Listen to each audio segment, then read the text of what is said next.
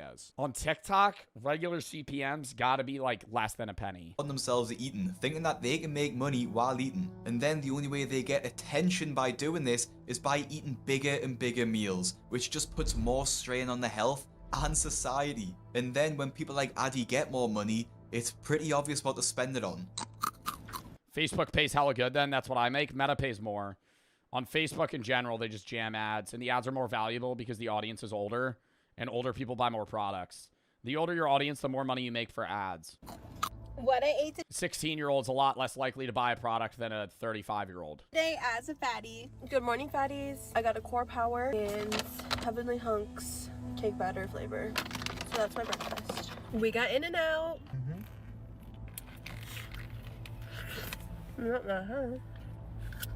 Yo, but who's literally hype as fuck? Like, yo, the In-N-Out videos, the In-N-Out video just released. Oh my god, I can't wait to watch 3 minutes of just straight silence and...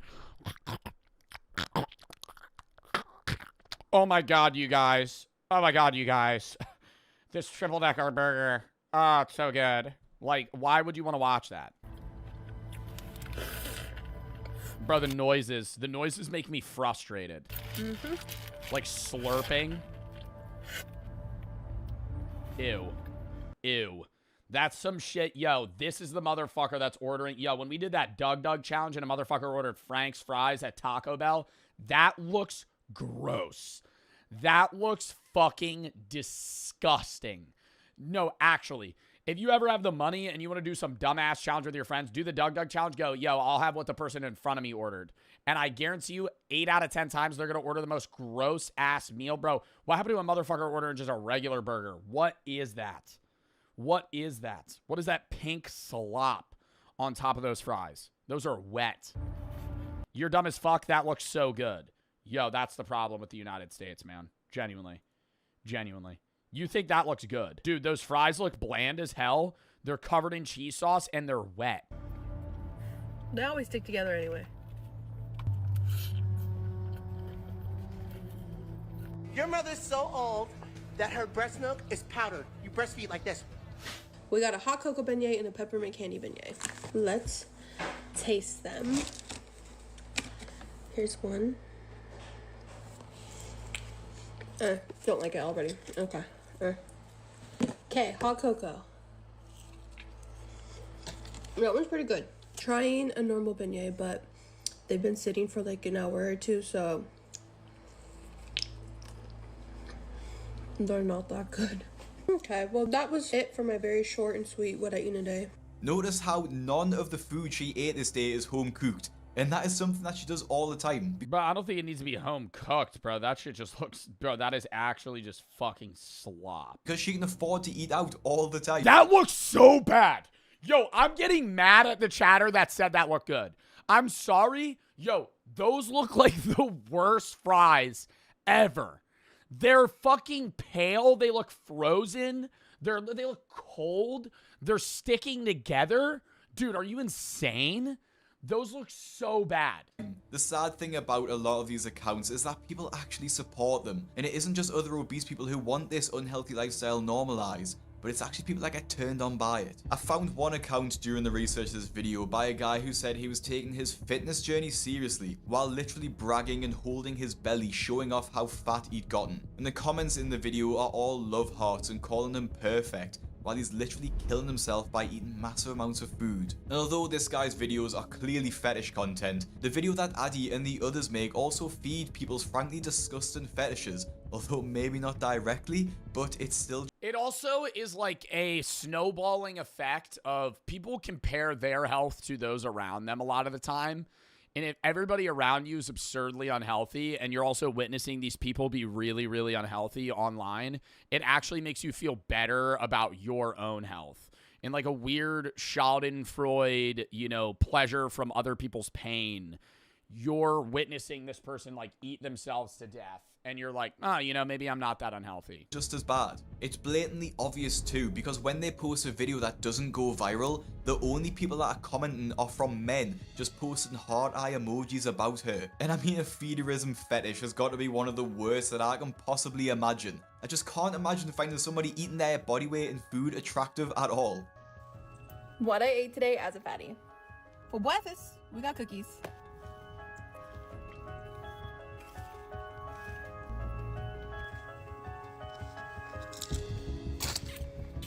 I don't know. I think like the fat phobia of seeing somebody post this and then making fun of their weight isn't what should be said, right? I think a problem with the social media trends today is like when you see this type of stuff, it's like, okay, well, obviously you shouldn't be like, you go girl, you know, eat the 5,000 calories. You at the same time shouldn't make fun of them, right? Because it's like, that's fucking weird, right? But it's like, hey, like, you should probably stop eating like this. You know, like, that this is gonna kill you at some point. So good. Pizza. The edges are... Like, in the same sense, bro, like, if I smoke, bro, y'all don't make fun of me, but you're like, that's bad, right? It's bad, right? Smoking causes cancer, right? If I smoke weed, that's bad for me, right? I'll say that. But it's like, there's a difference between, like, being fat phobic and then being like, hey... this is unhealthy. Crispy, but you know, it's a little limp. We're just gonna like fold it up. Like, Addie there is just eating donuts and fried chicken for breakfast with what I'm assuming is a full sugar drink. Probably over 1,000 calories in the meal. And people find that attractive? I'm picking on Addie here because she's one of the most popular in the niche. But she doesn't actually have as insane meals as some other people who post their what I eat in a days, like Heather Ryan does on TikTok.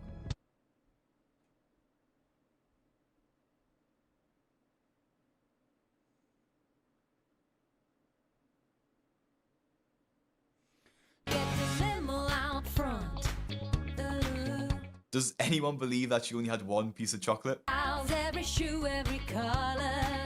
Yeah, when you're famous, it can be kind of fun. What's in that, dude? Shoe, every color. Yeah, when you're famous, it can be kind of fun. It's really you, but no one ever discovers. In some ways, you're just like all your friends. But on stage, you're a star. You get the best. Now this is weird because it looks like she just had cheese balls with sweet potato fries, and then a big sundae to finish it off. Like, there's actually no real meal in there. But this isn't the end of the world, as long as she doesn't have too much food afterwards. Bro, it's like, I don't know. Like, this isn't, are these mozzie sticks? What is that? Like, the potatoes and the peas aren't that unhealthy. Like, I mean, they're seasoned, maybe covered in butter, but, like, that's not bad. Never mind. And if anyone was wondering, she actually had 18 These were egg rolls. They looked a little thin to be egg rolls. potatoes on that plate. Heather seems to think that her massive weight is a bit of a joke as well, and actually seems proud about the fact that she eats this much food. I want my ladies to show. I think, dude, and that's what I'm saying. I think there's a difference between being proud of your body and then being, like, being aware of the health thing, right? Like, I don't think anybody that's overweight should feel ashamed in their body, right? As long as you're healthy, that's all that matters. But it's like, don't sit there and then eat 5,000 calories on camera and be like, I'm doing fine. Like, no, that's bad. Off their jawline. You shouldn't be proud of being unhealthy. Well, there's a difference between people that are just overweight and then unhealthy, right? Like, being, like, 30 pounds overweight doesn't mean that you have heart problems. But then it's like, okay, now you're eating 6,000 calories a day. That's going to kill you. If you laugh, you go into hell. She will probably be over 350 pounds at this point and shows no signs of caring about losing weight. So, as sad as it is to say, I wouldn't be surprised if she suffers a medical emergency. But it's just hard, man. Like, if you have, like, a friend that's, I mean, whether it be you, I'm not making fun of you, chat, genuinely. Like, if you're overweight, I've seen no problem with it. But it's like, from the perspective of a friend, like, you probably know somebody in your life that's overweight. It's hard to bring that up to them because it's like, they're going to perceive it as being judged, you know, when you're perceiving it as, like, caring. It's like, I don't want to say it's easier. It's never easy to bring up, like, a friend's addiction. But it's like, I honestly think it'd be easier to be like, hey man, you should stop doing cocaine versus like, hey man, you're kind of fat. Cause like, imagine from that person's perspective, like if you're like somebody that does a bunch of cocaine and your friend comes to you and they're like, you should stop doing coke. You'd probably go, you're right, man. Versus your friend coming up to you and being like, hey man, I'm kind of concerned, you know, you're getting pretty heavy, and like that's getting to a point where like you might have a heart attack at a young age, you might get diabetes. Like your friend there's no nice way to bring that up. You know what I mean? Like how do you nicely bring up to your friend that like you think they're going to die young because they eat too much? You can't. Like, so you just sit there and it's like, you know, like you love the friend, but it's like, what do you say? So you want them to lie? No, you just don't bring it up. That's the problem. So then everybody sits there and you watch that happen, right? Whether it be you or your other friends, your friends are like, I'm letting you know if that's you, your friends know, and they've talked about it, right? I'm being dead ass. If that's you, right? Your friends want to bring it up to you, but they don't. Not because they don't care. It's just like, how do you, in a non-rude way, tell your friend you think they're getting to an unhealthy level of weight? You can't. In the near future. Honestly, I haven't got That's so sad. It's a problem in the US, man. Like, you just can't bring it up. much else to say about these fat TikToks. I just find them disgusting, and I seriously hope that TikTok and Instagram stops these creators from being able to monetize themselves eating massive amounts of food and normalizing obesity. Because they know, you know, it's not like they're oblivious to it. It's like, so it's like you're just bringing something up that's like, it's just going to come off as rude. Like if you have a friend that gains 50 pounds in 2 years in just fat, like not muscle, like you're going to witness that and you're going to be like, oh, wow. Like you're like in your head, you're going to go, you know, you should probably lose weight. But like, you're not going to say that to them because that's fucked, right? It's like, even if you're coming from a caring perspective, I will say it is gotta be real with them. I mean, yeah, but it's just like, I get it being tough. just Instagram and TikTok that allow this now. YouTube actually demonetized my video about the craziest meals of my 600-pound life because they want to steer people away from Telling your friend that's addicted to cocaine is the same thing? No, see, here's the problem. You tell your friend that they're addicted to cocaine and they need to stop. They could just stop. But if you tell your friend that you think they're overweight, then they're gonna feel like insecure eating around you.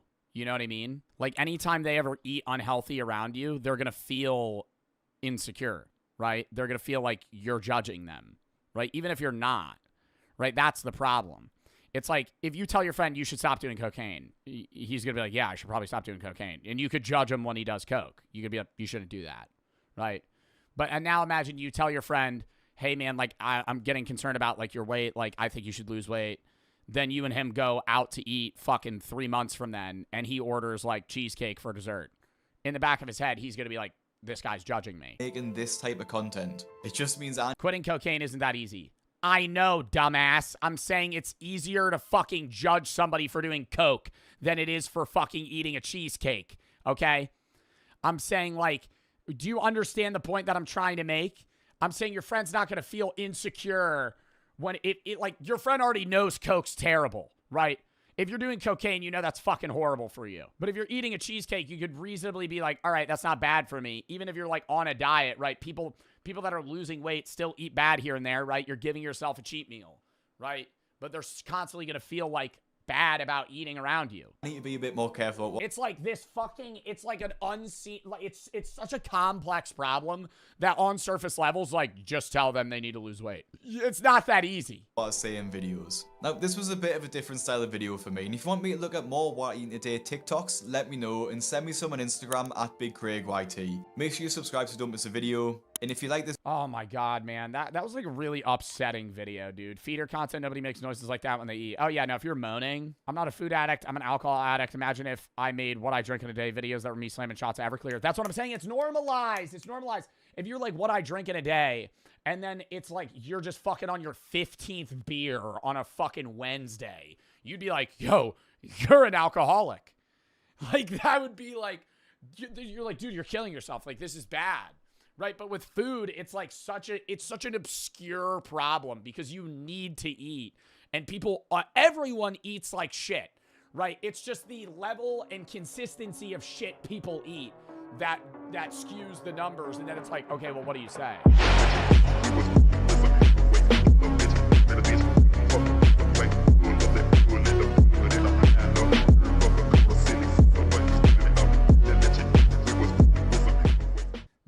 is going to Klarna pay a fucking Uber Eats order, you're probably not going to pay that back ever. So they're just in debt. Like, I'm pretty sure Klarna loses money. I don't know if they're ever making... I feel like I gotta Google that. Does Klarna make money? They gotta be in debt. Like, crippling debt. They make money through merchant fees. Okay, that's not telling me... That's telling me how they make money. Does Klarna profit? They had a net profit in 2024 after a 2023 loss. A loss in 2025, though. They had a net loss of $244 million in 2023 and a profit of $21 million in 24. So they're barely squeaking through in business terms. Many of these credit purchases revolved around one of Black Friday's most popular Maybe it's late game, you know? Maybe they have to accrue the debt and they'll make it back later, but I don't know. sale items, electronics. Between 1980 and 1989, sales of electronic products increased over $150 billion. And it makes sense. It's 1989, baby. Get yourself a personal computer. Type on that bitch. I don't care. Get yourself a television, a stereo system, video game consoles. It's all good, baby. And Black Friday electronic sales is a trend that still happens to this day. Surveys suggest that approximately 75% of all in-store Black Friday shoppers plan to buy electronics. And one of the most common electronics... I mean, what else are you gonna fucking buy? Clothes? I feel like electronics is usually what has the highest, like, markdown. Because they have high profit margins. So usually it's like clothes aren't going to be something that they mark down a lot. Regardless, Black Friday TV sales are so common that the mentality is in America that you should not buy a TV until it's Black Friday, because it's stupid to do so otherwise. Retailers report that the average discount on a TV during Black Friday will be 23%. But if everyone is offering such steep discounts, how does a retailer stand out in the crowd? It's not like they're gonna slash their own bottom lines, right? Of course not. Instead, they'll just slash the quality of life and well-being of their employees. I'm talking about a phenomenon called Black Friday creep, which is part of Christmas creep, the idea that retailers start holiday-themed sales well before the traditional season starts. Massive retailers like Amazon and Walmart Yeah, but that's what made Black Friday no longer like a big deal. offer an entire Black Friday week for some items. Best Buy starts its Black Friday sales. Well, that's Cyber Monday. But then you'll see, like, dude, what's a store that does like heavy Black Friday stuff? I feel like it's not Best Buy does it a lot. Yeah, fucking starting November 8th all the way through Cyber Monday. So it's a whole month. But I'm pretty sure like Walmart or like a big chain did Black Friday from like October. The week before Thanksgiving, and Target like all the way through like mid-December. Starts its early. Yeah, Target November 1st through December 24th. It's not even Black Friday. Now, yeah, holiday savings.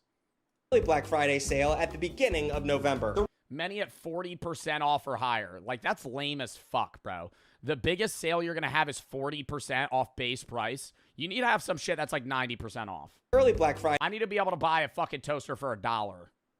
Sale at the beginning of November. For you to motivate people to actually pull up. Race to the starting line of Christmas shopping, we got so bad in the early 2000s that employees were getting pissed because you had to work on Thanksgiving. In 2009, Kmart became the first major retailer to start its holiday sale on Thanksgiving, opening their doors at 8 p.m. for early Black Friday shopping, which, just so we're clear, was only 4 hours away from their normal opening hours, which was midnight. So why the f*** are you doing this? But not to be outdone, by 2013, shops like Target, Toys R Us, Walmart, Sears, and Macy's started opening up on Thanksgiving too. But in an insane bit of marketing, instead of calling it Thanksgiving, wow, dude. Like, imagine being the guy all the way in the back of the fucking line over there. Why are you even trying? Why are you even trying?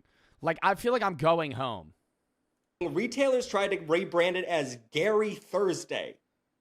Who the f*** is Gary? And imagine being a retail worker. It's like, don't worry, you're not going to go see your family on Thanksgiving. No, today you're going to be working Gary Thursday. Does that sound good to you? Gary Thursday was met with widespread opposition from workers, and the pandemic Christmas season effectively put an end to it. But that hasn't stopped the overall Black Friday creep. Online shopping has enabled retailers to offer digital deals early without the hassle of in-store displays or staffing. Not only does this benefit companies by pushing sales with less overhead, but it also alleviates the sheer number of shoppers in their brick-and-mortar shops on the sheer number of shoppers ruining their businesses, or more so the workers that have to be fucking fearful of their life during a Target Black Friday deal as they watch people push down the doors and trample each other to grab and they have to check that person out. This was a welcome change from the Y2K era of Black Friday, which became overcrowded and, in general, like that guy could have died. Extremely dangerous. That's right, ladies and gentlemen, we have reached the part of the script where I talk about people dying, so grab your popcorn and your true crime headset and let's get into it. Also, I'm wearing a hat now. Don't mention it, my hair was pissing me off. Between 2006 and 2021, at least 17 deaths and more than 100 injuries were tied to Black Friday shopping. For many, the most...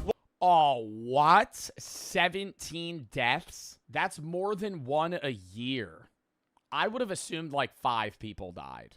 For many, the most wonderful time of the year turns bloody in the name of good sales. Good shopping. Which makes me wonder, what limited edition release or outstanding discount would be worth getting harmed? Well, let's find out, shall we? It's time to play a... It's gonna be, oh my god, is this gonna be like a game show? Am I gonna be able to guess?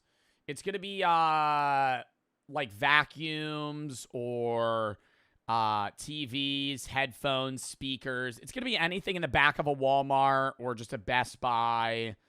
It's going to be tech. I feel like even somebody probably died like trying to get a hoverboard. So around that area as well. Probably the hoverboard season. Imagine being the kid that asked for a hoverboard and your parents fucking die trying to get you one. The rules are simple, and that was actually real though. If you use code SIT, you get $1 for the first month. The rules are simple. I'm going to show you a deal, and we're going to decide just how far someone would be willing to go to obtain that deal. What deadly extremes await? Let's find out. In 2011, Walmart offered a 4 gigabyte, which is crazy, Xbox 360 Connect bundle. 4 gigabyte?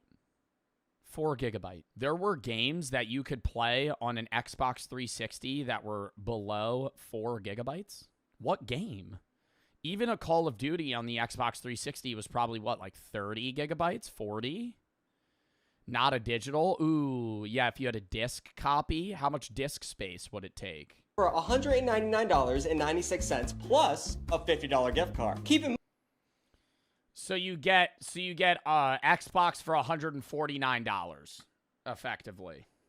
But they're giving you the gift card because you're obviously going to buy something that's over $50, so they're getting your business that you would rather take elsewhere. What was the price of a regular Xbox 360? Keep in mind that this bundle was sold for anywhere between $250 and $300 at the time. Not only that... Oh, it was 4 gigabytes of RAM. Games were just discs.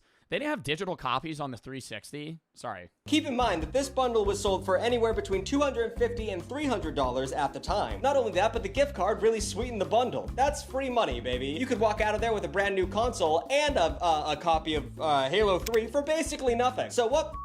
I mean, is that crazy of a deal? $300 console that you're getting for, yeah, it's 50% off. I think, yeah, getting an Xbox 360 for 50% off, one of the biggest consoles of its time. Like, the PS3 ended up selling more all time, but I'm pretty sure the Xbox 360 steamrolled initially. What would you be willing to do to play Connectimals for the first time? Survey says a woman in LA unleashed pepper spray on an entire Walmart to keep people away from the console. Luckily, only 20 people were hurt, most with only minor injuries related to fleeing the scene of the maniacal discount shopper. But there's a catch. The woman claims she only used pepper spray to protect her own self and children from other maniacal shoppers. So there's just layers of insanity here. We have adults ripping Xboxes out of the arms of children, which also makes me wonder if these kids are picking their own gifts. The 2000s were a night. You see, that's a cheap strategy. That's a cheap strategy. Black Friday shopping is solely for adults. Hey, I originally was going to have to take, wow, you just tried to take an Xbox away from a kid. But you're choosing to bring your kids into a war zone because you're going to try and guilt other people you're going to be like, "Oh, honey, here, hold this Xbox," even though you have a fucking cart. You know, you're going to give the Xbox to your 8-year-old child knowing that that's dangerous. Food is a coping mechanism. You can't just stop eating.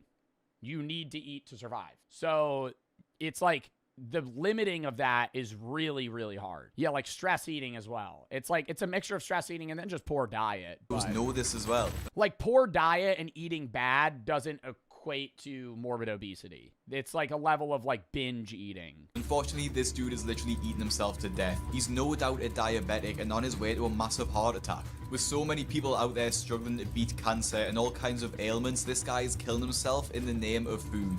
Incredibly very sad. The worst part about James is that brands and restaurants have actually started inviting him to their places, presumably offering him free food for a good review. Now I have to say, why would any restaurant want him to review their food? It seems like James would eat publicity. Absolutely anything and give it a 10 out of 10.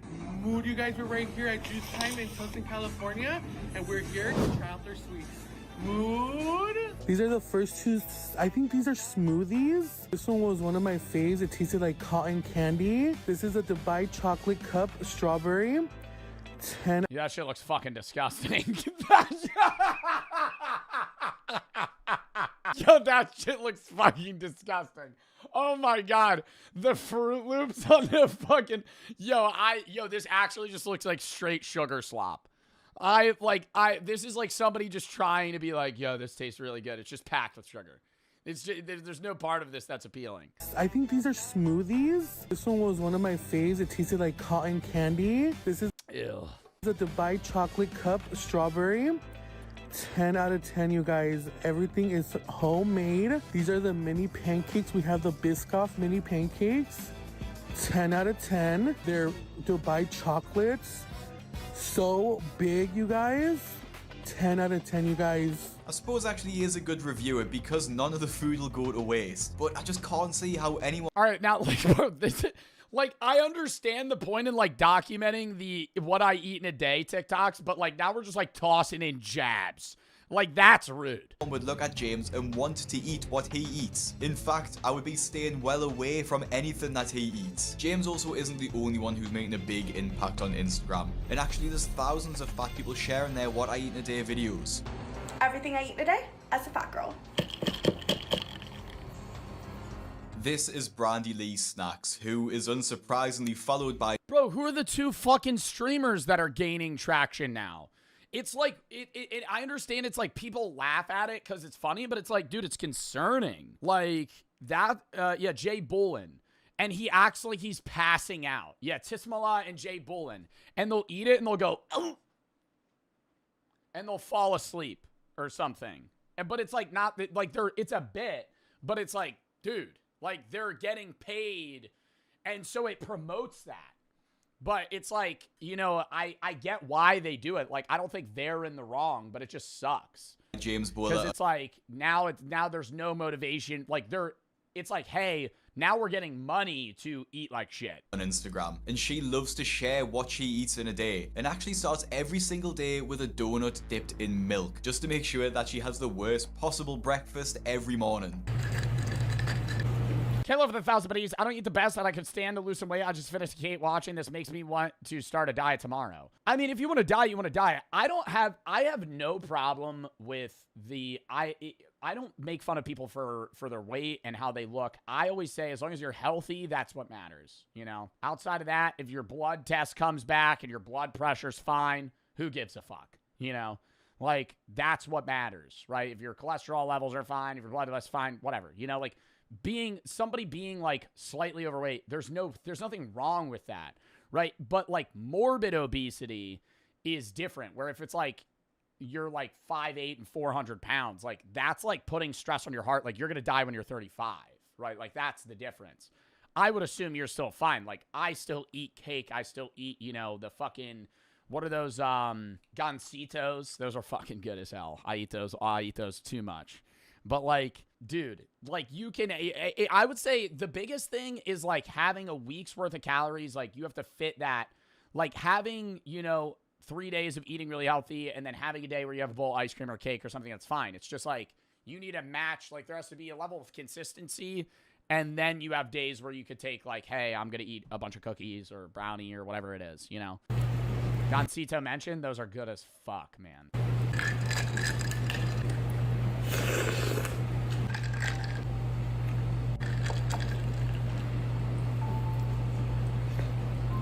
Iced chocolate milk. Like, look at that. Looks like a dry ass. Like, look at that. Looks like a dry ass fucking baked good. Oh my god. Like, that does not. Look at that. Well, it's a good thing she got sugar-free syrup because I was just thinking she was eating a lot of food, but that should balance it out. And why are we dipping everything in milk? Oh my god.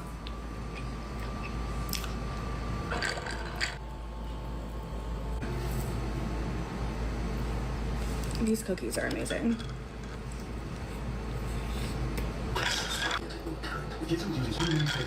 I don't know. I think it shouldn't. How do you fix this, right? Because it's like, if they're making these videos that are a minute long and they're getting paid for them, you know, they're making fucking $100 a video. Like, why would they not want to do it? But you can't demonetize that because they're not really breaking TOS. Like, they're just eating food. That jeans is nicely done.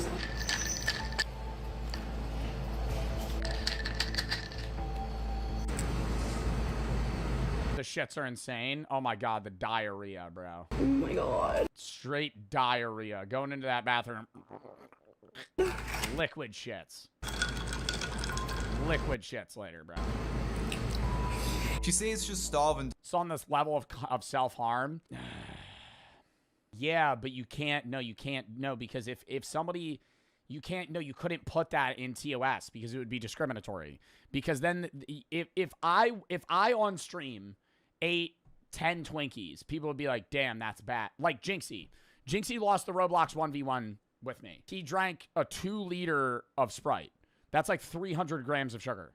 That's self-harm. It's not TOS, but it's like, if you see somebody that's morbidly obese doing it, then it's now considered that. Like, you know what I mean? Despite eating about 2 days worth of calories, and honestly... Roblox? Oh, no, Rocket League. Sorry. It isn't surprising. It's because I was playing Roblox with Steve. And for one, when you're that big, you're going to need more food to feel full because her stomach will be physically larger. And 2, she had... I don't think it's the stomach. I don't think it's stomach physically being larger. It's you're not consuming an amount of food that's going to make you feel full. You're eating high caloric density, low dietary fiber foods. Your shits are going to be rock hard. You're always going to feel like you need more. So many calories from sugar. You're going to digest it so fast. And carbs that her blood sugar will be spiking and then crashing, which is leading her to be more hungry. Your stomach gets bigger. Yeah, when you eat amounts of food, it's volume. Than if she ate whole meals and a high protein diet. The comments in this video weren't happy with her either. That's like 2 days of food. Stop making all this normal. There's more than 2 days of food. It's like 5. It's like 6,000 calories. Nothing normal. All this sugar is poison. Health is the most important thing we have. This is literally self-harm. Someone even commented defending her, saying that she isn't normalizing this much food, but the trouble is that she's doing exactly that. By posting these videos, there will be other people saying this who eat like her, and when they see other people doing it online, it... Thought I was done eating for the night. You make me hungrier. Were those hard-boiled eggs topped with CC? Or deviled eggs? People doing it online, it normalizes it to them and makes them feel like they don't. You know the type of food videos that I like? Brooke put me on. It's this teacher that eats the most disgusting shit every day for fucking lunch, bro. She'll make like onion cups and like this pizza with like mayo on it. Oh my god, it's disgusting. But it's like interesting to watch because it's not unhealthy food. It's just stuff that's like, I don't want. Why? Courtney? Yeah, everybody just knew. Oh my god, it's so gross. It's like, it'll be like soup dumplings, and then just with like onion cups. I'm like, yo, that room has to stink. Like the students in that room when she breaks out her lunch Tupperware bin probably be like, what's her name? Yeah, I know her name's Courtney, but I need to like look up. Life did not. Oh, here it is. Courtney Cook. I need to find one that's like gross because she does make good food, but like some of them, it's just like. Oof. It's like, oof. Happy Monday. Okay, I have a big old sweet potato. Holy crap. Yeah. This is just lunch. Some green onions, some butter. Oh, Buddha K. What is that? Almost. Pick them up. Oh. Just eating a potato. Just eating a potato and onions, bro. Like what is that called? Like a Baltic breakfast. I love watching those too. Some dude with just a bunch of onions and shit, and you just like just munching on them. Don't need to change. If Brandy wants to literally kill herself eating that much food, then she should be allowed. But she shouldn't be allowed. I only ate bricks for 7 days. Hi, Cody. Hypothetically, if I took like my daily meal and then like put it all into a blender and then blended it up into a brick and then ate that brick for a week straight, would I survive? So diet maxing, we're food efficiency maxing now. We're just gonna blend everything we eat in a day and then only eat that. I mean, nutritionally, that would be perfectly fine, right? Who did that? Don't we know somebody that did that? I feel like there's a streamer that I know that tried to like diet max and ate like food blocks for like a week. And that's just gross to fucking, dude, because what meal could you blend up into a brick with like water and it not be gross? I think you could do a brick of like protein powder and like fruits, and you could make something like a meatloafy brick that would be okay. But any regular meal, you're not blending up and that being good. Hamburger, well, now you're just saying already ground beef. Protein powder, fuck you, I stuttered. And probably. I'm gonna die at 23. What would be the best one meal to blend? Like a chicken Caesar salad, maybe? No. I feel like a full meal of, if you blended like eggs, a meat, fruit and vegetables, and water, you would be fine. But you would, I don't think any combination of those things would be at all appetizing. Eating is way too complicated. Imagine a world where everyone just ate one thing. No more thinking of meal prep, no more doing dishes or cooking. Now imagine bricks. Imagine if everyone just ate bricks instead of food. I'm imagining it right now. It feels so good. I'm getting so bricked up. For the next 7 days, I'm gonna be eating only bricks of food. But what do I put inside of that brick exactly? Well, how about I ask my... That is fucking... I'm gonna ask ChatGPT. Hello, ChatGPT. I am diet maxing, and I would like to get all of my needed nutrition in a day in one brick of food, but I also don't want it to taste like poop. Any Rex? Question mark. Love the ambition. That's some next level biohacker / efficiency core energy right there. Crying emoji. If you're trying to get all your nutrition in one brick of food, basically a complete meal compression into a bar, you have a few good paths depending on your goals. Here's a breakdown. You could do the Huel Complete Nutrition Bar, good macros. Dude, they're just recommending fucking Soylent. Jimmy Joy Plenty Bar Soylent squared in meal squares. Bro, if you want to make it yourself, here's a great formula. You need 150 grams of oats, 80 to 100 grams of whey isolate, 50 grams of peanut butter and flaxseed, multivitamin powder, honey, cocoa powder, vanilla, and cinnamon. That actually doesn't sound that bad. I don't think that's going to give you all of your nutrition in a day, though. Like, after a week, you would start having, like, fucking deficiencies in vitamins. My best friend roommate who's studying to be a doctor. There's something called, like, the perfect plate. Are you FaceTiming someone right now? Yeah. Is this, like... Can I blend 4 cheeseburgers down? That's not even funny. I'm imagining the kid that typed that. All I eat is fucking cheeseburgers. Am I able to just like blend that into a... I think that would be pretty good. Science, or is this like this is like science. This is Canadian government website. Damn. That place got me... That plate has got me bricked up. Bro. Like the vacuum going in the back. Following this conversation, I genuinely did about like 3 days worth of research to come up with the following recipe. For carbs, we have 9 cups of oats, 14 sweet potatoes, and 4 cups of whole wheat flour. For protein, we have 2 kilograms of tofu, 28 eggs. Yes, this genuinely took me 28 eggs? And 2 kilograms of fucking tofu? 3 days to come up with, and 1 cup of chia seeds. For fats, we have 3 avocados, 2 cups of walnuts, half a cup of olive oil, and for just about everything else, I think the avocados are currently ruining this. I think the avocados are throwing off the vibes. Even though I do like avocado, I think that's ruining... 14 cups of ruining this. spinach, 7 carrots, lots of salt, and 7 teaspoons of spirulina. I'm gonna blend this all in with about 16 ounces of almond milk, and if you want to know what the procedure looks like, it's just, you just gotta do a little... Like a... Oh, dude, it being green is really off-putting. This looks like a bear vomited salmon. It being green is gross. What color? I would probably put food dye in it. What color would make it most appealing? Honestly, I feel like a brown would be like a chocolate brown. It would look more like poop, but I feel like that would get it out of my brain. Bear vomited salmon. Wait till I add the 28 eggs.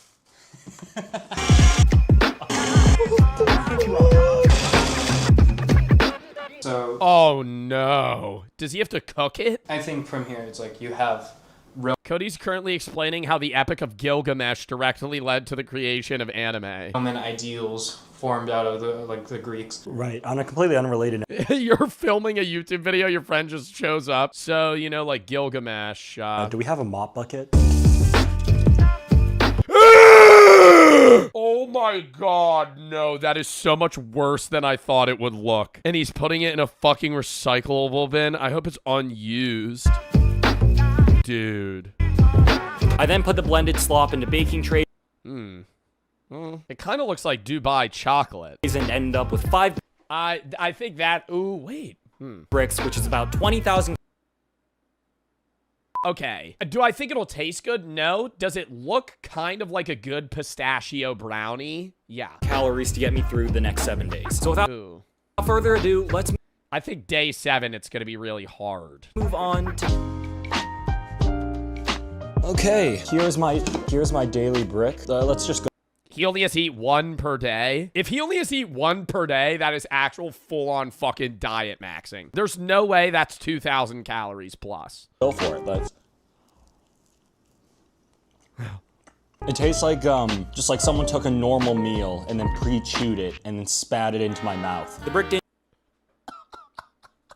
And you didn't gag? taste too bad at first, but after about a meal and a half, I realized that no, it really does. It tastes like shit. I cannot Oh no. describe to you how much the flavor is reminiscent of vomit. So I tried Like just a weird mix of, because vomit is like half digested food, but it's also basically just like blended food. Like it's just a weird mix of stuff that you've eaten over the last day. Do you think you would get used to it though? Like how many days of doing this would you just not care anymore? At some point, bro, like a week in, you would be like, this is better than eating regular food. Not better in the sense of enjoyable, but like you could be like, damn, I haven't eaten today. House the brick in 2 minutes, and then you're fucking good to go for the next 6 hours. frying it up to see if that would make it taste better, and I'm censoring this because it quite genuinely looks Oh, he cooked it? like I shat into the pan. And no, it just tastes like the same thing, but hot. So now it's like fresh vomit, I guess. This made day 1 easily the hardest day of the challenge, and it gets easier later on, and you'll see how it gets easier on...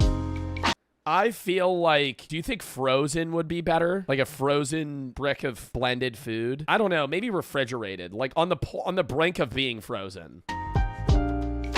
On day 2, I had a bite of the brick, and I thought, hell no, I can't do this. So I had 2 options here. I could either scrap the video altogether, or I could come up with some way to make this easier for me. Which is why at this point in the video, I allow myself 1 topping. Dude, 1 topping, brother, sriracha. All over. Anything that tastes like fucking shit, make it really spicy, and it's immediately good. That is like the fucking life hack. You ever see like street food vendors that'll do that? You just make anything really fucking spicy. It's just so good. Maybe not the best thing you've ever had. It's tolerable. For the rest of the challenge. Mayonnaise. I think mayonnaise would bring this down. I don't think mayo's saving this brick. But to decide which topping I would be using, I would have to go through some trial and error. So in front of me right now is my daily brick. Pickles. I think Frank's Red Hot, pretty good. Soy sauce, all right. Vinegar, no. Along with every condiment that I could find in my house. I'm gonna try them all, and I'm gonna rate them 1 to 10. 3, 3.5, 6, 5, 7. Peanut butter was good. Chili oil's good. 3, 4, holy shit, 9. Kimchi is good on the brick. I mean, there's a lot of tofu and egg. 7, 2, 3, 5. Next video. The dark reality of Black Friday. Big Tug video. Haven't seen one of these in a while. Black Friday, an apocalyptic day where the average man will beat another man for the chance of a good deal. Like your first month of Extra Tug over at extratug.com for only $1. That's right, full access to the Extra Tug catalog for only $1 on your first month if you use this only $1? Discount code SELLOUT. Oh, damn it, I died, and I can't swear right away in the video, so Chris is gonna have to bleep that. Yes, my child, you have died. Welcome to what we call heaven. What we call heaven. Okay, that's a weird caveat to put on that, but you're God, I assume? Yes, I'm God. What am I feel like watching that's right pretty now? obvious for what we're doing right now. Wow, a plain white tee, much like I'm wearing. Seems like we didn't have a costume budget for this episode. How about you shut up about that? And also, why are you here? How did you die? Well, I guess you could say How did you die? I got trampled during a Black Friday deal. deal. I died in a Target because somebody pushed over a glass panel and everybody stepped on my body and I got crushed to death. The fact that people died that way, when was the last time something like that happened? That has to be like 8 years ago. More. Black Friday shopping's dead. Nobody does Black Friday anymore. Malls still get a lot of traction and places do Black Friday deals, but they're always like, dude, Black Friday, for those of you that don't remember or you never knew, Black Friday used to be like 90% off. Like they were losing money selling shit or like breaking even. It was just to kind of like make products popular. And so it was a huge deal. Like you would go to Best Buy, there would be something that's like 85% off. So you had to pull up because it's like you're basically getting an item for 1/4, less than 1/4 of the price that it actually used to cost. Now it's like Black Friday deals aren't just on Black Friday. They're from like October to December. And it's shit that's 30% off. And here's the catch. And this is what they used to do and they still do it now. Black Friday deals are a scam. If they say something's 85% off, it's not actually 85% off. It's 85% off of the list price. And they up the list price the day before Black Friday or the week before Black Friday so they can tank it 85% of its list price. So say the product normally costs $20. It's not 85% off $20. They're going to up it to $35 and then cut it 85% and then do the math, say, I just rough estimate, say it's like $15 now, $12 now. So it's still off, but it's really actually like 40% off instead of like 85% off, but you're a stupid human, so you don't recognize that because we're genetically not made to fucking understand that process. So you just go 85% off and you freak out and you go buy it. Now they do that with 30% off, but they upmarket a little bit and it's actually like 10% off. I died celebrating Jesus, in a way. I guess we could go with that. Oh, okay, that's pretty rad. I'm gonna need a couple more details, though. Seems like you're hiding something. Okay, feel like you should already know that. But I guess this is how you work, right? Like, you need me to say it in order for it to be real. I don't really know Christianity. Anyway, it was a Black Friday sale, and everyone was getting a little antsy. Okay, yeah, all right. And I was, in the spirit of Jesus, I was crushed while trying to run away with a 65-inch flat-screen TV for $200. I see, my child. And what compelled you to lose your... Dude, and that's the crazy thing is flat screens have gotten so much cheaper now that you could get like what people were killing each other over in 2012 today for less than the price that they bought it for on a Black Friday deal. Like flat screens used to be so fucking expensive. In like 2010, now you could get like a shitty fucking Roku TV that's still 60 inches, 1080p for like $150. Your life for a Vizio. It was the temptation of the 50% off Black Friday deal, sir. I don't think that was worth dying for. I think we can both agree. But my son, you see, you were deceived. The TV prices were jacked up right before it went on sale so they could promise a bigger discount. What? No, Father, no! Yes, and for the sin of lusting after Black Friday, I must now send you to hell. Honestly, you were never gonna make it to heaven. I've seen all that extra tug stuff and it's kind of lame, and also you're a little pussy dork. Okay. I feel like that was a sales pitch, but then you called me a dork at the end. You're a pre-watch Peter? Bro, I've talked about this every Black Friday. That's like common knowledge. Even like Cyber Monday shit, they do that. People don't talk about it, bro, because nobody knows. Nobody knows. Cyber Monday, oh my God, 75% off. List price, they upped it. Check the fucking history. The price went up $45 before they slashed it 70%. Black Friday. Did you guys like that skit? I feel bad for Chris because he's going to have to edit the out of that, and I feel like it's going to be really hard and honestly look really bad, even though it's not his fault. For many Americans, Christmas is the most wonderful time of the year. Chestnuts roasting on an open fire. I love that guy. He does the same video every year. Always, that video gets popular every year around Christmas, and it's so awesome. Chestnuts are roasting on an open fire, while some freak named Jack Frost nips at your nose. But we all know the actual reason for the holiday. Spending, spending, spending. That cold, hard cash. That cold, hard Kohl's cash. That's right. I'm already done Christmas shopping. You got to get that shit done early, bro. It's just peace of mind, man. It's like such a stressful thing. How? Because this is what happens. November comes around. I'm not thinking about anything. Randomly one day, I'm like watching TV, and I go, oh, fucking Christmas is in a month. Oh! And then I write down all the names of the people I need to get gifts for, and the next day, I buy all the gifts. I spend 3 hours just fucking doom scrolling.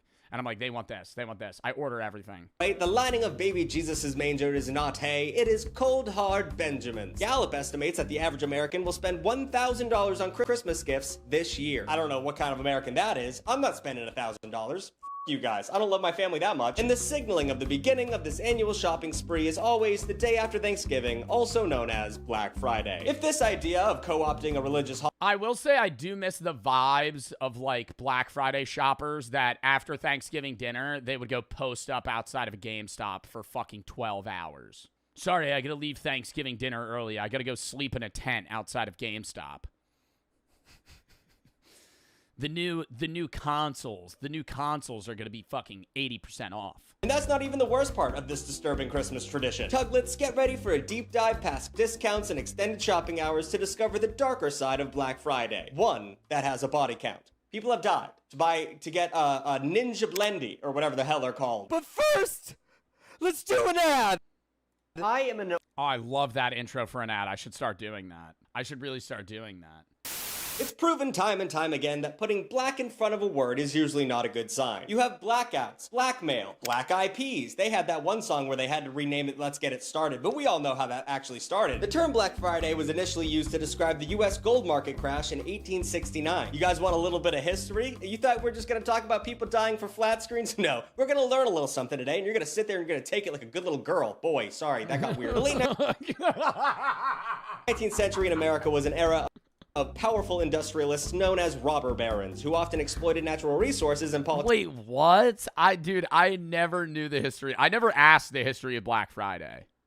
I always just assumed randomly people were like, hey, after Thanksgiving, people want to spend money for Christmas, so why don't we just make everything on sale? I never really thought there was like an actual history behind it. Industrialists known as robber barons, who often exploited natural resources and politicians to amass great wealth. This was in the past, though. These people don't exist anymore, robber barons. We should start calling these robber barons. That would be perfect. Although this was a little different, because this was back when government intervention in business was extremely minimal and regulations were practically unheard of. So it was pretty easy for railroad developer Jay Gould and stockbroker Jim Fisk to buy as much gold as possible while convincing the government not to release any to the public. This drove up the price of gold for these robber barons while they were able to sell it back to the public for inflated rates. But when President... Oh my god! That is like the biggest monopoly shit ever. You have so much money that you can individually raise the price of gold and then sell it back to the people for the inflated price. You buy gold for $1,000. You just keep buying gold. The price keeps going up. And then you just dump it onto the average person for fucking $4,000. Grant found out about their scheme. Ooh, old conniving President Grant. Oh, if it wasn't for you, Grant. He ordered the US Treasury to sell a large amount of gold, increasing the supply and accidentally causing a crash that left many investors and businesses to lose entire fortunes. Now, while the yeah, fucking good, bro. What? What? I feel like, bro, that is a problem in society if you find a loophole so lucrative that you could literally just, like, circularly buy and sell gold in mass amounts because you have so much money that you could just change the price yourself. Crash hurt the economy big time. Gould and Fisk got out without any consequences. Trying the sketchiest gas station pill ever. This will be exciting. I think we finally found the sketchiest pill that has ever been made in the history of the universe and forever times. I don't know, dude. Yeah. The reflective glare on the box, the random wolf, and it's all in Mandarin. Or is that Japanese? None of it's in English. It's a rhino pill. Yo, you don't even know if that's a rhino pill. Seeing that it has a wolf on it, I'm assuming it's probably like a honey pack. Oh my god, dude, just these thick blue pills. I don't think I would take that for any amount of money. And I almost did salvia. I've done stuff. I don't think I would do the gas station. I don't think I would do the gas station wolf pill. I don't know. You almost did what? Salvia. I almost did salvia. This was way back. What is that? Oh, I almost ordered salvia online, dude. This is a whole fucking... This is back when I first got into, like, mushrooms. I was like, man, I could handle salvia. And I'm fucking so happy I didn't do it. Because, bro, I watched so many stories about people taking salvia, having the worst time ever. Yo, that was like, I was like, I'm literally on the website in my cart ready to order that shit. That mean things. This thing looks sketch as heck. I got sketch as heck, bro. You bought, where did you find that? Lang Yi Hao. I got this at a Asian grocery store in Delaware County, and I'm keeping the location of that store a secret because I fear retaliation. When I saw this thing, I couldn't believe what I was looking at. What, like the store owner's gonna fucking kill you or some shit? What do you mean? Like, this is just exceptionally creative. And I will be trying it here today, and oh my god, what do you mean he's gonna try it? Like, is he to give us a review, play-by-play? All right, so we're taking the Lang Yi Hao gas station pill that I got from an Asian market. So I'm noticing some arousal to things that I normally wouldn't be attracted to. I'm gonna see if some of my friends want to try it as well. Typically, see if your friends want to try it. You do a little group sesh. All right, we got six blue pills. Everybody take one. They either say yes and then don't do it, or they just laugh at me and then run around and tell everyone in the neighboring neighborhoods what I had just asked them to do.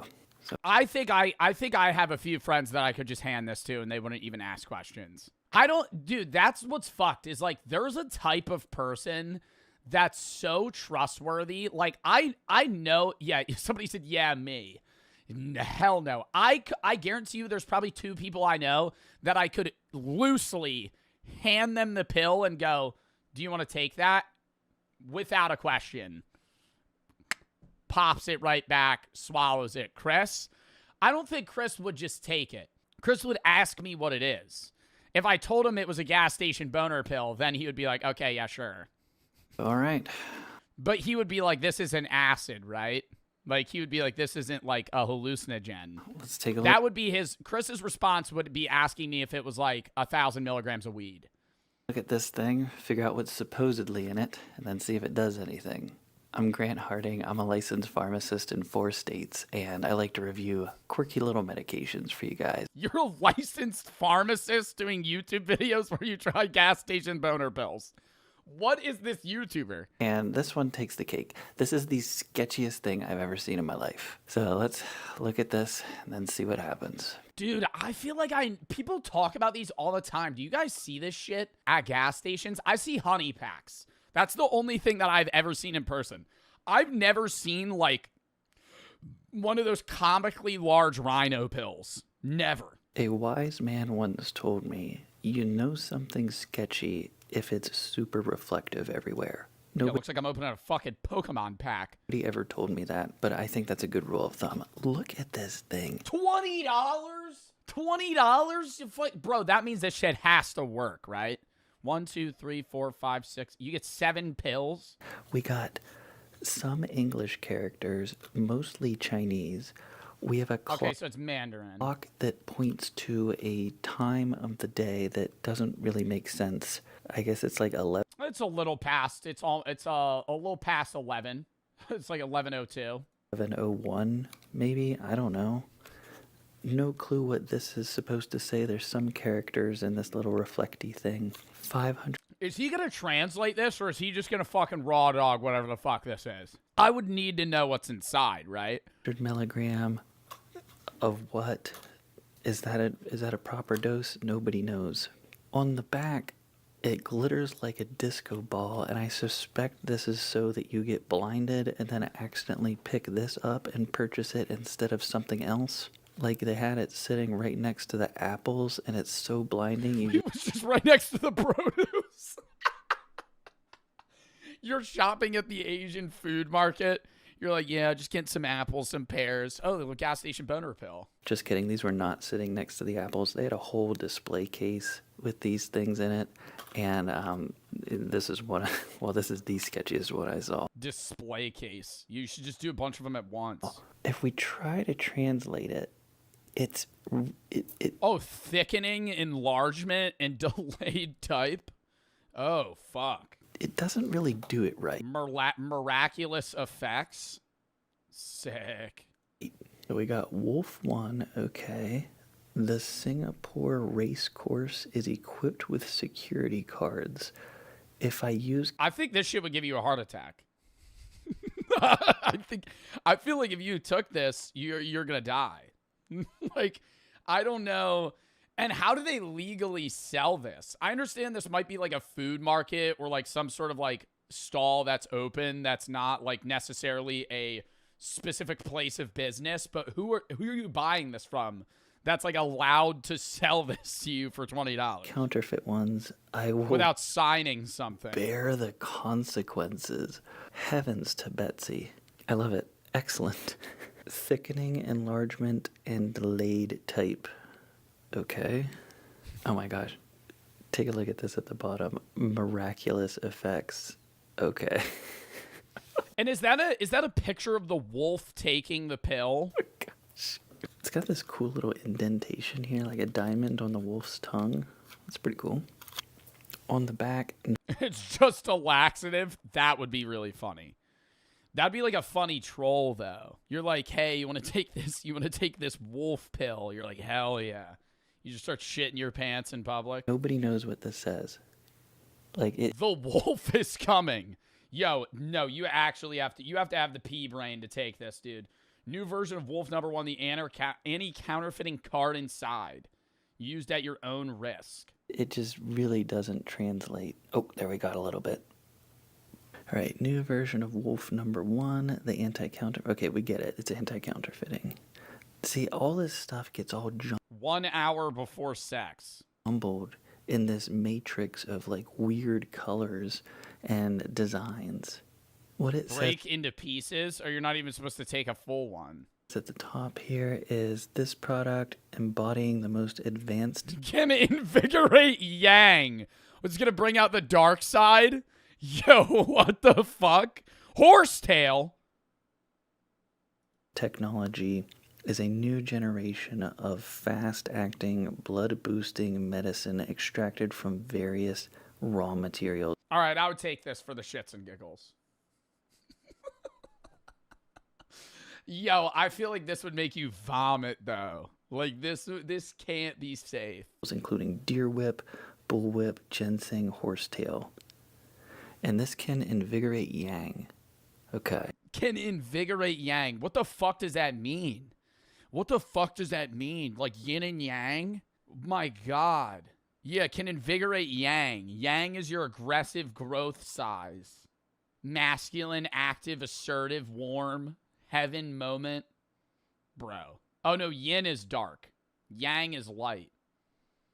But it brings out the masculine side. There's gonna be some weird shit in it outside of the horsetail, bro. Unsure of the dose. It'd be like bull semen. Dose here, it says 1,500 milligram times 8 tablets. But here it says 500 milligram.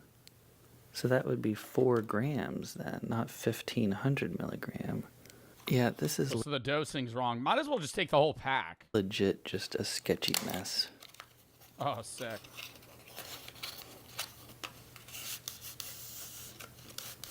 Oh, there's a pill missing? That's even better. There's a pill missing. Oh, fuck no. Somebody's tampered with the product. Oh my gosh. What do we have here? Why is it to the side? Like, this makes sense. Why is there one over here? Is it not meant to be there? It's like a little collector's pack. This one is missing because I took that out earlier. Oh, okay. I was gonna say, bro, I'm not taking that shit if I open the box and there's a pill missing. It was fully... Somebody pop that shit out like you're using that Trident gum. Intact when I bought this. Here you see the little wolf decal on the back. Looks really nice and professional, actually. And in here we have our little trading card. I guess you're supposed to, you know, trade these with your friends. Lord only knows. Wolf 1.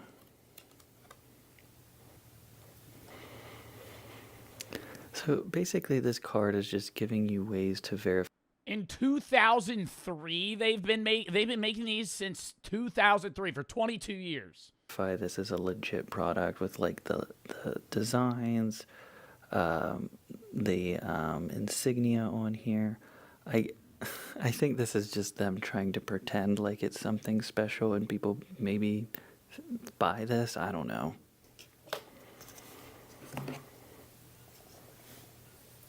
Bullwhip, ginseng. The drug effect can last up to 2 days. Yo, you would have to go to the hospital. You would have to go to the hospital. You take a fucking boner pill and it's rocking for 2 days. You would literally have to go. You would have to go to the ER. That's like not safe. Seahorse, 48 hours. sea snake, starfish, etc. Oh! Seahorse?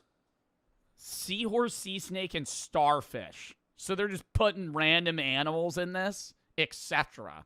What does that mean? There's not really... Like, you could do etc. if it was, like, seasonings. You're listing a bunch of random dead animals that you put in this, etc. What's the etc. after seahorse, sea snake, and starfish? Eel? I've seen this before. Jellyfish? Shark? When they put etc. there, it's like, hey, we're the sketchiest thing in the world. I love it whenever ingredients of things that you ingest into your body just say, and some other stuff. As far as these ingredients go... oh, well, it's just minimal, you know? It's like probably like less than 1%. They don't really need to tell you. I really don't know. Aphrodisiac product that can quickly nourish the kidneys and invigorate yang. Oh, I mean, ginseng... Regulate chi. Regulate chi and activate chi. I mean, ginseng does help with energy. Yo, they're acting like this is going to give me like a peace of mind spiritually. Bullwhip, I'm not really sure if that's a mistranslation or not. Seahorse, sea snake, starfish. Like, I can't imagine those do anything. I'm sure if you Google it, it'll say something or another, but I mean, it's just not really descriptive. Like, the way this is written, it's like there's a whole starfish in here. What kind of starfish, you know? It doesn't really tell you. Do not mix with any other medications and do not use again within 24 hours. Okay. But then over here it says it lasts up to 2 days. So... I mean, are aphrodisiacs even a real thing? I thought that was like a fucking myth, bro, when people are like, chocolate's an chocolate's aphrodisiac. Snails are an aphrodisiac. Ages 1 to 100 race for $250,000. I gathered a 1-year-old who will race every age all the way up to a 100-year-old, and they're gonna compete for $250,000. Come on, Jimmy! Ready? Go! What a waste to bring them out here. I think anybody anybody below the age of 10 and over the age of 70 is cooked. What is this the video and it's just they race and it's over? The first 5 of you from each decade to... Oh, 3 of the 90-year-olds just died on the field. Up 3... The 92, the 98, and the 100-year-old actually just physically died trying to run to the other side. Go! The first 5 of you from each decade to cross the finish line. Oh, first 5 from each decade. So it's a lock that you can make it even if you're 90 to 100. Because if it was like they're pulling the top 50 people... I think the only people that make it are between like 15 and 40. On to the next challenge. Doing good. Come on, 9-year-olds. Oh my God, I'm a team. Let's go. Oh my gosh, you're shooting! And this is just the first of 6 brutal challenges. These contestants will compete. Oh, they hit the 88-year-old. In order to... Yo, you put me in a dodgeball match against an 80-year-old, I am throwing an absolute piss missile. When I tell you... I am winding that up full speed. I'm not, dude, especially if money's on the line. I don't give a fuck. Yo, she's getting laid out. They're bringing out the gurney.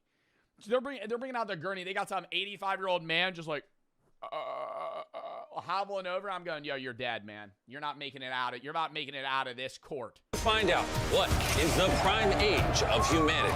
The answer.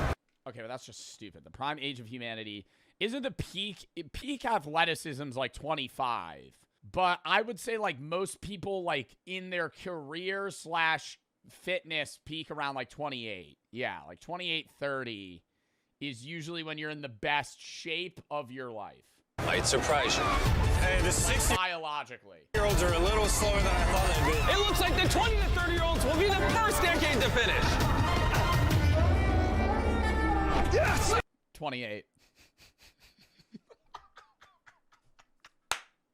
That's pure coincidence. That's just off the pool of the people that they got right there. The last 5 in each decade are eliminated. Well, the fastest would be 20 to 30. It could have been anybody in that group, though. Let's go, baby! 6, 7. Oh, I'm right.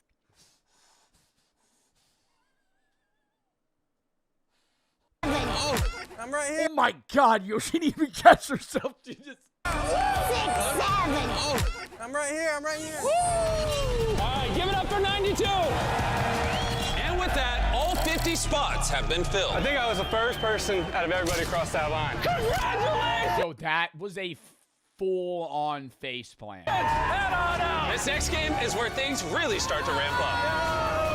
For game number 2, we will be playing dodgeball. How do you expect old people to dodge them? Yellow team, you're not gonna hit us. You gotta figure it out, Grandma. You gotta figure it out. Isn't this a little unfair? Hey, you're in the video because you're 93, okay? You're not in the video because you're the peak athlete that's going to win this, right? This is the whole plot of the video. You got to work with it, right? You're wise. You got wisdom. You got to play the game. You know, hold the ball. Deflect. Because you can't dodge. 6-year-old. Oh, right in the face. Right in the face. Yeah, no, I'm not playing nice at all, dude. Like, I don't care if the kid starts crying. Like, $250,000 is on the line, dude. I am throwing straight gas. I'm hitting anybody that could get out. 3, 2, 1, go! We're off. Oh, look at the little ones. The kids are bringing the balls back to the teenagers. Grab the ball. Hey, get it. Oh! Remember that if you get... That looked fucking fake as shit. Oh! That looked like that was like a ball of helium. Oh! Remember that if you get hit by a ball or step on the red line, you are out for the round. We're going until everyone on one team's out. 76 is gonna go for. Yo, I kind of like the movement from 65-year-old though. This guy's in shape. You peeping that? Ball or step on the red line. He had that stance. You are out for the round. We're going until everyone on one team's out. 76 is gonna go for him. Oh, he's 98. He's 98 years old. Most people die by 75. This guy is a walking body, right? Literally just lob it at him. Just lob. How do you miss that? You missed him! You missed him! No, 98! The seniors are down 3 already. I would feel bad about throwing a piss missile at the 98-year-old. I would feel less bad about nailing, like, somebody that cries versus, like, breaking somebody's bones, you know? Like, if you hit a 6-year-old in the face with a dodgeball, they're gonna live. Like, I might kill the 98-year-old. Like, if I hit him in the head and then he falls, like, he's gonna break his arms. What about the kid? The kid will be fine. The kid's just gonna cry. You know, like, bro, to put it in perspective, my now dead grandpa slipped and fell on the floor and broke his back. Like, old people over 80 are, like, literally just, like, sand that's, like, waiting to dissolve. Oh, I'm out. This is pure chaos. Oh, 95. Oh, sorry, Ann. That was ridiculous. Throw it! Throw the ball! Oh, 44 is out. Yellow team is taking out orange team. 29, throw it! I need a ball. Yeah! Oh, 54 is out. Wait, but I don't understand this. Did he explain how this is, like, are full decades getting eliminated, or is it like that guy's out now, he's fully out? Like, are you playing for the team, or are you playing for yourself? Oh, 46! Did you see that 46 kill? Oh! There's only 2 orange ones left! And 59 gets hit, they're done!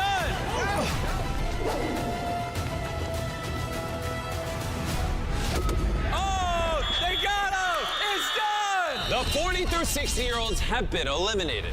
For I am shocked. the final round, we're gonna do things a little different. No.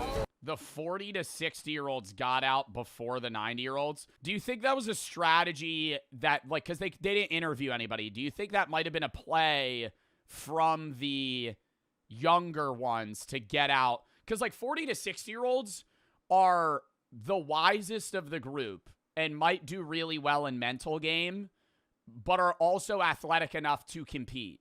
So getting them out early is actually better, because the people that are in their 90s are like, it's a gimme. You know, like, you're beating them no matter what. Only 2 captains from each team will compete in this next round. And lastly, we'll be going until 2 quadrants are eliminated. So half of you are going home in round 2.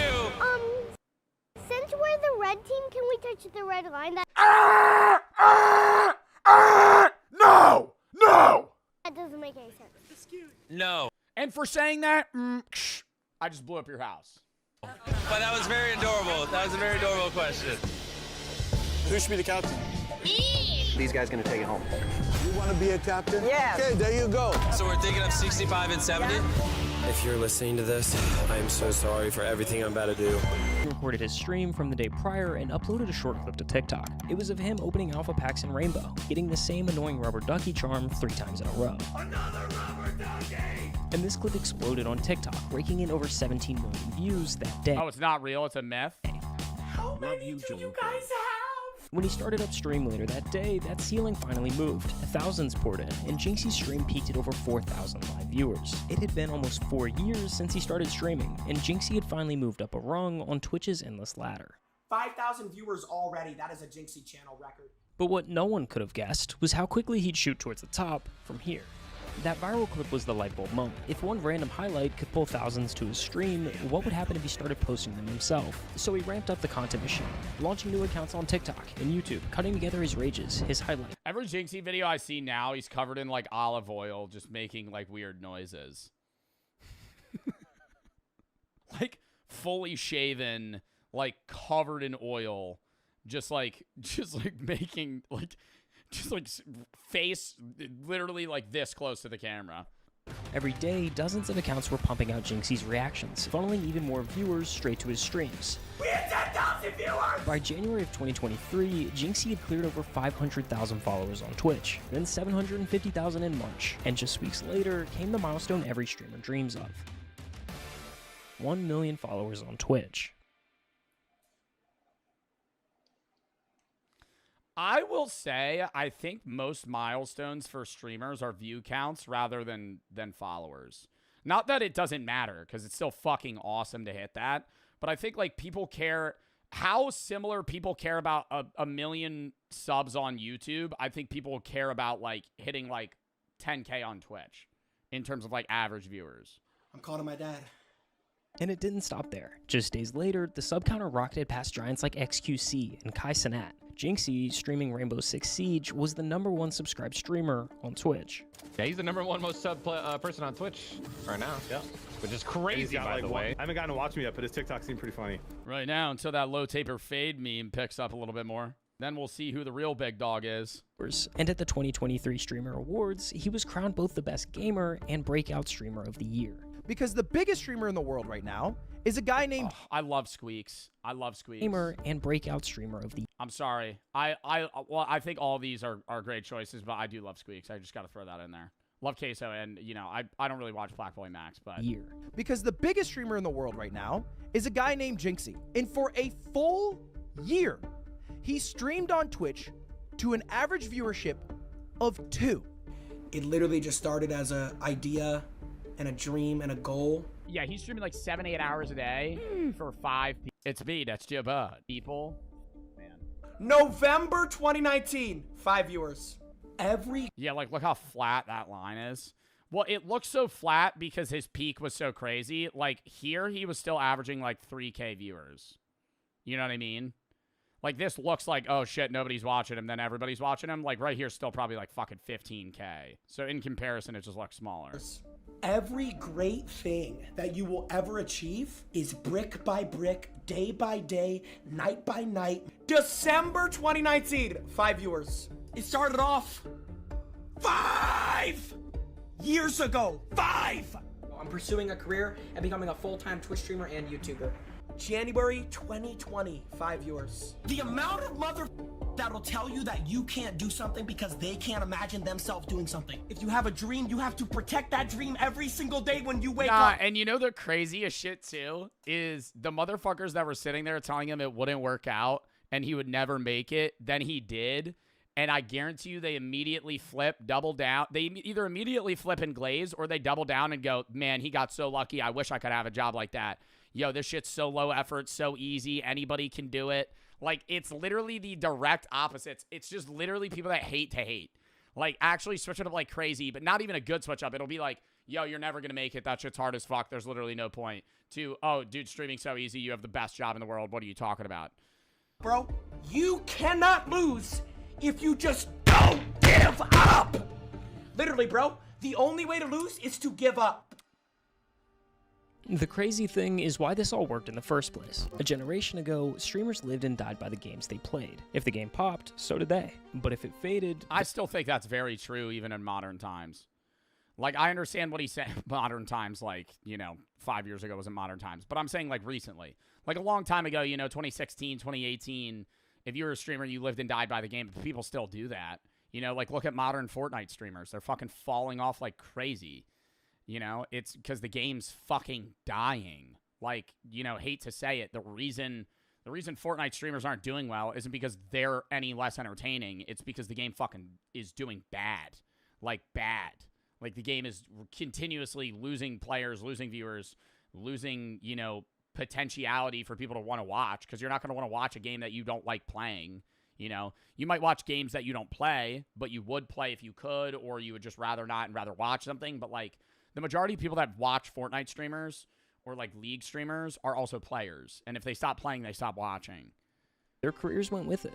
Jinxie flipped that script. Siege was already on life support when he started, so his growth was never tied to the popularity of the game. The climb took longer, but it built a foundation that wouldn't... I think Jinxie's popularity was slightly tied to the game, but I think he has a very heavy audience that still likes watching him for him. Top guy on any stream, you are dealing with all of the bullshit. However, Facts. success often comes at a cost. In just a few months, he went from a random kid on Twitch to the internet's main character, and that meant his personal life wasn't really his anymore. Relationships, drama. Suddenly, it was all being dissected. Yeah, more and more of your life gets put in the hands of other people. You kind of become like a cranked robot to a degree, where, like, the more, when you're at the top like that, you basically are just like a puppet that people use for entertainment in some form or another, you know. But at the end of the day, it's like, for you to appeal to an audience, you basically have to, like, bend to anything that they want to see. And then usually creators hit a point where they go, fuck this. And I think Jinxie did. And that's why, you know, he had a dip in viewers, but I think he's still one of the biggest streamers of all time. And I think a lot of people clown on him for that. I fucking respect it, man. For him to, like, slightly abandon the game that he played for so long and want to be like, I'm just going to make the content I want to make, like, that's really hard to do. It seems easy, but, like, in his position, when he knows it's going to have a negative downside, like, monetarily for him, like, you know. Dissected by millions of strangers. What was once private became part of the content machine, whether he wanted it to or not. And even inside Siege, not everyone was happy with Jinxie. Some of the OG players hated the new wave that he brought with him. They said his streams made the game less serious, that the culture was more about entertainment than strategy. The exact energy that revived Siege also made Jinxie a target within the game's most dedicated community. But that's the trade-off of internet fame. You work so hard to get everything you ever wanted, only to realize it comes with everything you never asked for. I've been thinking about making this video for a very long time. I am retiring. I'm no longer going to be streaming, posting YouTube videos, posting TikTok. When the fuck did he post this? I feel like I lost all my love for it and passion for it. And now it's like, I just don't even want to stream anymore. So thank you to all my supporters. And this is an April Fool's joke. This is goodbye. And for Jinxie, the only way through was the same way he started. Keep pushing. Psych! Part-time's Jinxie is gone. Starting tomorrow, I'm streaming every night, 7 p.m. to 12 p.m. I'm back on my 5-hour.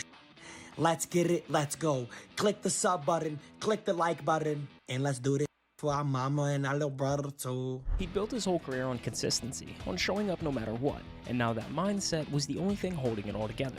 He began branching out, pushing his content far beyond the walls of Rainbow Six Siege. Jinxie hosted online dating shows, opened fan mail live on camera, and began IRL streaming with some of the biggest names on Twitch. What the f you do? You're f***ing crushing. Yeah, thank you, bro. I appreciate it. This was actually the time period that I myself first became a fan of Jinxie. In early 2024, those clips of mukbangs... Yeah. Bro, the queso collab where they were just like unboxing shit and just eating chicken nuggets. Like the most unplanned. With queso and cooking with Sketch started flooding my TikTok feed. Was that pot rusty, or trying to find out what the metal taste is there? That is a funny ass. When they were doing the cooking streams together, that was a funny ass segment where they were just fucking it up constantly. And I'll admit, I can't stand the cringy, over-the-top screaming reactions by streamers. Dude, I think Sketch gets a lot of hate too because he's lost viewers, but I think Sketch is genuinely like more of a personality than a streamer, if I'm being real. Like, I think Sketch is just somebody that's entertaining to just show up anywhere. He kind of is like a character in a TV show that like transitions between TV shows. Like, Sketch will just show up somewhere and everybody's like, oh, that's Sketch. So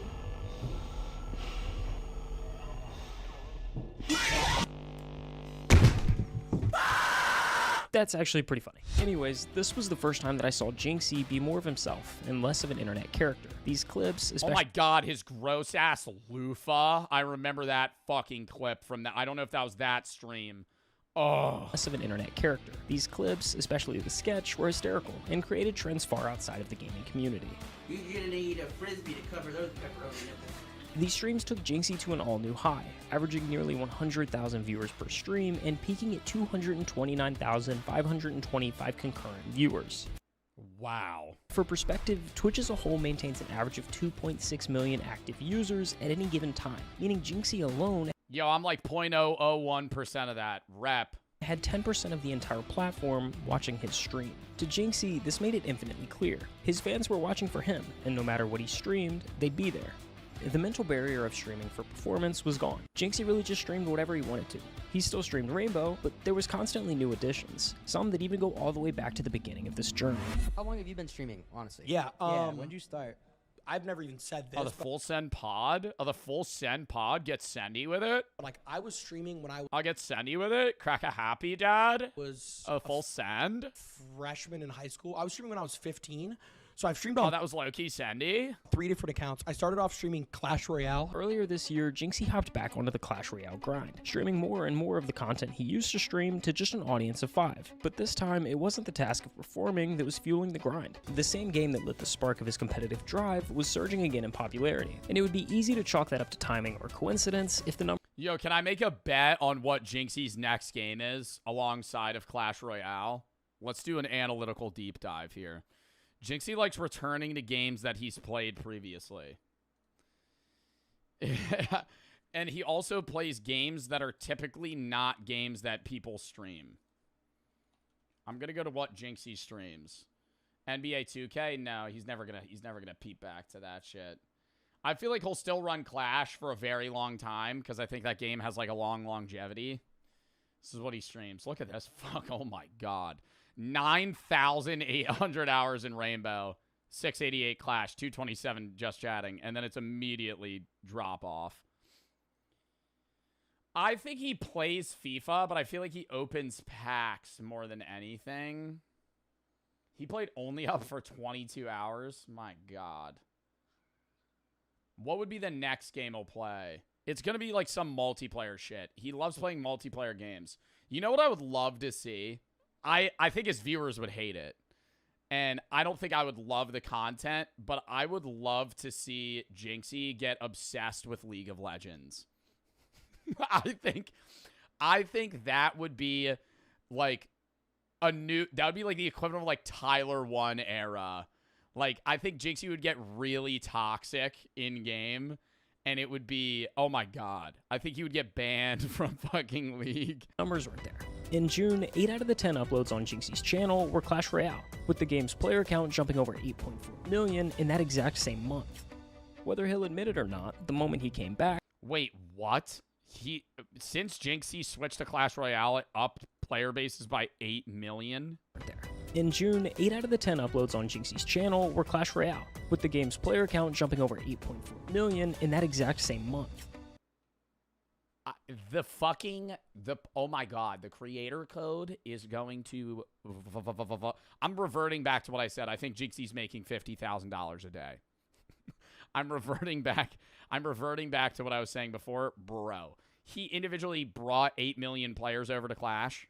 Whether he'll admit it or not, the moment he came back, the game itself seemed to wake up too. And not just Clash Royale. Overnight, a surge of 800,000 He averages way less now, but his sub count's all the same. Players jumped back into Clash of Clans, like it was almost a brand new release. And we were right there with him.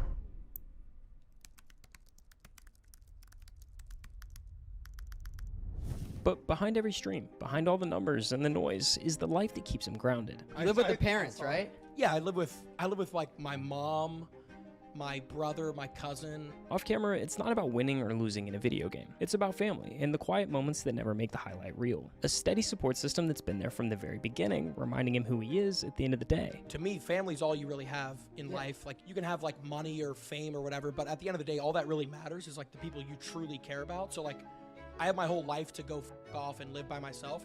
I may as well spend as much time with my mom and dad while I can. The success may look larger than life, but at its core, Valid. It's held together by simple, real-life anchors that fame can't touch. In today's world, it's almost routine to watch creators blow up overnight, only to lose pieces of themselves along the way. The fame, the number, the pressure, it changes people. But Jinxie never let those pieces slip away. He held onto them tightly. The laughter, the humility, the roots that shaped him. And more than anything, he kept close the relationship that mattered the most. His dad. I've nothing but like the highest thanks to my dad. When I was like 17 years old and I didn't know what I wanted to do with my life, my dad was the person who told me to just go for it, and he said, you'd be good at it. There's Jinxie, there he is, see him chat, right there, there's Junko. I created my... Aww. Yeah, that's literally like the best dad, bro. Like full supportive of your son. Twitch account in 2019. I had one viewer for an entire year. That one viewer was my dad. He was in every stream, always hyping me up, and he never stopped believing in me. When you have somebody in your corner that's your dad and they believe in you from the jump, what else do you need? Call to my dad. Yo. Dad, I just hit 1 million. No, I'm watching. Oh, you're in? Yeah. Oh, yeah. I'm so happy I can't feel my arms. I can't even feel my arms. I think the story that is Jinxie is far from over, but in its own way, it's come full circle. From the late nights of streaming to a few viewers, to teachers saying he would never make it, to now living the exact way he's always dreamt of, he's always been one thing. Himself. And yeah, the sacrifices were real, but if you asked him today whether he'd do it all over again, I don't even think there'd be a pause. The answer would be simple. What the fuck did he just say there? That was a fucking awesome video. I'll sub to them.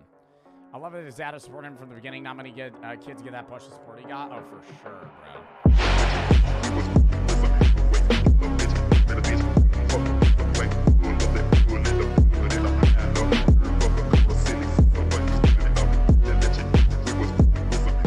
Nice pizza. There's so many good foods that smell fucking amazing. Cinnabon smells nice. Cinnabon also kind of smells like you're walking through chemicals. Like, if I had to work at Cinnabon for a day, I feel like I'd throw up.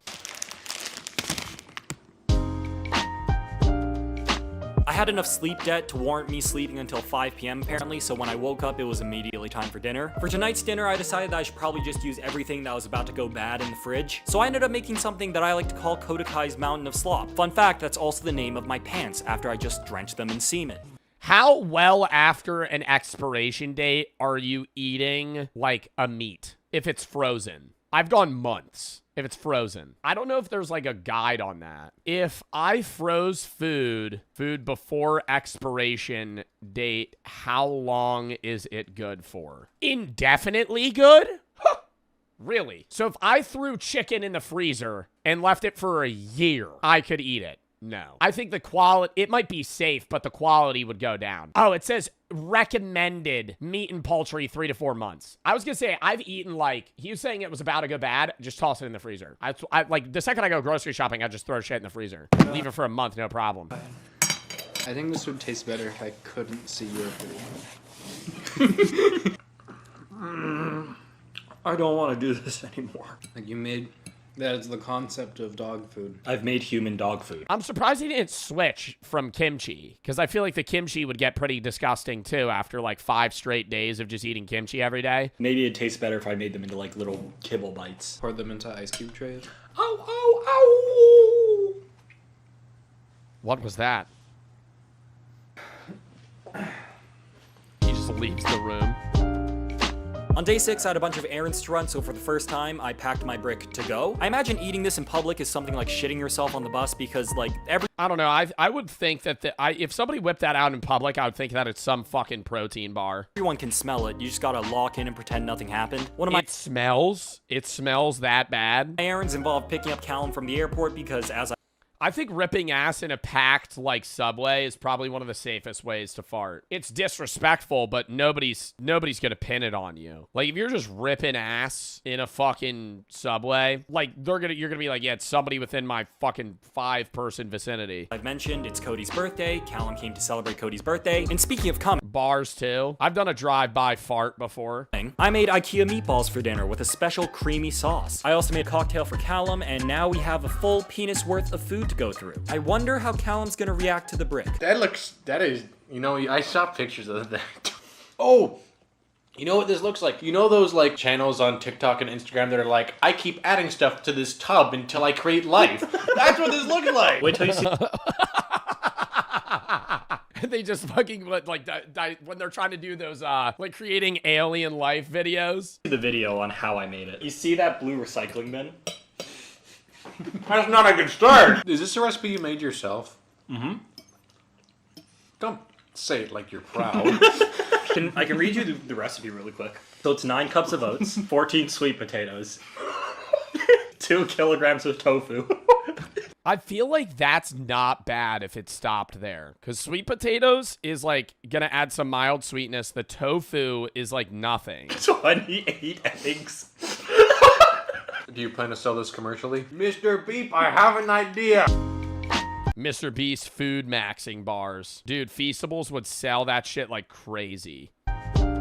They would just dump like 8 fucking kilograms of sugar into it. And now day 7, this is it. You only need to eat this. War is over. I plan Cody's. If you just eat this, then everything, dude. Oh my God. You want to see one of the craziest marketing things that I've ever seen in my entire life? This is so off topic. But if Mr. Beast or any company ever did that, that is like pure monopoly. If you marketed something as like, hey, you only ever need to eat this, you have a customer for the rest of your life. The thing I saw though was the one roll. And it's like a new thing that I think it's Charmin is doing it. And it's like a big fucking roll that is supposed to last like a month. And people were like, why is Charmin doing this? Nobody wants this. Charmin replies and they're like, well, you buy the starter kit and it comes with your own holder and it lasts you a while. It's efficiency. No. Charmin's doing that because they're the only company that sells that. So if you buy one and you have the holder, now you're a Charmin Ultra Soft customer for the rest of your life. So even if only like 10,000 people buy it, it's just, they're just selling you industrial size rolls at market value. Like they're saving money. They're selling you a starter kit too that you have to buy. And now you're only going to buy the fucking one roll. Like it is the highest IQ thing they could fucking do. Party for him since he's been so busy with med student stuff. It was Cartoon Network themed. We had a bunch of friends over. We played games. I made ricotta bites. I came in my pants. And this is where Cody showed up behind the kitchen with a little surprise. Hey, Cole. I made something for you. What is it? Oh, it's a Pinot. I don't know what possessed him to offer me food when I had half a brick left in the fridge and mere hours left before I ate it. I ate the fucking food. I ate it. I cummed myself too many times and it came full circle. Literally, I am the 2-dick cannibal. Now, why did I do this? Frankly, he's the birthday boy. You can't say no to the birthday boy. Look at that. Well, it's the last 3 hours of the challenge, bro. He has like a kilogram of the fucking, or he has like a pound of the food left. Smile. How can you say no to that face? So yeah, I ended the challenge literal hours before I would have succeeded. Cause yeah, I want to sit down. I want to enjoy food with a group of people. Sue me. Also, I have no idea why I was doing this in the first place. I just kind of thought of it and I was like, yeah, that'd be a funny video idea. And I guess maybe it was. I don't know. I'm calming myself. So that's the end of the video. He has said that like 15 times. Happy birthday to Cody. Lots of love to all the friends that came over. I don't do this. I mean, I guess it's good for you. I don't know. Don't do this. I do wonder if it is nutritionally better for you to eat everything that you would need in one sitting versus spacing everything out. Do you think this is better or worse for you from eating the regular food? I feel like it's probably, I feel like on paper it's better, but your body probably processes shit in a weird way where like you kind of want to be on a sliding scale of multiple things at once versus just always food maxing and then going down and food maxing. Like you're constantly just draining yourself. Maybe that's why he's using the word come so much. Anyways.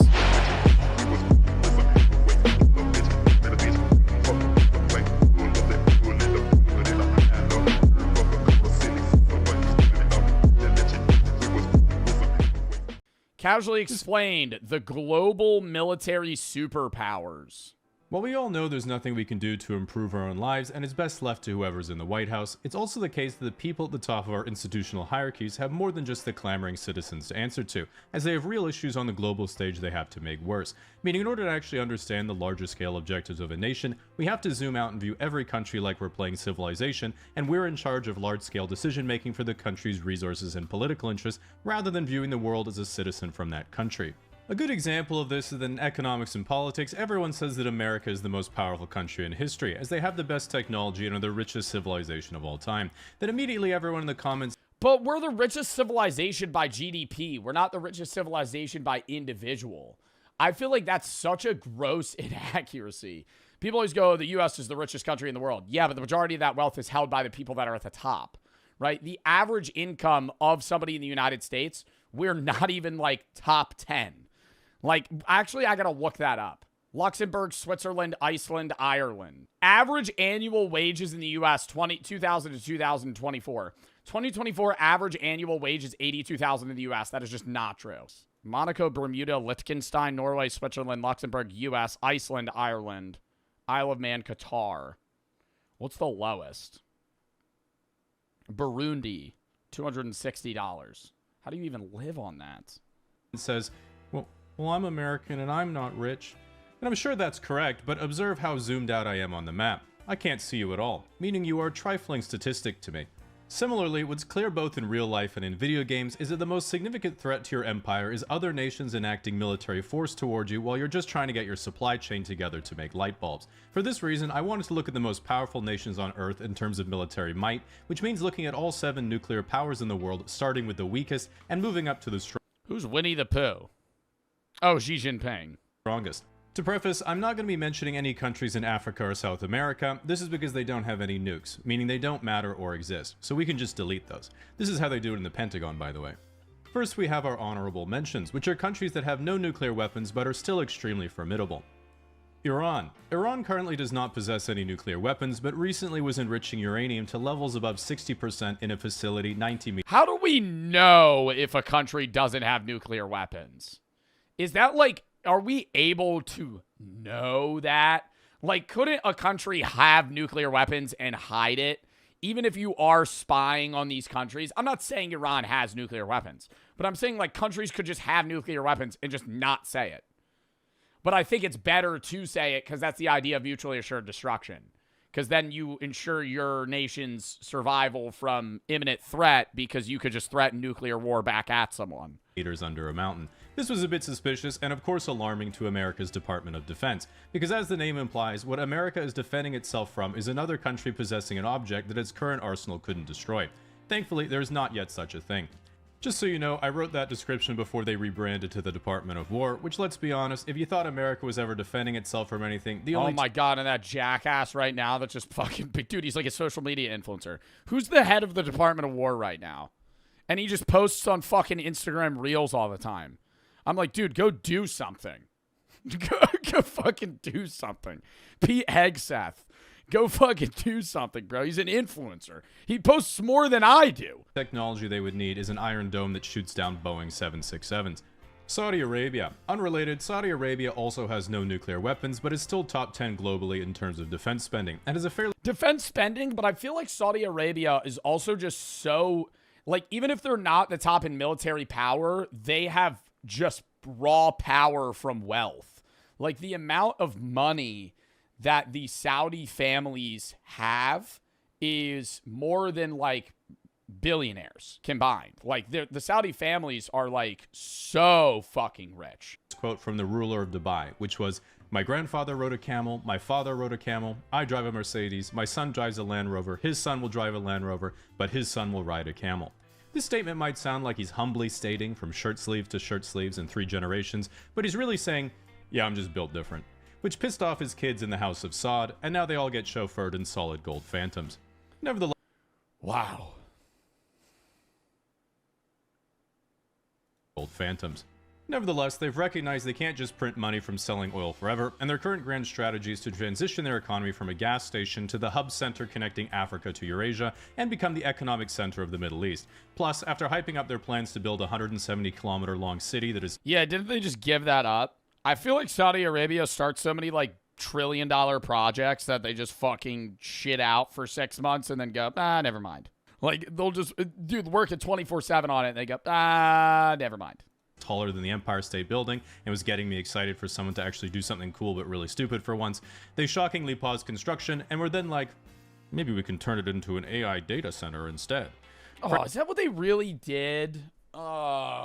7 as the weakest nuclear superpower is Israel. This is because Israel has no nuclear weapons, as it has committed to keeping the Middle East denuclearized. But they have stated that while they have no nuclear weapons, if they were to come under a mortal threat, they would be forced to use them.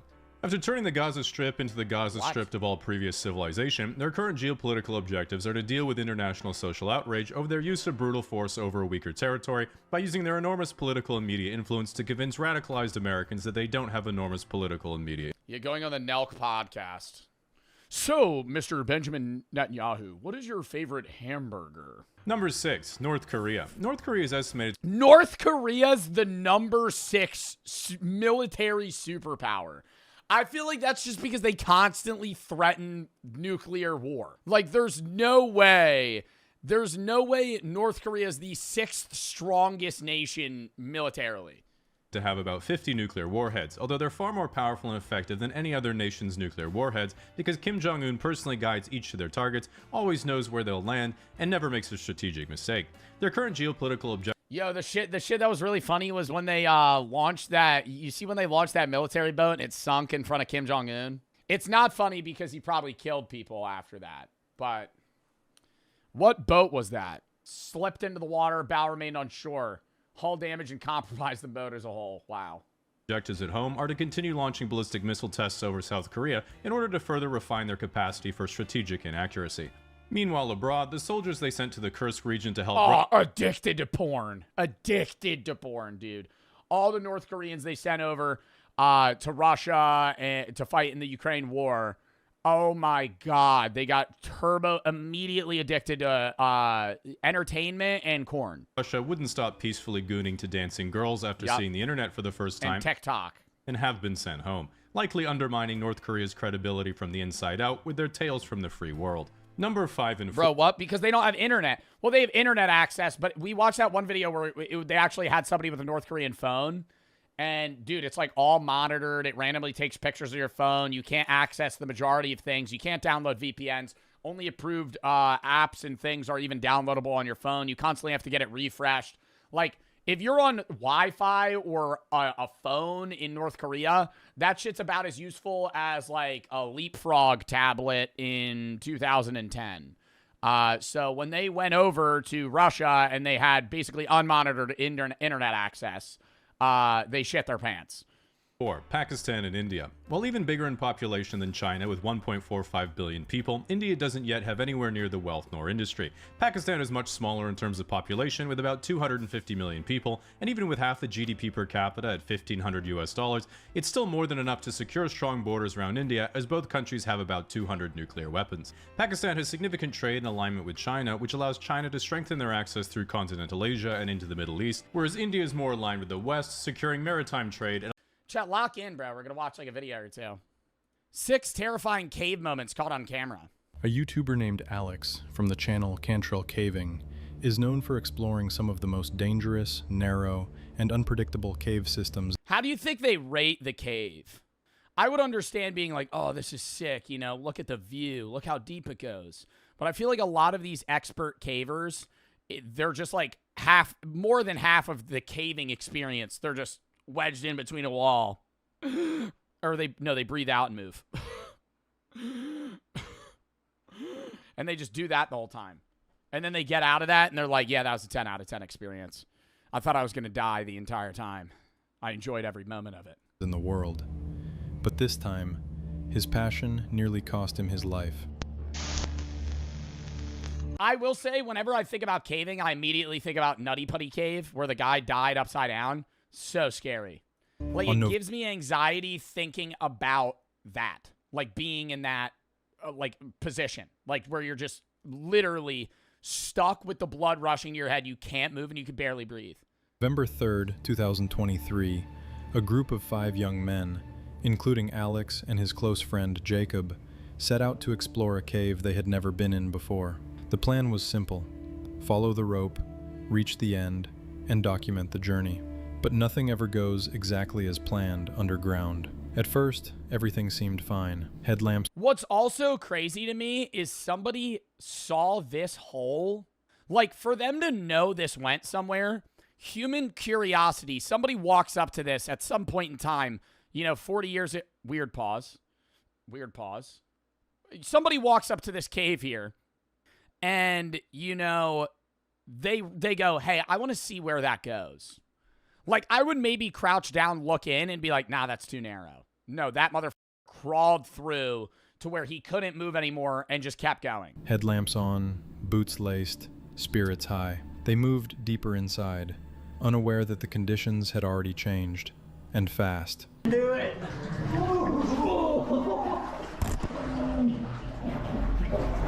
Are they having fun? No, is this... Like, they're like, oh, dude, it's getting so tight. I feel like I'm dying. Oh, dude. Oh, the water level's rising. Dude, we're displacing it. I think I'm inhaling fucking bacteria. Oh, why does the air smell weird? Not long into their descent, they found themselves battling rising water. The cave's narrow passages were partially flooded, making every step harder and far more dangerous. The air was heavy with moisture, and the rocks were slick. Every step forward took them... I love the monotone voice of this guy. Like, he's just explaining a historical event to me. The air was thick, and they were nervous for what was to come next. Deeper, both into the cave and into the unknown. What happens if you pee in a wetsuit? Just asking it just stays. I'm asking for a friend. Oh, I'd be pissing a storm in that fucking wetsuit, dude. I would be like, I would look like a Superman when I was in a wetsuit for too long, because it would be full of piss and it would make me bigger. So like, it would get to the point where like unless it leaks out of your leg, but I feel like it's like airtight. It would be, I'd be blown up like a balloon. It just stays in it. If you had a superpower, you would be Water Boy. All right, not like Water Boy. Last minute emergency. It would be more like Aquaman. Source. They were still laughing, talking about reaching the end of the tunnel, but beneath the surface, tension was starting to build. Jacob, who had scouted part of the route ahead, tried to warn them. Some sections are completely underwater. You'll have to duck your head just to get through. There's no way to breathe. I mean, he can't even look where he's going unless he has like a reflected, like if his camera's showing him what it's recording behind him. Within parts of it. Like, how does he know where he's going? I can't get Edward. Go. Edward, go right. Go right. Okay, gotcha. Still, the group pushed forward, following the rope and hoping nothing would go wrong. But as they went deeper into the flooded tunnel, fear began to show on Alex's face.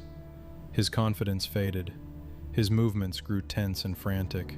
The water level kept rising until it filled his ears, and the only— I think the second I couldn't have my ears out of the water, I would have to turn back. Where, like, you're trying to talk to your friends that are in front of you, and it's muffled because you're underwater and your forehead is pressed against the top of the cave. only way to breathe was to tilt his head Like, I don't think I would panic until here.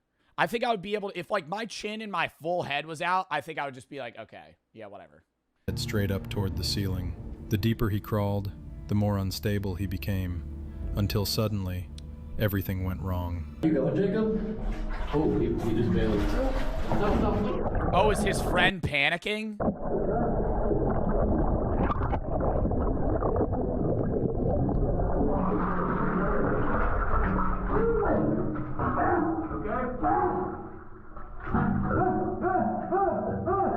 You're good.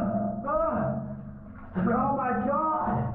I'm coming out. All right, move back. I feel like if you go caving and do this, caving isn't for you. Is that, like, fucked to say? Like, even if you have the interest in caving, if, like, you panic like that and then, you know, put your life and, like, your friends' lives, like, in danger in the sense of, like, oh, no, I'm just going to push past them. I need to get the fuck out of here. Like, obviously, he didn't want to do that. It was probably, like, an instinct. But, like, my God, dude. I would be so mad at him. One of Alex's friends He could have gotten knocked out. panicked. Struggling to breathe, he grabbed onto Alex in desperation, nearly dragging them both underwater. Cold, water, darkness, claustrophobia. In a cave, panic is your worst enemy. Oh, yeah, no, I would definitely panic. Because you would be mini breathing. You'd be like, because you can't, like, take, especially the position they're in, like, they couldn't breathe normally. Enemy. Despite the chaos, they somehow managed to keep their heads above water. Inch by inch, they pulled themselves back toward the light. By the time they reached an open space, both Alex and his friend were scraped, bruised, and completely exhausted. It could have ended very differently. They were lucky to survive. This man was exploring a— Damn, would y'all rather be in, like, an underwater trapped cave, like a semi-underwater one like that, or just, like, a tight space? I feel like I'd rather be in the water. I wouldn't want to be underwater, but I would rather deal with that than, like, having to squeeze through, like, a gap that I actually think I can't breathe in. Because that was more, like, in his head versus actually your chest being compressed. Cave when he reached a dangerously narrow passage. Oh, yeah, like, no, I'm not. I'd rather do the water. By far. It's not even close. Like, because right here, if you panic, you're just screaming. And then you're going to faint. Determined to push forward. Like, you can't move. He squeezed himself into the tight gap and nearly became stuck. The video was uploaded to YouTube on January 10th, 2022, under the title, Smothered in a Claustrophobic Cave. The man behind the channel, Caveman Hikes, has posted dozens of similar videos, where he successfully escapes caves after long and risky explorations. But in this video, wow, man, what happens if you put on a few pounds too, you know? You're used to caving in, like, tight areas. You're like, oh, you know, they may have stats on the cave of how, like, thick it is. You're like, I can fit through that. You know, it was just Thanksgiving.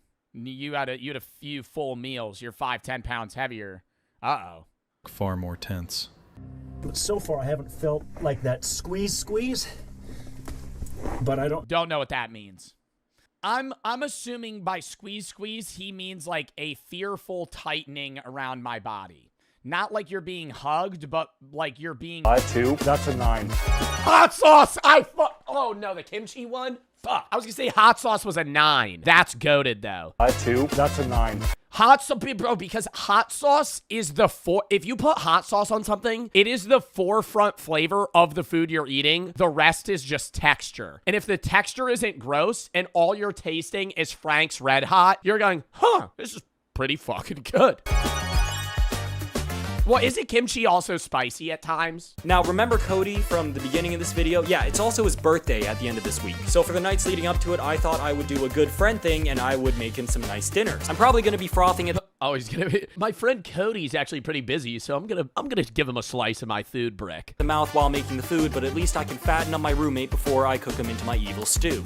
Bars. Actually, though, the level of efficiency this gives to your life is insane. Imagine, I mean, a lot of you guys don't meal prep now because your parents might make you food and shit, but imagine you're like 25. You have to meal prep like 2-3 times a week, and you have to go to the grocery store and buy a bunch of different things for meals. And instead, you just one time a week get an industrial blender and mix all of the food that you're gonna eat in a week and just fucking stack it in your fridge. Like, how gross that is, but that would be, you would save so much time. So for the first night, I decided to make Cody some. Wait, that's not dinner, silly. That's a pre-alcohol probiotic drink. Sponsor of today's video, Z-Biotics. Okay, I have to tell you about this maybe I should have known about that before I fucking drank 23 margaritas. Product that I use before a night with drinks. It's called I think some of these products work, but the part of the problem is that a lot of the products that are like, hey, this will make you feel better when you're done drinking, then you just drink more. You know what I mean? Like, even if that's gonna settle your stomach or help, then you just drink more because now you feel better. Like, humans don't have limits. Humans, at some point, like some people do, but there's like a level of being drunk where you just don't stop drinking until you fall asleep. Not everybody has that. A lot of people at bars, it's like you're so drunk you just keep saying yes to drinks. So if you're on something that's going to make that so you have even a higher of a limit, I feel like, alcohol. Okay, I know this is a sponsor, but I kind of want to hear this out. Biotics Pre-Alcohol Probiotic is the world's first genetically engineered probiotic. It was invented by PhD scientists to tackle rough mornings after drinking. Here's how it works. When you drink, alcohol gets converted into a toxic byproduct in the gut. This is such targeted advertising. It's primarily this byproduct that is to blame for your rough next day. Now, pre-alcohol produces an enzyme to break this byproduct down. Just remember to make pre-alcohol your first drink of the night and drink responsibly so you can wake up feeling better the next morning. Click the link. I don't know. You think that works? I've never tried one of those before. Thanks again to Z-Biotics for sponsoring today's video. Cody's first dinner of the week was gochujang butter cabbage and steak. While I was making this, I'm pretty sure I came in my pants a little bit, but no biggie, we wiped that off. It was especially jarring seeing his. Okay, you know how shitty this is, though? You're making your friend such a nice dinner, and you're like, yeah, I'm just gonna eat my food brick. His food next to mine, considering that all I did for dinner was throw caramelized onions, a chunk of leathery vomit onto a plate. Anywho, this is the first night of dinner for Cody. I hope he enjoys it. Damn. How's the brick today? So the brick itself, 1,000,000 times better than yesterday, because I got the kimchi update. Gochujang butter, steak, and cabbage is what I made for you. Oh, my cabbage is really good. It's a really good texture. Oh, yeah, it's really good. Yeah, it's really good. You want to switch plates? You want to bite of the poop brick? You want to eat some of the poop brick? It's got tofu and eggs in it. It's got everything your body needs. Now, this wouldn't be a Kodakai video if I didn't drastically change my sleep schedule in some way, so let's flash forward to the morning of... This is me, wide awake at 6:30 a.m. So I went to sleep at like 7 a.m. and I ended up waking up in like the late afternoon. I bought more kimchi, I ate more brick, and sooner than later, it was time for dinner. Cody... I hope he talks about what his poop consistency is like. I would venture to say that it's probably either really good or really bad. I think it would be like solid because he is getting everything he needs, but I bet it would be kind of liquidy. Mentioned Manze soap. Like, yeah, like, no, not rock hard. I bet it would be like he has diarrhea. But a couple times during the day, so I did my best to make some with what we had in the apartment. I ejaculated in my pants again, I garnished it with an egg yolk, and yeah, that's the, yeah. I already ate, so I'm just having a little bit of brick. Oh, this looks really good. Have a serious conversation with me while I take a bite of this brick. How much of a person would you have to eat in order to be considered a cannibal? Ooh, good question. I would say it's less the amount and more the intent. Is that fair to say? Because if you accidentally ate like the fingertip of a person, Don't ask how you would ever be in that scenario. But let's say you know a guy named Eric Cartman, and he makes you chili for a chili competition, and you eat it. Are you now a cannibal? No. Or like an unwilling? I don't know. If I'm just going off the amount alone, I'm going like more than a finger. Like if you ate that, you're not a cannibal. Like a digestible amount of food. Like if you ate, because at that point, are you a cannibal for eating like your hangnails? I don't do that. I'll bite my hangnail, spit it out, but like there's people that eat like their fingernails. Are they cannibals? No. Because you can like eat 3 people. Well, but then like, slips down the stairs. Human bone, legally. They're a cannibal. You have all sorts of...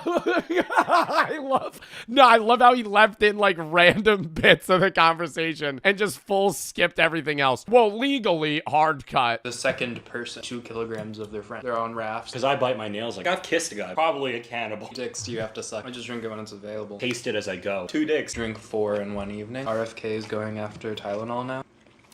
Everyone comment down below how much human you need to eat before you're considered a cannibal. I want to see the answers. Nobody gave an answer. Are you fucking kidding me? No one answered. They're all talking about the fucking video itself. Hi subreddit. This is all of the brick that is left in the fridge. This is all that I need to eat before everything is done. Ignore the fact that one of them is sitting on a frozen pizza. They all look really different. Like this brick looks more appetizing than this one. This one has chunks of food in it. And what do you think that chunk is? I hope like tofu maybe, or like part of the egg. Fun fact, when you eat healthy food, you end up feeling healthy.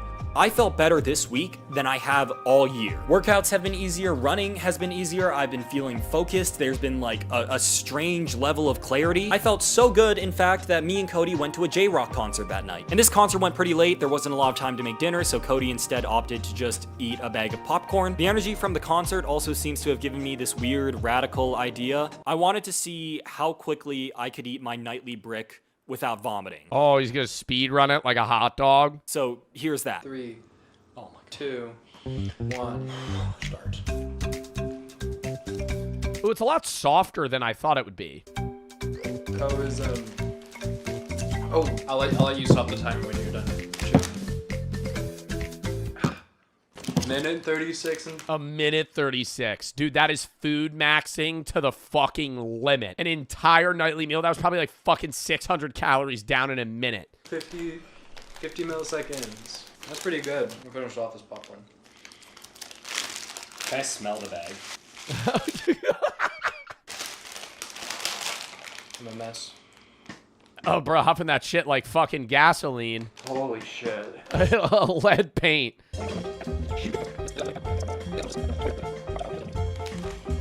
What is the best smelling food? Bacon's top 5. Bacon's top 5. I would say that something like that's really I'm gonna go garlic. Garlic when you're hungry. Lingering garlic is disgusting, but like a good like caramelized onion or garlic that's like on a skillet, oh, that's fucking goated. Popcorn smells good. Yeah, like a buttered popcorn's pretty good. Cookies, yeah, like fresh baked goods, or like a nice allowing them to bring you DoorDash anywhere in the world. Now we get to the top 3, which are considered the real major superpowers in the world and a major jump up in power level from everyone else. Russia. Russia is by far the weakest of... It's gonna be Russia, China, US. Russia's weak right now because they're going through all of their gold reserves. Isn't Russia just like burning cash fighting Ukraine right now? And like, what I think the person that runs the central bank in Russia went out again. The only woman or person in general that is able to speak out against Vladimir Putin is the leader of the central bank, because they have to be like outwardly honest about how their country's doing, at least to Putin. And she went out and was like, yeah, we're doing like really fucking bad. And then now she's not allowed to speak about it anymore. Its greatest strength is its enormous abundance of natural resources and sheer landmass, meaning they have access to the Arctic Ocean, the Black Sea and the Mediterranean, and land trading routes to China, Europe hypothetically, and the Baltics. While obviously a shadow of the Soviet Union, a lot of analysts are downgrading Russia's superpower status even further, as their military capacities seem much weaker than previously thought, and Western sanctions mean they're extremely reliant and arguably at the mercy of China as a primary trade partner. While Russia isn't overwhelming in terms of strategic military power, they are... Dude, take this with a grain of salt from 23-year-old Twitch streamer. I think China, in the way that they're going, is probably going to be making more money and more powerful than the U.S. at some point. China prints money. They fucking sell everything to everyone, and it's like not even close. Like they fucking purposefully, artificially devalue their own dollar, and then their government just has so much money to spend on anything. Are basically unconquerable because they have 6,000 nuclear weapons, which is more than America. And so it's kind of like fighting a Voltorb who might just get pissed you're winning and at any moment self-destruct. Meanwhile, Putin says that pretty much all of Russia's military actions are not for conquest, but preemptive self-defense from the expansion of NATO. For people who are not aware what NATO is, if you ask a Westerner, we would say it's the political and military alliance formed between the United States and Western Europe after World War II that was then extended to more Eastern countries over time as they wanted trade relationships with the West and security guarantees for themselves after the collapse of the Soviet Union and the formation of a still threatening modern Russia to their east. This is of course my Western bias speaking, because you ask Putin what NATO is, he would say, Mordor. At any rate, it's... Seems unlikely any further land conquest is going to occur after Ukraine, because what was supposed to be a quick little pro-gamer move that everyone was going to ignore ended up looking like this on the live conflict map in January 2023, and this is what it looks like 3 years later, so you can make up your own mind what that means. Number 2, China. China's biggest strength is turning their country from what was essentially an What's up, Beijing? agrarian peasant society getting conquered by the Japanese during one of their many angry phases in the 1930s into the largest industrial economy in the world and second largest GDP in quite literally 40 years. They have a population of 1.4 billion and a GDP per capita of 13,000 US dollars, which is absolutely absurd given its size and where they started. A common sentiment you'll hear online is that China actually only has a population of 800 million, but then you ask for evidence and they're like, well, some Japanese scientists measured their annual salt consumption and it was lower than expected, which is completely... Their annual salt consumption? Wait, there's people that think China's lying about how many people live in their country. Why would they inflate their numbers by 500 million people? I feel like you couldn't lie about that. Like you couldn't... there's no way. I could see a country with 1 billion people saying they have 1.2. But there's no way you could be like, yeah, we have 1.3 billion people, and they're overshooting by 500 million. Nonsense, because my grandma's Japanese, and if you said, yeah, Chinese salt consumption is about 2/3 of what we expected, what do you make of that? She would have said, make a lot of sense, Jamie. Chinese don't know how to cook it properly. Nevertheless, what makes China frightening is that because of their export economy, they have a massive industrial capacity. They have similar numbers of tanks and warships to the US, albeit smaller ones, and their air force and overall systems technology are far worse. But in terms of shipbuilding, China has a gross tonnage capacity of over 230 times the US and produced over... You can lie easily now? Yeah, but I mean, dude, lying about 500 million people is kind of hard. Yeah, we do have the same amount of stuff as them. Outside of nuclear weapons. Building an aircraft. China has a gross tonnage capacity of over 230 times the US and produced over 1,000 commercial ships last year, and America made about 8. Not 1,000, the number 8. And in case you think that isn't a problem, it's Chinese commercial shipyards that also make the destroyers. Currently, China's next big move is most likely the annexation, aka reunification with Taiwan, because to be frank, it's literally right there. And when China was... But like, why? What is with, like, this still needed idea of countries and conquest? Like, the world's been discovered. Why not just try to make the current country better than try to acquire more land and space? Like, when we're like, we need to acquire Greenland, that's making your life harder. I know China and Taiwan have had strains for years, and it's a very long historical conflict. But I'm saying, like, with the U.S., we have so many problems. Why are we trying to get more problems? I know it's oil. U.S. is also a war-based economy, so it's its own thing. You want Greenland for oil. You want money from that. You want to have more of a military holding there. Joe, do research. Yeah, it's a lot of strategic shit, chat, and it's also like an ego thing of like, if we acquire Greenland, that would look great for Trump. I'm saying from the average person's perspective, like, if you just threw a random guy in power, they'd do pretty bad. But I don't think they'd go, we need to start taking land. They'd go, why don't we solve part of the problems that we have here? Why don't we fix the problems that are going on here, right? Rather than acquire more of them. Well, obviously not. That wouldn't benefit us at all. But like, imagine if Vancouver Island was its own country and had the best oil reserves in the world, and America was like, hey, can I buy some? And Vancouver Island was like, no, we use Chinese wellheads, so we only sell them the good stuff, but you can have the shitty oil we sell to everyone else.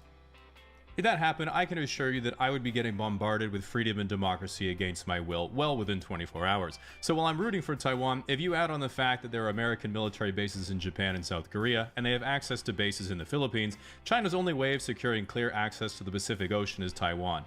Meaning, it's not looking so great for the little guy right now. Yeah, but Taiwan, I know it's not looking great and people say the rising tensions and shit, but doesn't Taiwan make like so much of like hardware for computing today, which doesn't seem like that big of a deal with war, but it's like Taiwan's such a valuable country for tech and CPU usage, which is like, yeah, semiconductors, like you need that. And so other countries wouldn't want, not even just the US, other countries wouldn't want China to have hold of that. And partners.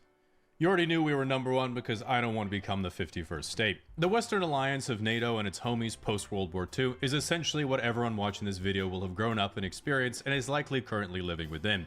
Our greatest strength is by far our enormous wealth and prosperity gained from free trade and cooperation. This came about because post-World War II, once everyone basically agreed to get along with each other instead of making world wars an every 2-decade tradition, this allowed the proliferation of the American global banking system called the Eurodollar, which was kind of like a banking telecom network throughout the world, allowing the proliferation and trade of the US dollar in Europe, Japan, and then basically everywhere else. Because of the West's perception as a liberal, rules-based democracy centered around free and fair trade, everyone trusted the currency and began using it, then saving it to use later. That's part of the fear, though, is that if our dollar crashes, like the world economy fucking plummets. Because everything's not, like, we're not based on the gold standard anymore. We're just kind of artificially, like, believing this value of the dollar is the value that we say it is, versus us actually having something tangible that it could be tied to. Later as a reserve, resulting in what people call the US dollar reserve currency system. Even today, 58% of all global reserves are in dollars, 50% of all trade is done in US dollars, and 90% of all foreign exchange is in dollars as well, which allows immense privilege in terms of global influence. You can sort of think of it like how the global language of business is English. Europeans speak to Europeans in English, except Italians. Educated Chinese students learn English, and if you want to have a successful international career, you essentially must learn English. That means for people born into it, you don't have to do any work, and you get all the rewards. If your hopes and dreams are to be successful in music, film, tech, finance, business, or professional political streaming, you have access to the largest markets right away. When you're thinking of your dream career, the first step for nearly all Westerners is thinking, but what if I fail and people make fun of me? But for everyone else, the first thing they have to do is learn a completely different language to fluency and then move to a different country. This is essentially the same privilege as the US dollar in that it has a global monopoly on banking and trade, meaning the currency that you create is the currency everyone uses, not just your citizens. So you can pull the levers in not just national, but global monetary and fiscal policy in your favor if you hypothetically had any idea what those levers did. Consequences, pretty much. So even though its origins didn't involve good deals on home entertainment systems, the first Black Friday already had a bad economic stank for the average American. But by the end of the 19th century, post-Thanksgiving shopping became big business. Chris, put those words big on the screen. Big business! Thank you. Many department stores sponsored Thanksgiving parades, and as part of the festivities, would open their doors to— Oh my god, the Macy's Day Parade. Do you guys still watch that? I feel like I should for nostalgia purposes. Yeah, big business. Big business marketed the Macy's Day Parade, made Thanksgiving a whole thing about business. I feel like I watch it, but it's cringe now. It's always been cringe. You just never noticed. It's always been cringe. Is the Macy's Day Parade where those two like NBC co-hosts get really drunk? If that's or is that New Year's? Either way, I love when they do that. I love seeing like news anchormen get really fucking hammered on like national TV, just doing like, yeah, I think that's New Year's, not St. Patty's.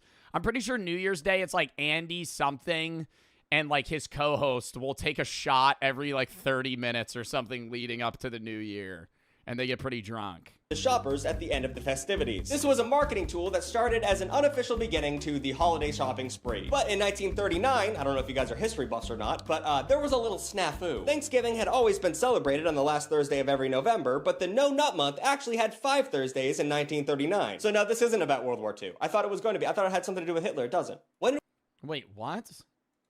There was a month where November had 5 Thursdays. But the No Nut Month actually had 5 Thursdays in 1939. So now this isn't about World War II. I thought it was going to be. I thought it had something to do with Hitler. It doesn't. When did World War II end? Chris, put that on the screen. The nation retailers, fresh off the heels of the Great Depression, were... Bro, I went down a huge rabbit hole this the other day, and it really freaked me the fuck out. Your grandparents were alive around this... Not around. Your grandparents were alive at the same time that Union and Confederate soldiers were still alive. Like, I understand the Civil War was in, like, the 1850s, and that was a long time ago, but, like, generationally, your grandparents walked the same earth around people that had owned slaves. Like, whoa. Concerned that it wouldn't be enough time for shopping, which is all the holidays really are about. And given the... This country's only 3 generations old. You mean 300 years. 3 generations is averagely like 75 years, like 80 years. People have kids like every 30 years. Situation that the nation's economy had been in for the prior decade, the National Retail Dry Goods Association propositioned President Franklin Delano Roosevelt to change the date. In that August, FDR said, Thanksgiving's a week earlier because we gotta get shopping, ladies and gentlemen. I don't know, buy that turkey a little bit earlier because we're changing a national holiday so you can spend more money. And everyone loved it. Oh, God, man. I fucking hate cutting. I'm at the age now where when I go to the family Thanksgiving, there's like a potential that I'm the guy that has to cut the turkey. It's a task that I knowingly have to take, but I don't enjoy it. I don't enjoy it. I don't like cutting the turkey.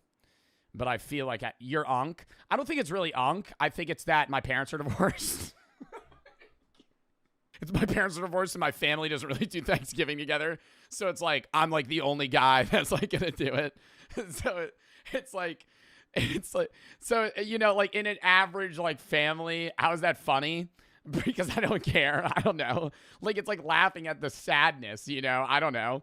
It doesn't upset me. Like, I've always had divorced parents, but it's like something where it's like, you know, I'm not in a regular honestly, today, it kind of isn't a regular American household to have divorced parents. I mean, type 1 in the chat if you have divorced parents. It's probably very normal. Like, there's probably fucking, 35% of chat probably is divorced parents. Yeah, it's like, it's not a big deal. I don't want to say it's not sad, right? But it's like, it's not rare to have divorced parents. Change a holiday date for no reason besides shopping. Oh wait, they hated it. There was an uproar and everyone was pissed. Republicans immediately dubbed the new Thanksgiving date Franksgiving, which I think we should still call it that, and just down 1 billion hot dogs. Turkey. Political opponents of FDR actually said that FDR acted like Hitler by doing this, so I wasn't wrong. Hitler was gonna show up. God damn it, I knew it. I could smell him. Which, this was also crazy to say because keep in mind, Hitler was still very much alive at this point, and a New Hampshire senator suggested that moving Thanksgiving was so crazy, FDR might as well just cancel winter. So overall, we got some big feelings about this day full of... Oh my God. Turkey. We got some big feelings about them potatoes and mash. This issue literally divided the country. That year, 23 states celebrated Turkey Day early, 22 celebrated on the 5th Thursday, and Colorado, Mississippi, and Texas celebrated both. Bunch of fat... Isn't it a rule now, though, in place that it's always the 4th Thursday? It was always the last Thursday until we reached a situation where there was now the 5th Thursday, so what do we do? Or was it still just always the 4th? The issue actually persisted through 1941, with Franksgiving splitting the country apart in survey. I'm going to be 100% real here. Until 3 days ago, I did not know that Thanksgiving was celebrated on a specific weekday in correlation to the month rather than a date. Like, if you put me on Jeopardy and you were like, when is Thanksgiving? A week ago, I would not have been able to say the 4th Thursday. I would have just gone in late November. I don't know. In late November. Sometime in November. Like, I don't know holidays that are celebrated on... I know holidays that are celebrated on specific dates. I don't know holidays that are celebrated on, like, random days. Like, Easter's always the first Sunday after the full moon that occurs during the spring equinox.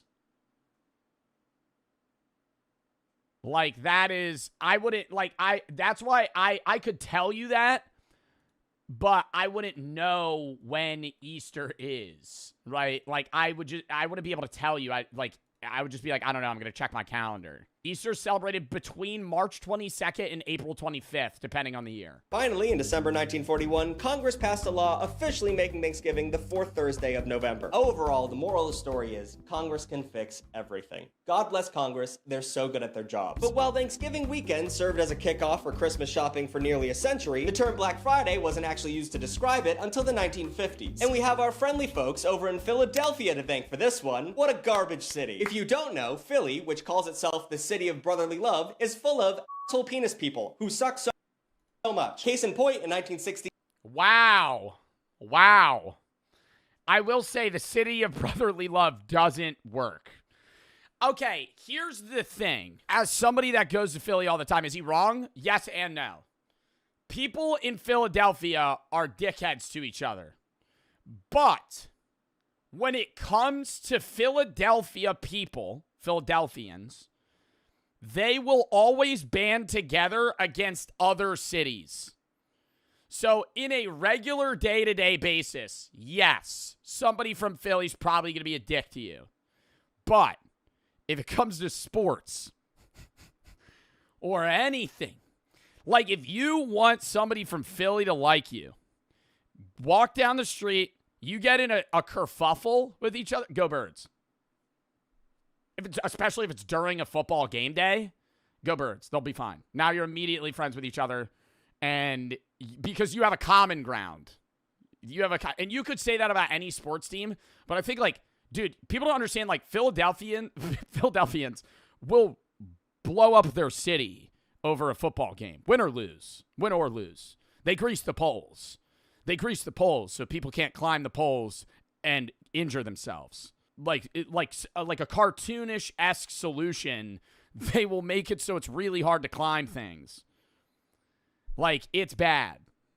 But that's how much they love the sport, right? Or just love their city's teams. Santa Claus came out on the field during a football game and everyone booed him, and they probably threw bad. Wait, what? Case in point, in 1968, Santa Claus came out on the field during a football game and everyone booed him, and they probably threw. Because he was probably delaying the game. There's got to be a valid reason they were booing Santa Claus. Batteries at him or something. And why did they do? Okay, maybe they threw batteries at him. I don't know. Get him off the field, you know? Fucking this. Well, get him off the field. The game's got to fucking start up. Because their team was winning. And it sounds crazy, but that makes sense. Eagles were so bad that year that they could have secured themselves the number 1 draft pick, who at the time was O.J. Simpson. Just so much fun we're having with history today. But instead, the team started winning, which meant they lost the opportunity to draft OJ, and they decided to take it out on Santa. Anyway, that's just a little taste of holiday spirits in Philadelphia. Maybe it was for the better. So it makes sense that cops in the city started referring to the day after Thanksgiving as Black Friday as a way to describe their awful working conditions. Philly's finest were already peeved that they were forced to... Santa Claus gets a few batteries thrown at him. Work instead of spending time with their families, and to top it off, the shift was an absolute struggle. Between the holiday shopping and the slurry of people dropping into the city to watch the annual Army-Navy football game, it was just literally the worst type of people showing up. Not to mention that shoplifting and petty theft skyrocketed due to chaotic conditions. Black Friday soon took on a life of its own with local slang, and by the 1960s, several shops used it to promote their sales. However, the negative connotations didn't sit well with the business community at large in Philly, and they tried to change the name to exactly the same in the dim light of his headlamp. Narrow tunnels and uneven rock walls offered. What if it floods? Do they do that? For no landmarks. Oh my god, it starts raining. To help him remember where he had come from. With every step, the situation became more desperate. A single wrong choice could leave him wedged in a passage too tight to escape. Or worse, he could fall into a hidden fissure. Even with... Bro, I mean, like, I understand he could get in a path that's, like, too tight for him to retreat. But, like, couldn't he, if he was like, oh, this is getting tight, I don't remember this, turn around. Without physical injury, it would be easy to wander in circles until exhaustion took over. The recording, which began with excitement as he entered the nervous breakdown, could have ended as a tragic documentation of his final moments. After what felt like endless wandering in circles, Edward finally spotted a small but familiar detail, a piece of marker tape he had noticed earlier on his way down. Following it, he was finally able to find his way back. James! Oh.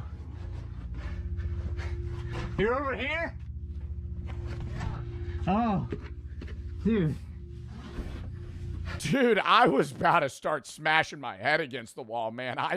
It's been days. Where have you been? This place is a maze, man. Oh, hey, I see your light. Dude. I thought we were never gonna see each other. Dude, I know. Oh. After reuniting, the brothers stayed together for the rest of the expedition and eventually made it safely out of the cave without serious injuries. This experience didn't stop them from exploring caves. They continue to upload videos to their YouTube channel, but now DMT trip down there, yo, that would actually be like a crazy torture. Like, hey, if you don't give us the information, we're gonna give you DMT, knock you out, and then leave you in a cave, and you have to find your way out. You know what's so crazy is the rampant change in YouTube content. I could really see like a stupid YouTuber be like, I'm going to go down in this cave and then I'm going to do salvia. I'm going to go down in this cave and then I'm going to take something. See if I can find my way out. now they do so with far more caution and much better preparation. The following story took place in January 2014, when a group of cave explorers set out to conquer Lost John's Cave in Lancashire, England. This impressive cave system stretches for about 3 miles, with known depths reaching around How long are they down there? 700 feet. This is like an all-day thing. Most of the team had years of caving experience behind them, and, like many seasoned explorers, they were confident in their abilities. They carefully prepared for the expedition, studying maps, planning their route, and packing the necessary gear. But in the world of caving, there is a brutal truth. When something goes wrong, no amount of planning can guarantee safety. Even the most experienced explorers can find themselves in life-threatening situations. That is exactly what happened to one member of the group, Bob Johnson. At first, the bro's name is Bob. I thought they were gonna say his name was. I heard Butt Johnson. That's why I rewinded. Bob's not that crazy. His name's Robert.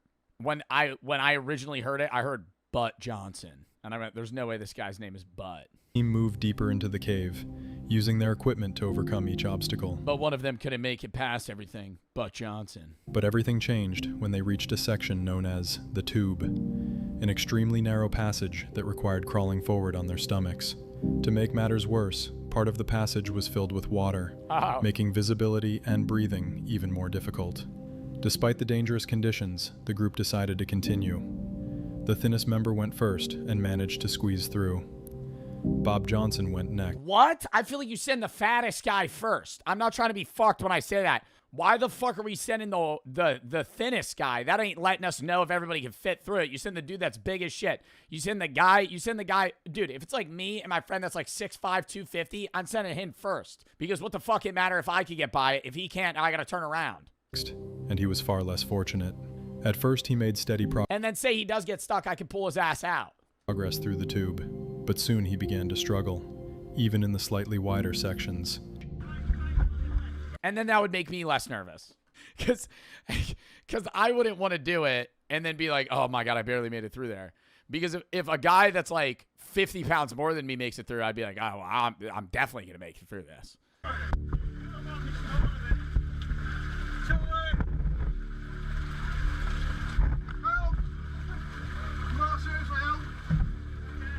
Somehow he reached the narrowest part of the passage, and that's where his luck ran out.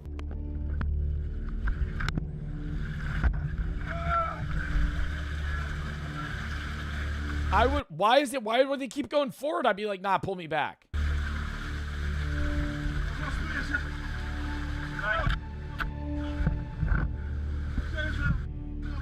He became completely wedged from the waist down, and every attempt to free himself only made things worse.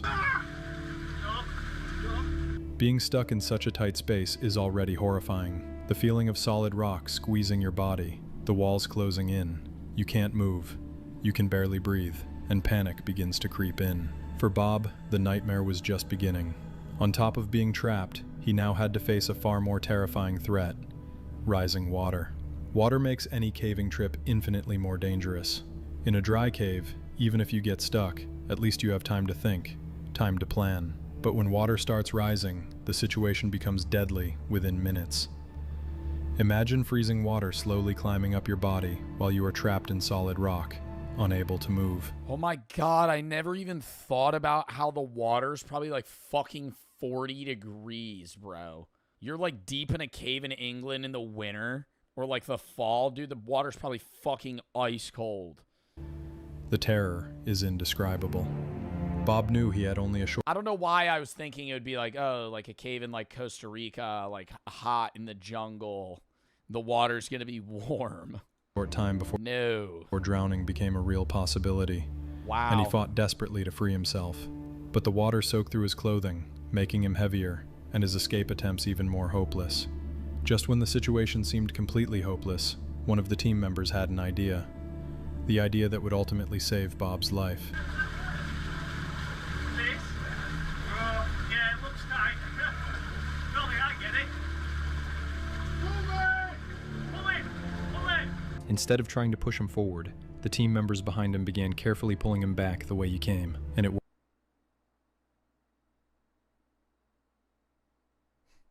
The crazy intelligent idea they had to save his life. I'm like, damn, what are they going to come up with? They're going to like tell him they're going to like cut his clothes or something.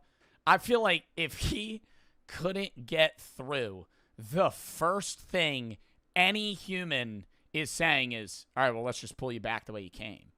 Like if you're stuck going through, I'd be like, well, let's just turn around. You know, just pull him back. Like, why would you keep trying to go forward? What?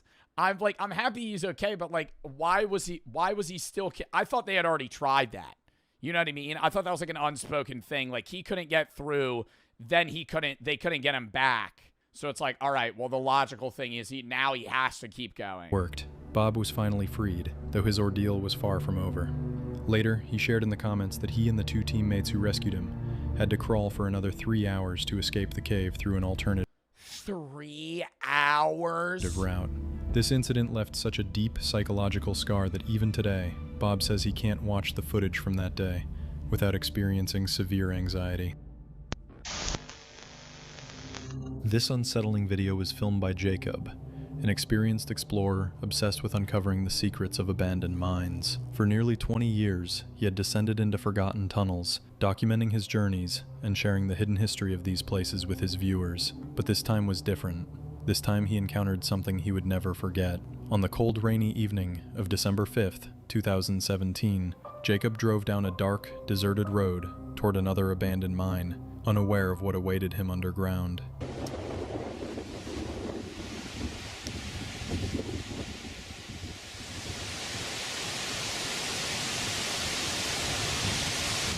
The forest is slowly overtaking the old mine ruins at the Waldeck mine. Okay, that's the portal to the Waldeck mine. I'm inside. Bro's calling it a portal. It's over. The wind has kind of died down a little bit, and All right, so I'm going to walk through this weird cavern into this nether portal, and then we're going to be in the mine. it's not raining, so I managed. I've been told if you explore this cave at 3 in the morning, you get sent to like an alternate universe. To stay dry. I'm trying to find the back rooms. Of course, I'm inside this little alcove, kind of. But anyway, you come down this little incline path, and then big boulders here you have to climb over, and then the tunnel's right behind me this way. So let's check it out. Let's get in here. At first, everything seemed normal, almost calm. But the deeper he ventured, the stronger a strange feeling of unease grew inside him as he passed beneath rotting wooden beams, barely holding back the crushing weight of the earth. After more than 15 minutes of walking, something strange appeared on camera. We're going to take this branch. Oh my god, like an animal! Tunnel that we skipped on the way in. Did you see the white light or another person? Do you see the white light appear further down the main haulage tunnel in the dark on the right side of the screen as I pan to the left? I'm assuming that X means a dead end or somebody died. A faint flash of light deep in the tunnel, like a Oh my god, I did see that. like a distant. A faint flash of light deep in the tunnel, It's right there, you see it? Wait. like a distant. A faint flash of light deep in the tunnel, like a distant flashlight beam. Though Jacob didn't notice it at the time, moments later, disturbing sounds began to echo through the tunnel. Soft, whisper-like noises coming from somewhere just out of sight. Do you hear that?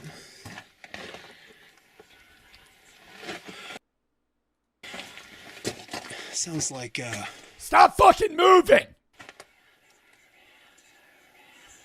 What, is that wind? It sounds like wind. No, it sounds like somebody's watching like a video on their phone. Can you, I don't know if you can hear that on the camera.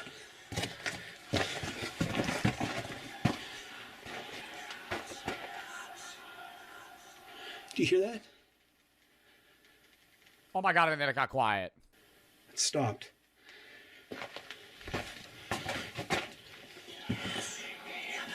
Well, I don't know what that is. That doesn't sound like wind, but... Bro, I'm pretty sure that's saying, you see me, you see me. Yo, him going... I don't think that's wind. What if that's like a demon or a fucking ghost down there? Yo, that motherfucker's probably so confused. Well, that's gotta be fake. What that is. That doesn't sound like wind, but... That's crazy. Don't know if that's a bird or... A bird? You're underground. What that is. It almost sounds like snakes, but...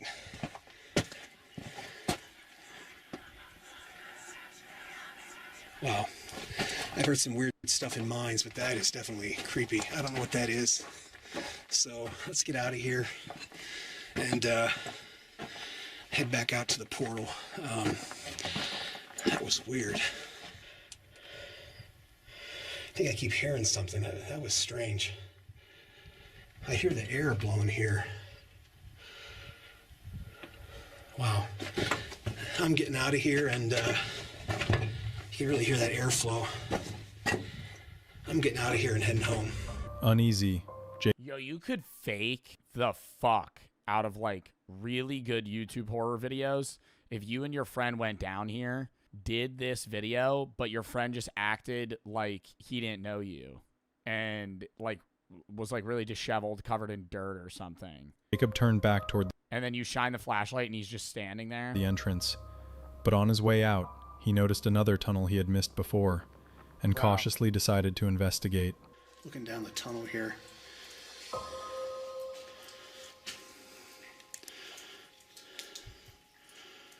What the fuck is this? This really does look like a fucking, like, AI-generated back rooms, dude. This is really an abandoned cave. This is so creepy. Like, this is out of a walk-through horror game. Oh my god, is there somebody standing there? I don't know why that one chain is swinging back there. Don't know if you can see that in the video or not. Inside, steel chains hung from the ceiling, ordinary at first glance, until he saw one of them slowly swaying back and forth, as if someone had just touched it. That was Oh, I'm thinking, like, it looks like there's a tube, like somebody's enough holding for it. Jacob. Realizing he was not alone, he immediately left the mine and never looked back. To this day, he still has no explanation for what happened in that tunnel. It remains an unsolved mystery. I like that so much more. I like the like, ooh, that's spooky. What was that? Versus Bob couldn't fit through the tunnel. He almost fucking drowned. This unsettling 30-minute video was filmed by a man named Daniel, who entered a cave with two of his friends despite having no proper caving experience or equipment. Only a few minutes after going They've never been in a cave before. underground, they got Awesome. lost, as anyone would expect. While searching for a way out, Daniel discovered a small chamber crawling with massive spiders. Oh! I'm not scared of spiders, but there's a shitload of them.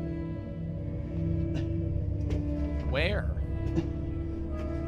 Okay, spiders, don't touch me and I won't touch you. And to make things even worse, one of his friends nearly became stuck between the cave walls. At first, the group tried to stay calm and act as if everything was under control. But as the video goes on, the tension rises and panic slowly begins to take over. Fortunately, after a terrifying struggle in the darkness, all three of them eventually managed to find their way out unharmed. That one wasn't that bad. I think if you're like if you have like arachnophobia, that'd be really rough.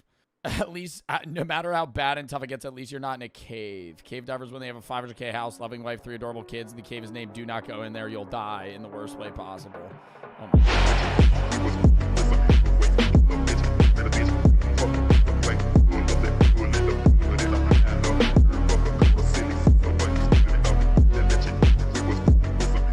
Simply visited the tomb before succumbing to a fever 5 months later. A little more suspicious, right? Motherfucker just all of a sudden got a fever. Come on. I don't know. All of a sudden got a fever and died. Because I understand this was a while ago, but, dude, getting a fever doesn't usually cause death, even in the fucking early, 1900s. Oh. Sir Like, you're just sick. Archibald Douglas Reed was invited by Howard to perform the x-rays on Tut's body, but died from cancer related to x-rays before he could make it to the tomb, which, to be fair, they probably didn't have very safety good precautions for the x-rays back in the day, but still kind of scary. The next 2 to die were A.C. Mace, who worked with Howard Carter to excavate the tomb, and the other was the Honorable Mervyn Robert Howard Mollick. They all died. Not one of them lived. Do you think after 5 of them died in your group, you're like the last one alive and you're like, I'm fucking cooked? How many, if you and like 6 of your friends open up fucking King Tut's tomb, 3 of them die, I'm going, this is surely a Final Destination-esque scenario we're in. We're fucked. Whatever, Herbert, a cricket player and the half-brother of George Herbert, and he too was one of the first people to enter the tomb. Long name, too long of a name. You gotta die. Both men would die of pneumonia a few years after the tomb was open, and a year apart from each other, which seems just a bit odd. Yeah, this is... For noblemen, for people who have like money and stuff at the time, and also that their deaths were almost like a year apart, exactly a year apart. Yeah, this is very suspicious. Sure, the mosquito might die, right? Sure, the x-ray doctor that didn't use any safety precautions and he's given x-rays every 7 minutes as practice. Sure. And the other guys? I don't know. Howard's secretary would... So did they not used to like stand behind a wall or some shit when you would get x-rays? Because x-rays are radiation. You're not supposed... Like, if you got an x-ray every day, that would be really bad. That's why they always leave the room. So they used to just stand there. All right. It's weird. I feel like I have a 3rd arm growing out of my butt. Oh my God! Sorry, I had to make the joke. Howard's secretary would be smothered with a pillow while at a bath club. Edgar Steele, the man in charge of the artifacts from the tomb at the museum, died from stomach illness believed to have been caused by foul play. So now people are just getting murdered. Foul play? All right. And lastly, another museum worker in charge of displays was found dead in his bed from an unknown cause. An unknown cause! Just dead. He's gone. Do you think it was that easy? And the mummy got him. I don't know. I feel like... It is weird that... Do you think that was a genuine curse, chat, or just like a weird set of circumstances? I feel like it is weird. It's the most convincing out of all of them. The only thing that would make it more convincing is if they all died in unprovable ways. You know? Like, if it wasn't a coincidence and they all genuinely... Like, it was like they all had a heart attack exactly 1 year apart. Like, that'd be freaky. All of these deaths occurred within 12 years of the tomb being opened, and all of them had connections to the tomb, all right? And many have speculated that there's a scientific explanation for the deaths, but others believe it was the curse or even the result of satanic worship, which I don't know about that last part, but I do think that could have been the mummy stuff. Aleister Crowley believed in the occult and described himself as a religious prophet. Though he wasn't at the tomb's unveiling, he was in the same circle as all the men who died. Crowley was known for performing ritual magic, and his diary entries contained multiple references to specific times, methods, and religious symbolism associated with some of the deaths that happened from the people. I don't know, bro. Some of these images I'm seeing... Big funny hat, bro. He had like a ball in between his legs, and he's like, why is he giving the crazy eyes to the camera every fucking time? God damn, just smile. Fuck. To note that Crowley was in London at the same Like, that is not his resting face. time of each of these deaths. Like, or just like make it like, I think he did it. And all of those convicted of the crimes were his friends. If you manage to escape the curse of the mummy, you can expect to see plenty of other ghosts walking the valley at night. The most commonly spotted is a chariot driven by a small man who rides only at midnight. It is said that the sounds of horses pounding on the ground and whips cracking are common before it approaches. Witnesses describe the chariot differently, with some claiming it blazed as it passed by. It's totally lit on fire. I know it's just not a little. Part of me thinks with a lot of these things that, like, the second ladder, like the latter half of the witnesses of, like, the ghost creatures are just, like, trying to be a part of the group, you know? Like, I would get maybe the first person being like, I think I just saw fucking ghost chariot. And then somebody else, like, a month later being like, I think I saw a ghost chariot. And then that gaining traction. And then every other tourist being like, yeah, I saw it. And it was on fire. Because you have to one up them, you know? You gotta have a better story than the person previously. They saw a fucking chariot and heard whipping noises. I think it was on fire. And I'm pretty sure he was kicking a soccer ball. I think he might have been holding a lightsaber. Our last stop takes us to a little closer to home on an island just south of Mexico City, known as the Doll Island. Julian Barrera was a simple man who owned an island in Milco Canals. While he lived a relatively normal life, he would often collect dolls and nail them to the trees, as well as hang them from branches, believing it would prevent him from evil spirits. Or he was a psychopath, and that's just scary. As the collection grew, the dolls began to talk to him and soothe him to sleep.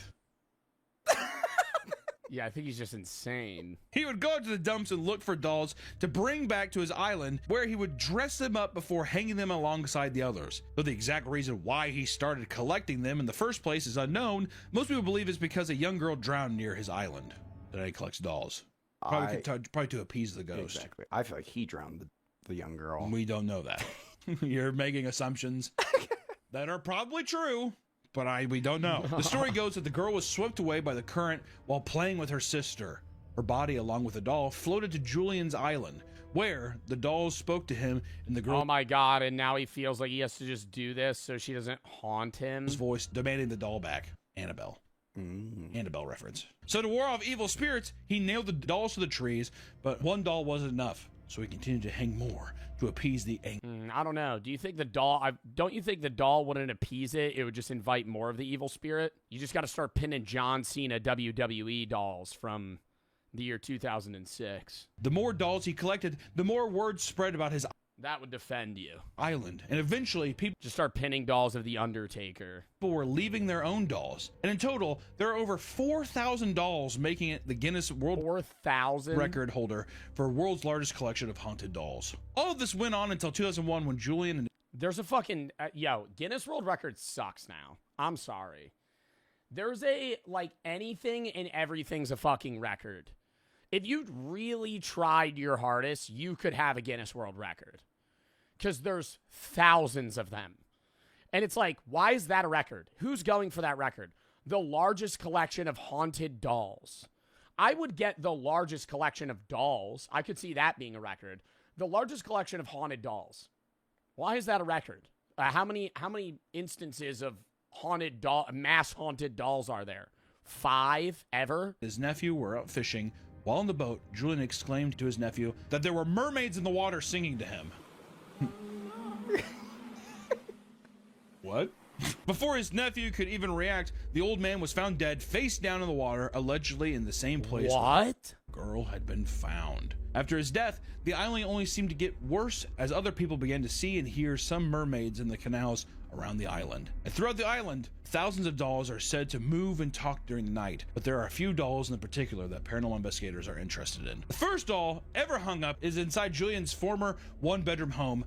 They have specific dolls that are more haunted than others? I thought it would just be the whole island's haunted by the fucking dolls. People who have gone near it have claimed to hear it talk and demand for more dolls on the island, which is fucking creepy. Also, just want to say, too, the visual of tons of those, and then to think at night they all start talking, that's pretty scary. Yeah. That's kind of a cool visual. $4,000. If the doll asks for more dolls, you just bring something that's not on category at all. You just show up with like a bluey plushie. Is this okay? It's all I could find at the gift shop. You bring Elmo. Just fucking staple him right to the tree. All's talking. $4,000 being like, all right. No wonder Julian's just like,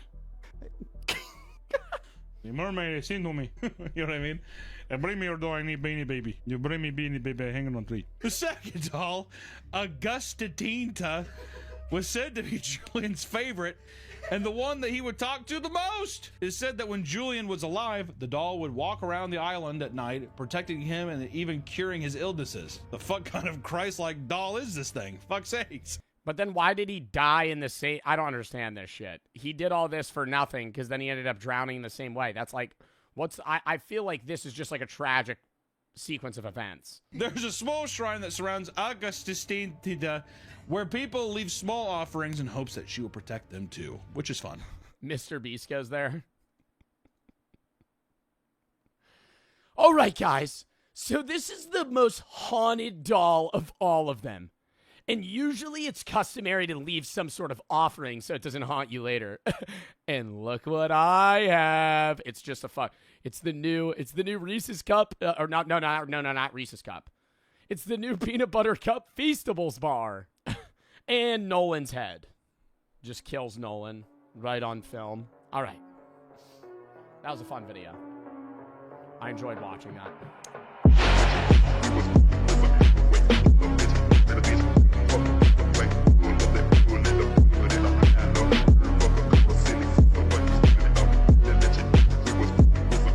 Compressed, like compressed. I don't know if I'm gonna be able to take the light with me, is the problem. Is he going down or up right now? If I go Superman style, I can certainly get through, but then my clothes are gonna bunch up. He's going down. So he thinks he's gonna be able to get back up through this if he can't even go down? Like gravity's not aiding him. Or gravity is aiding him and he can't get down there. There's no shot in hell he's gonna be able to get back up. Look cool He could be sideways right now, too. on camera, but very uncomfortable bunching clothes up and backing up at the same time.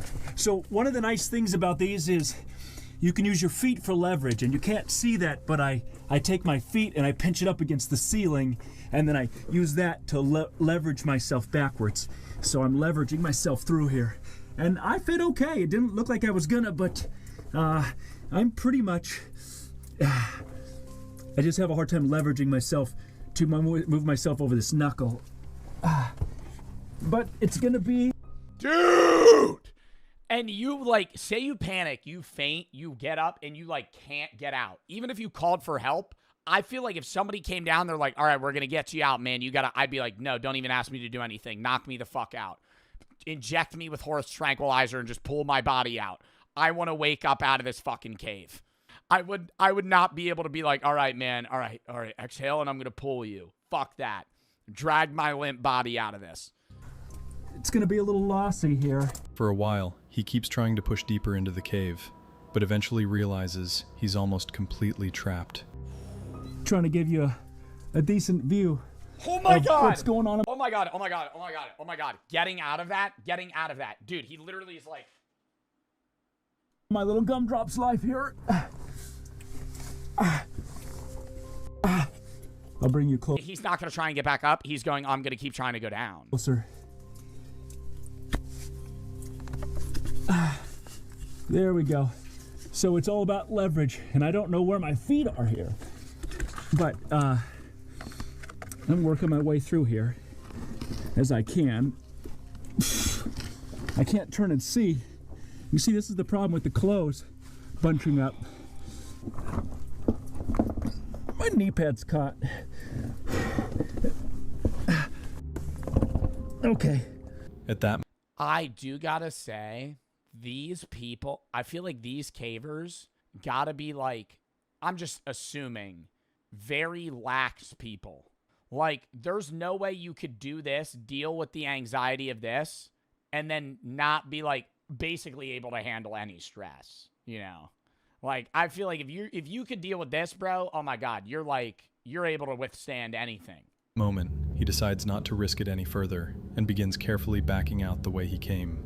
Fortunately, he manages to escape without any injuries. I'm shocked he was able to back out through that.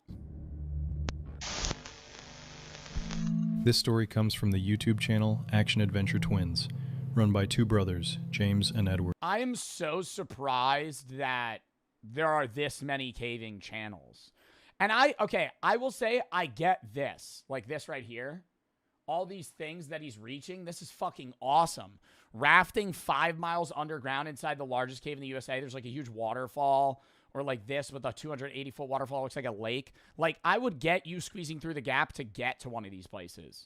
Since early 2020, they've versus like just doing the gap for the love of the game. Been exploring dangerous and extremely tight cave systems, documenting their underground adventures. But in March 2021, one of their expeditions brought them terrifying. Like, who went down that? Somebody saw that shit one day and went, yeah, I'm gonna go look in that hole. Close to death. Like, I would even just be worried that, like, just from an outer perspective, I'd be like, I'm not peeking my head in there, dude. There could be an animal in there. There could be, like, a mountain lion style. I don't fucking know what region this is. Decided to explore the well-known Pettyjohn Cave in Georgia. By that time, they had already visited several sections of this sprawling maze-like cave system, even discovering an underground waterfall during one of their previous trips. They felt confident enough to take on the challenges of this underground labyrinth. However, this time, their goal was one of the most difficult sections of the cave, appropriately named the Nervous Breakdown. This one. Yo, let's go caving, man. We're gonna go down the Nervous Breakdown. It's gonna be fucking awesome. Oh, really? The name of the fucking cave is a Nervous Breakdown. Oh, yeah, let's go down that. That'll be so fun. Somebody said Satan's ass crack. Yeah, dude, they always have, like, weird names like that. Let's go through the pulverizer. It's gonna be sick, man. There's, like, one section where you have to shimmy down a tube like imagine you're a Slim Jim. And you're just trying to get out of the packaging. It's gonna be like that. It's tight.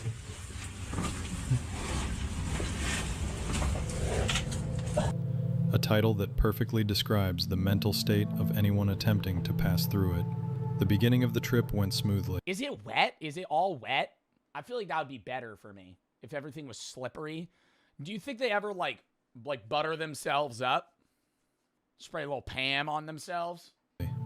The brothers squeezed through a narrow entrance and reached the first open chamber of the cave. But soon, the passages began to narrow again, forcing them to crawl through tighter and tighter spaces. After about 25 minutes of crawling, they faced their first serious obstacle. A muddy chamber with a deep, narrow pit in the middle that had to be carefully skirted along the edge. One wrong move would mean falling into a tight shaft with almost zero chance of climbing back out. See, but like, I could do this. I could do this. Could you guys do this? Like, if I get a crouch, I don't care. Even if there's like a little few parts where I would have to like crawl. But the second I gotta like lay down and scooch myself through the opening, nah, it's over. With almost zero chance of climbing back out. The slippery walls and lack of solid footing would make it nearly impossible to pull someone out. After safely passing this dangerous area, they finally reached the entrance to the infamous Nervous Breakdown. To their frustration, they're not even there yet, freaking out about getting there. Part of the surrounding area had collapsed, making it much harder to find a safe route forward. Rocks were scattered everywhere, narrow drops surrounded them, and pitch-black darkness filled the space. After a long search, Edward eventually located an entrance and decided to go down, leaving his brother above as a backup in case something went wrong. He had no idea that this decision would become one of the biggest mistakes of his life. After descending a bit deeper, Edward tried to contact his brother, but there was no response. I found a rope! Oh my god, and they just stopped communicating? I feel like I would think he's dead. Huh. I don't hear James anymore. Uh-oh. He suddenly found himself in a nightmare scenario, lost in an unknown part of the cave with no way to communicate. At first, he tried to stay calm. They don't even have like radios or things they could call for help with? And continued moving, still hoping he would meet James somewhere ahead. But after 30 minutes of searching and calling out with no answer, the reality of the situation began to sink in. I'm just leaving, bro. I'm leaving. Are you gonna keep going deeper in to try and find? Like, wait, I'm confused right now. Is his brother or friend in front of him deeper in the cave or further back? Or they're just different. They're lost. Like, they're at different parts. It's like a maze. Panic was the worst possible oh, he's just lost. reaction, but anxiety was slowly taking over. After countless What are these ropes on the ceiling? They can't just fall? Like, failed follow that? attempts to locate his brother, Edward decided to retrace his steps, wow. only to realize how difficult that would be. They got like breadcrumbs. I feel like I'd be marking the cave. James! It's been like 30 minutes since I last saw him. I don't even know where I'm at. I tried to go back to the last place I saw him, and everything just looks the same. Nah, this is the worst. This is the worst. This is the worst. The only thing I will say is if I got turbo lost and people knew I was caving, I would be like, all right, they're gonna find me. I just have to stay alive for 3 days without, you know, starving to death or dying of dehydration. Because they would send someone. It's just a jumbo maze. Every direction looked When you could put it in the cart because then they won't take it. Walk up to the kid. Boom! Just grab that shit and fucking run out. Nah. Yo, sorry, kid. Rules don't exist in the Walmart on Black Friday. Wham! Just fucking knock him out. Steal the Xbox. Run out of that bitch. Do not arm mothers during the Christmas season. Everyone's going crazy, mothers most of which, because they gotta put gifts under the tree, and they'll do anything to do that. Alright, our next deal to die for comes to us courtesy of the great nation of Canada. We all know that they're supposed to be nicer in the Great White North, so I'm assuming this is going to be mild at best. But this story- You throw it through the ceiling tiles.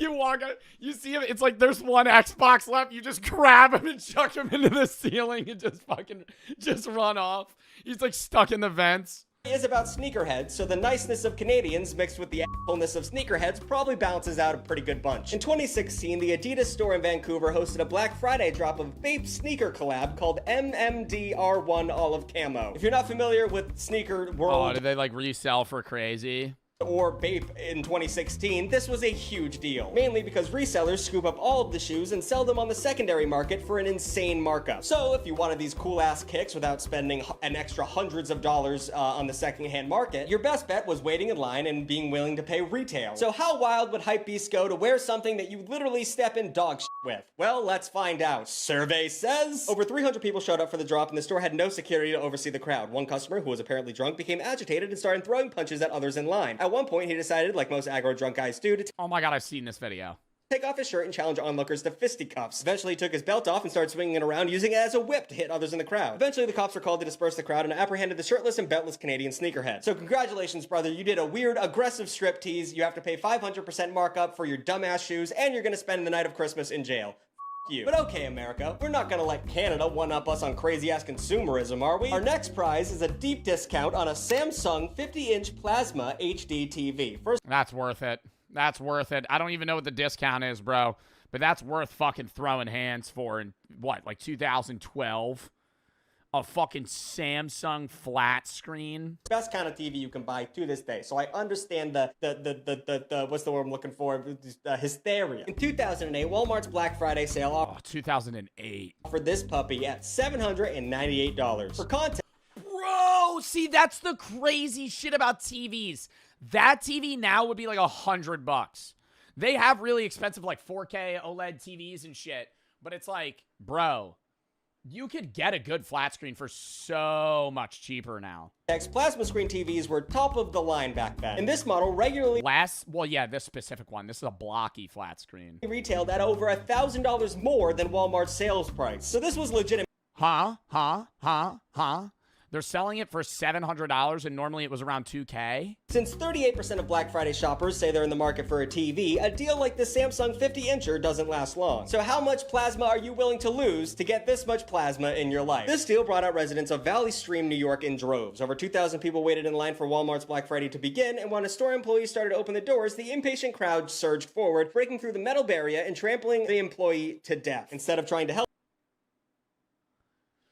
Bro, they killed the fucking employee. thousands of customers piled into the store, crawling over one another and the employee. When security and other Walmart workers tried to clear the store because, you know, it was basically the scene of a murder, customers actually complained. The store did close for a few hours, but then opened back up again once they got the dead body out of there. That's insane they didn't full close for the day. I feel like the family should be able to fucking sue Walmart for, like, crazy money there, dude. Are you fucking kidding me? The guy gets trampled to death when they open. They close for a few hours and then fucking open back up.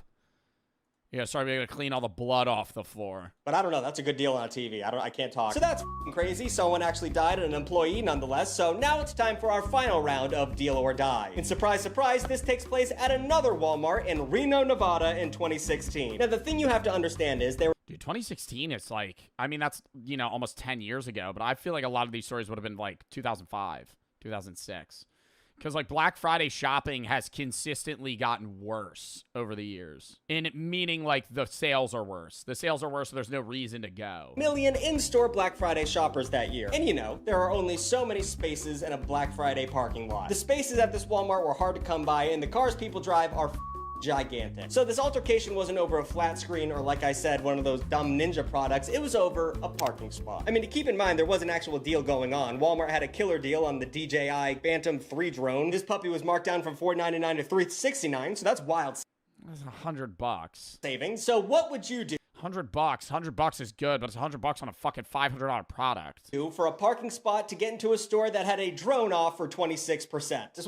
This one seems like it wasn't worth it. A driver was accidentally cut off in a parking lot, so he got out of his vehicle and attacked the other driver with a metal rod. The driver, who was I feel like that's just road rage, getting his face smashed in, grabbed a gun from his car and fired through the window, killing the attacker. The shooter, fled the scene and claimed he feared for his life, and I don't blame him. So just to be maybe fleeing the scene because there was like crazy people there. But I think in an instance like that, the shooter is in the right because the guy was attacking him with a metal rod. But fleeing the scene makes him look mad guilty. You know what I mean? Like you got in an argument with a guy, he gets out of his car, starts fucking attacking you, trying to kill you. You shoot him, fine. But then you drive home. Clear, if you're ever in Reno, Nevada, just know that the Walmart parking lots there are ruled by Wild Wild West law. Just start shooting if you don't get a parking spot. But you know what the worst part of Deal or Die is? It's usually not worth the deal nowadays. With its dark roots in labor exploitation, aspirational consumerism, and violence, many Black Friday sales aren't even valued. All too often, stores jack up the price of an item right before the holiday just so they can offer a bigger discount on it without actually losing money. Last year, the $20 Amazon stick was raised by $20 the day before Black Friday and then sold at a 50% discount. That should be illegal. That should be illegal. The government should do something about that. That is insane. $20, they double the price, half it by 50%. They're just selling it for what they were selling it before. But now they're just conning you into thinking that you're getting a good deal. How are we falling for this shit? And some Black Friday sales aren't actually discounts. They're either pre-existing sales rebranded or they're just listed as sales for the hell of it. A study found that approximately Wow, it's just the same sale. I think that's scummy. I don't think that should be illegal because that's still it's still a sale. They're just calling it a Black Friday sale versus literally changing the price to then have it, but still sell it for the same price you were selling it before. A study found that approximately 41 of Black Friday items offer no real savings compared to their usual prices. Imagine getting whipped in the face with a belt, hit with a metal pipe, or shot in the chest just because you're trying to buy a drone for regular retail price. That's the kind of behavior that will never get you into heaven. I know, I did a skit about it. But whether it's online or in-store on Grey Thursday, Black Friday, or Cyber Monday, you're gonna spend some serious money this holiday season. And hey, there's nothing wrong with that. I'm not gonna go on some spiel about the true meaning of Christmas. I want gifts, I like candy, and if I don't have good enough gifts under the Christmas tree, I act like that little bitch in Harry Potter. 45? Is it 45 or 40? I don't remember the number he says, but he's being a dick. What's his name? What's his name? Trevor? No. I don't know. Trevor Dursley, is that his actual name in the game? Or not in the game, in the movie? Isn't it Dudley? Whatever. I just want you to know that every gift you unwrap during the season of giving was paid by the blood of the proletariat and ghosts of Black Friday past. Let me know what discounts you've seen in the past where you'd go— Oh, his name's Dudley Dursley. Wild Wild West in a Reno parking lot in order to obtain that sweet, sweet deal. Because let's face it, everybody has a price. New videos every Saturday and sometimes Wednesday. Like, comment, and subscribe. And sometimes Wednesday. I fucking love Big Tug. That was a fun video. Coming up.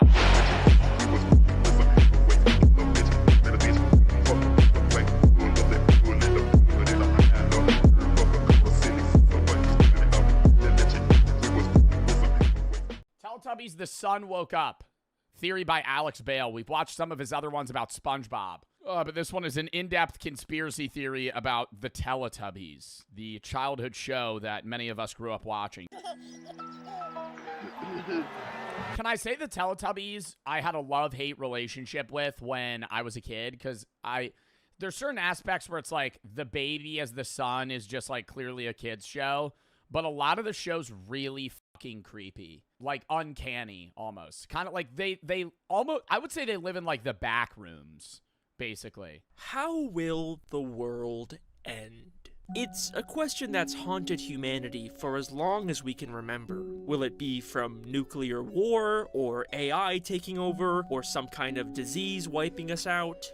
But what if it's the Teletubby sun consuming the people of Earth? This is Alex Bale, and welcome back to another conspiracy theory. Now, there have been many different works of— Now, actually, if the world ends, I feel like it's going to be nuclear. Nuclear or AI, or a mix of the two. I feel like it would be both, honestly. At least in our lives. If it's not in our lives, I could see it just being like an asteroid hits Earth and kills everybody if we don't move to another planet first. Fiction that explore all of these different possibilities. But what if I told you there is one piece of media out there that shows us a possibility that nobody has considered yet? And that's because it was hidden inside of a children's educational TV show. Teletubbies dares to ask a question that shows us the darkest, most horrifying fate for humanity. What the sun turning The sun turning conscious. Alex actually just bought a red Teletubby. If the sun was a baby. That's how the world's gonna end?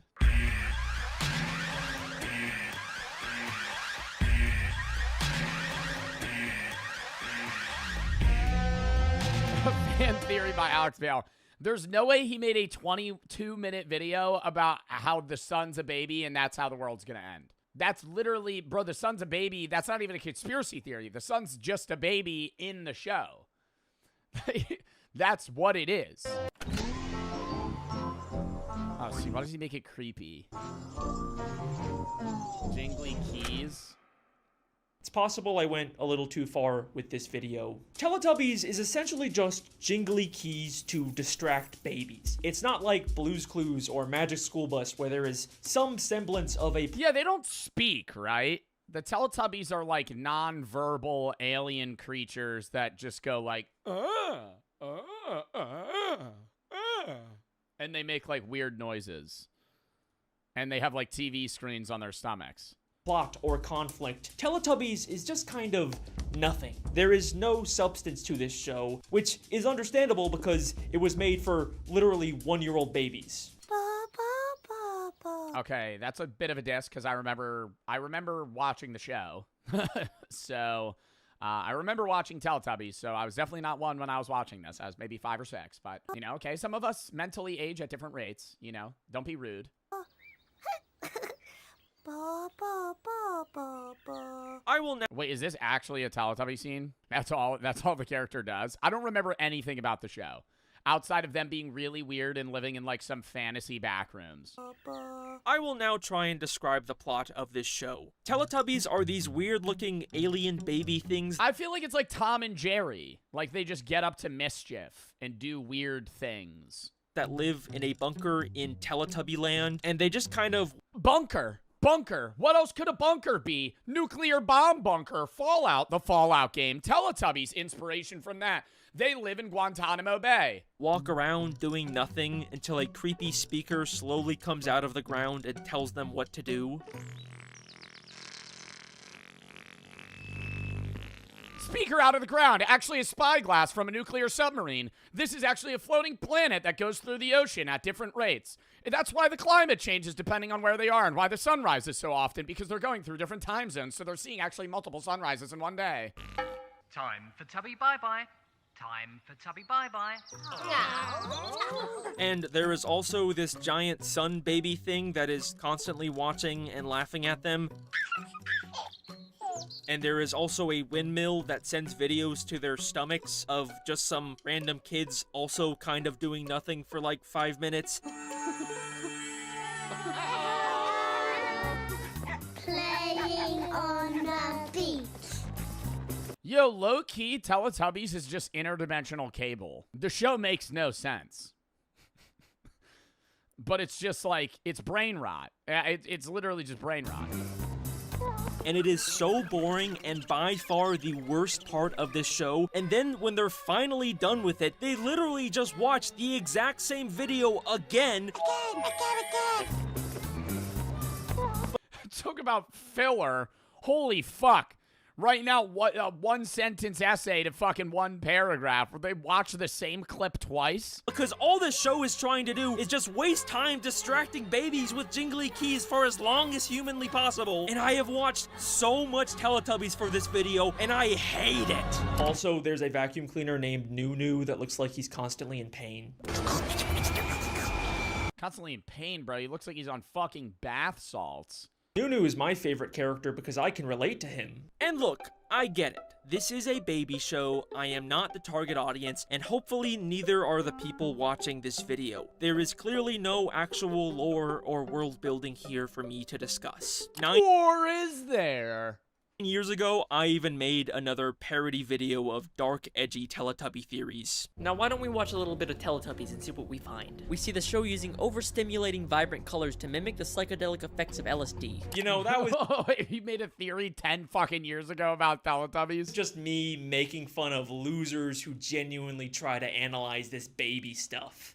Anyways, here's my genuine analysis of Teletubbies. Despite everything I have just said, I do believe that there is a way to make sense of every weird random detail in this show. And it starts... Well, the sun, somebody in chat said the sun is just the viewers watching, which makes sense. But like everything else, it's just like, is there a plot behind this? Or is this just directors trying to make visually appealing things for infants? Every weird random detail in this show. And it starts by asking a very simple question.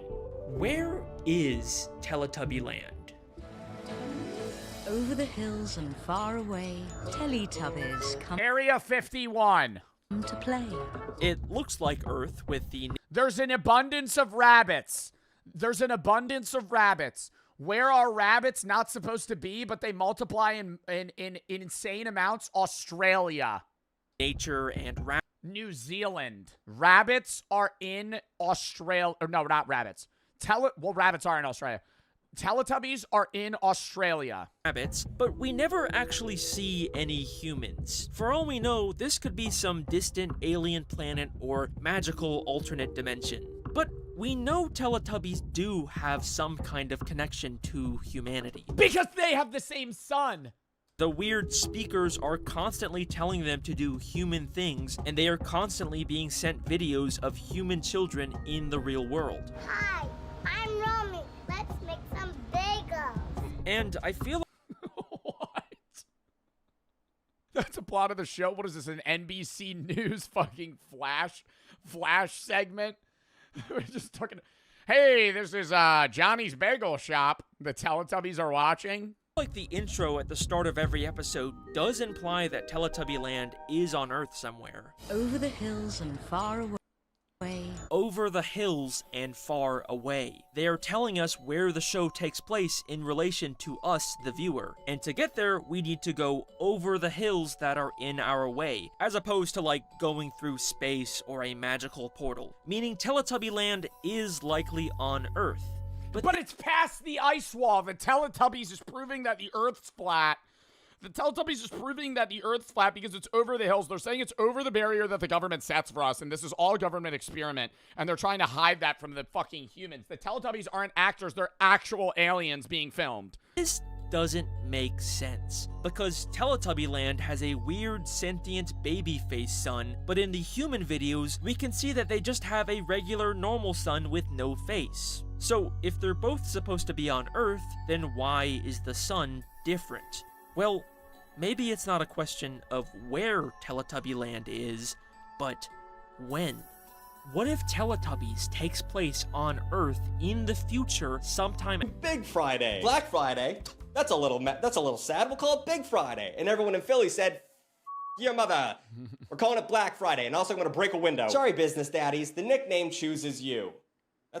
I didn't write that. I don't know who wrote that. Jimmy must have written it. That's a sad little sentence. And so Black Friday, as we know it, was born. Thank you, Philly. Thank you, Santa. Thank you, Hitler. By the time the ball dropped on the 80s, the term Black Friday had successfully spread from Philly to the entire United States. To make the name seem less gloomy, retailers spun the narrative, insisting Because Philly runs a lot of U.S. culture, chat. I'm going to glaze that city. Is there bias? Yes. Is there bias? Yes. I'm not even from Philly, but I go there all the fucking time. Black stood for profits, which isn't entirely wrong. In business, if you're in the black, you're in profits, and if you're in the red, you're in the negative. So, kinda, it's lame, but it works. The Black and Black Friday was rebranded to mark the point when a store's profit turned positive for the year. Not only did this rebrand totally ignore the Black Friday's history as part of cops being bitches, it isn't even accurate to say that most stores operate at a loss until Christmas. But does the truth really matter here? You can get 10 toasters for a nickel. Get in there. Plus, at this point of the year, we're talking about virgin births and flying reindeer and roasting chestnuts. No one has ever roasted. Yeah, and I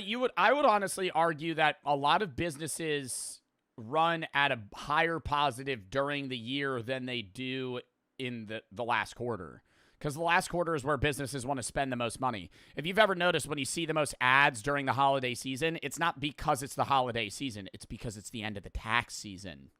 And so businesses want to pay a lot of influencers a shitload of money because they want write-offs for the previous tax year. So they budget a lot of spending that they previously hadn't had into the last 2-3 months out of the year, because that's when they need to get the fucking money out so they don't have to pay taxes on it. So they can benefit on it in the next year, but they can take the tax repercussions this year, or the tax benefits this year. So they always pay you. Like, that's one of the weirdest things, too. You taught us that? Yeah. Or who taught you that? Myself. Being in the fucking business. If ad companies always pay influencers net 30 to net 60. So if you do an ad for them in March, you're not going to get paid till May. But if you do an ad in November or December, best fucking believe they're getting you that money before January 1st, because they don't want to fucking pay taxes on that money. So if you ever do an ad as an influencer in December 25th, you could post it on Christmas Day. They're going to pay you in 6 days. They're going to pay you within 6 days.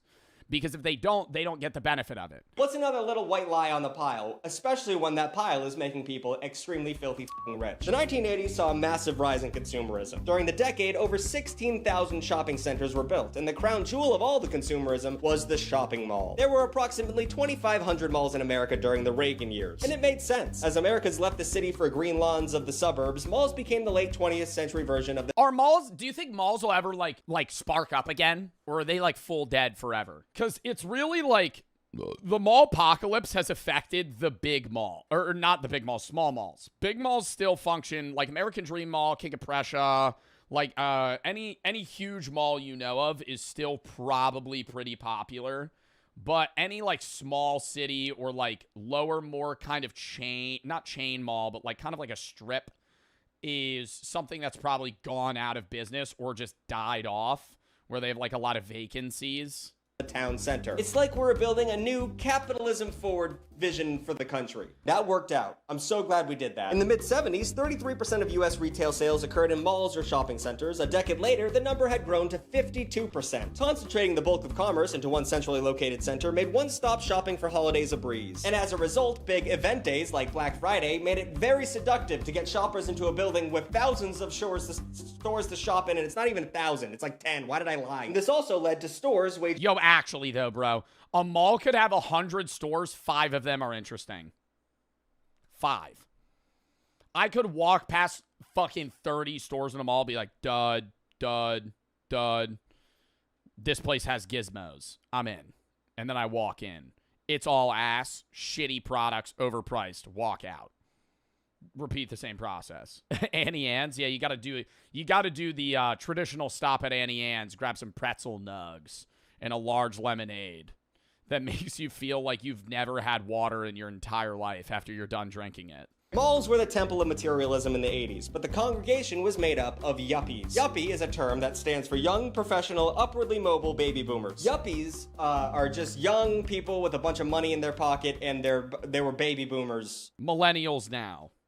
Millennials are the generation that have money but don't have kids, and that's why you see Disney adults. Disney adults are 85% of the time millennials because they don't have kids and they're probably dating somebody, so they're having a shared income and they could just blow it. They suck overall. These young baby boomers had lost their hippie ethos after living through the recession, inflation, and high unemployment. We're gonna glance past it, but one of those people is naked. This era gave birth to people like Donald Trump and TV shows like The Lifestyles of the Rich and the Famous. Poor people love looking at rich people. Excess was celebrated, and luxury purchases were an important status symbol. The attitude was so prevalent that Newsweek named 1984 the year of the yuppie. Aspirational purchases became common as credit was passed out like candy. In fact, credit card debt doubled in 1980 to 1985 and then doubled again from 1985 to 1990. And I think it's very— That fast? God damn. It is crazy that modern businesses methodology, or like bank methodology, is try to get your customers or people that bank with you to accrue enough debt that they're able to pay it off, but that they physically cannot handle more. So they have so much debt that they're stuck in a cycle of paying you back, and they're never going to be able to fully pay you back. And then once they get a little bit of that debt back, get them to accrue more debt, so they're able to fucking fully be locked in on your system. Even nowadays, if you see someone living a luxurious lifestyle on the internet or even in your neighborhood, you're like, how is Tom affording that boat and BMW? They're putting it on their credit card, and they're going to have to pay off debt for the rest of their lives. Genuinely. Do not try and keep up with these people. They're just indebting themselves. We're all broke. They're lying. I want to put that moral onto you guys. I realized that way too late in life. These people are just in enormous amounts of debt. Speaking of debt, I think the end of the debt cycle, or what triggered the end of like, oh wow, we're all fucked, is Klarna. I think Klarna and the idea of being able to buy now, pay later for things that cost $30 and you could pay in increments is fucked. Fucked. It's not like, oh, you're buying this on a credit card. It's like you're buying this, but you're going to owe us, like, you could buy a burrito for fucking $10 and pay it off over 4 months. Don't buy the burrito if you need to use Klarna. And Klarna's a failing business because they're marketing themselves to people that don't pay back debt. If you're a guy... Please forgive me. Gen Z, are you ready? Prime Age, are you ready? No. Oldies, how are you? We gotta win this game. I actually think the 30-year-olds win this. I think the average 31-year-old that's not in the obese range in the United States is much more athletic than the average high schooler. Seniors, are you ready? 3, 2, 1, go! I think it's also like a level of confidence. That's cap. I really don't think it is. I think in like raw racing ability, I think teenagers are better, right? Like I ran track. I would be faster than a 30-year-old when I was in high school. But if you put me in a dodgeball match against 30-year-olds, I would be nervous, right? Like, they're more confident. Not that they've played dodgeball more, but it's like there's like a mental game in you going against somebody. Because if you're 30, you're not like, yes, you're not in the prime years of your life, but you're still athletic, right? Like 35-year-olds, like, bro, LeBron James is like 40 in the NBA. You know, like they're not getting fried by a high schooler.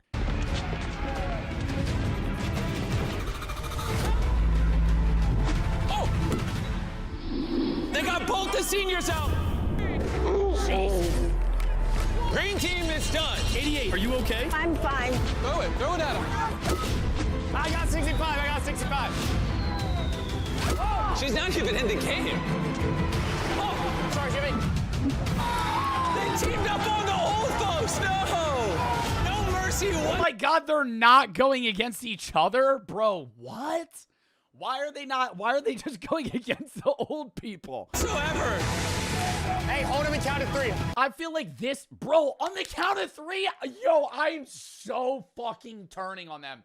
If I'm with 31 and 28, I'm going, yo, on 3, hard pivot and pelt these losers. Like, actually, I'm going, they think that we're teaming up with them, they're cooked. And they're thinking the same fucking thing. Right? What? And we play Arc Raiders. Friendly. 1. She's the only one. 2, 3. Oh! They show no mercy for the old people. That pissed me off. Everyone above the age of 40 has now been eliminated. Look, it's your fault. You took it like a champ. Are you all right? Yeah, You're all I'm right? fine. I'm going to college. I'm going to help my family out. I hope you forgive me. This is going to be a day that I'll always remember. Let's go eliminate some more people. Follow me. What is this? Is that water? What the heck? Welcome to Dunk Tank Relay. As you can see by their jersey colors, we split all the ages into 5 new teams. Who do you want on your team? That were chosen by the 5 youngest competitors. Oh, hell no! Imagine getting drafted to the worst team, dude. I'd be so annoyed. The 4-year-old picks you. Oh, God. Oh, my goodness. 28. 30. 30. You picked 29. Let's hope they That's not allowed. That's not allowed. made some good picks. This challenge is a relay race that starts with 2 team members firing arrows at targets. When they hit both of them, the dunk tank drops their 3rd teammate, who has to swim and collect parts of a ladder that their 4th What the fuck would we have done if the 90-year-olds made it to this point? The 98-year-olds sitting in the dunk tank. Get ready to, they're gonna drown. teammate has to build, climb up, and hit the buzzer. The first 3 teams to finish move on. The last 2 are eliminated. Contestants, draw. Wait, so wait. Why are we having the 6-year-old shoot a bow and arrow? Bro, what? Have the 6-year-old swim. All he has to do is pick up fucking random dots and then climb a ladder.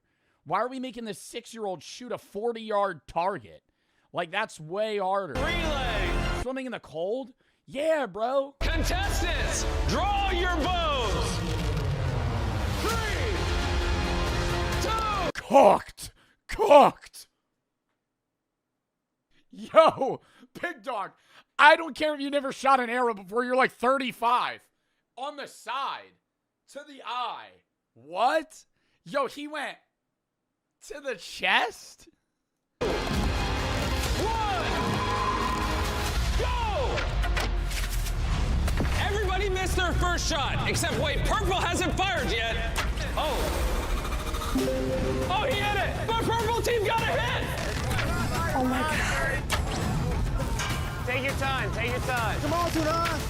Fire! Gotta hit the targets. Only the purple team has hit one so far. Oh, he hit it! Woo, let's go. Oh, you can hit both? Oh, yeah. Oh, dunk him. Let's Only the first 3 teams move on. Hurry up and shoot your targets. Lock in! Purple's gonna be the first one up. Purple might build their ladder before anyone hits a target. Hey, that's it! That's a hit!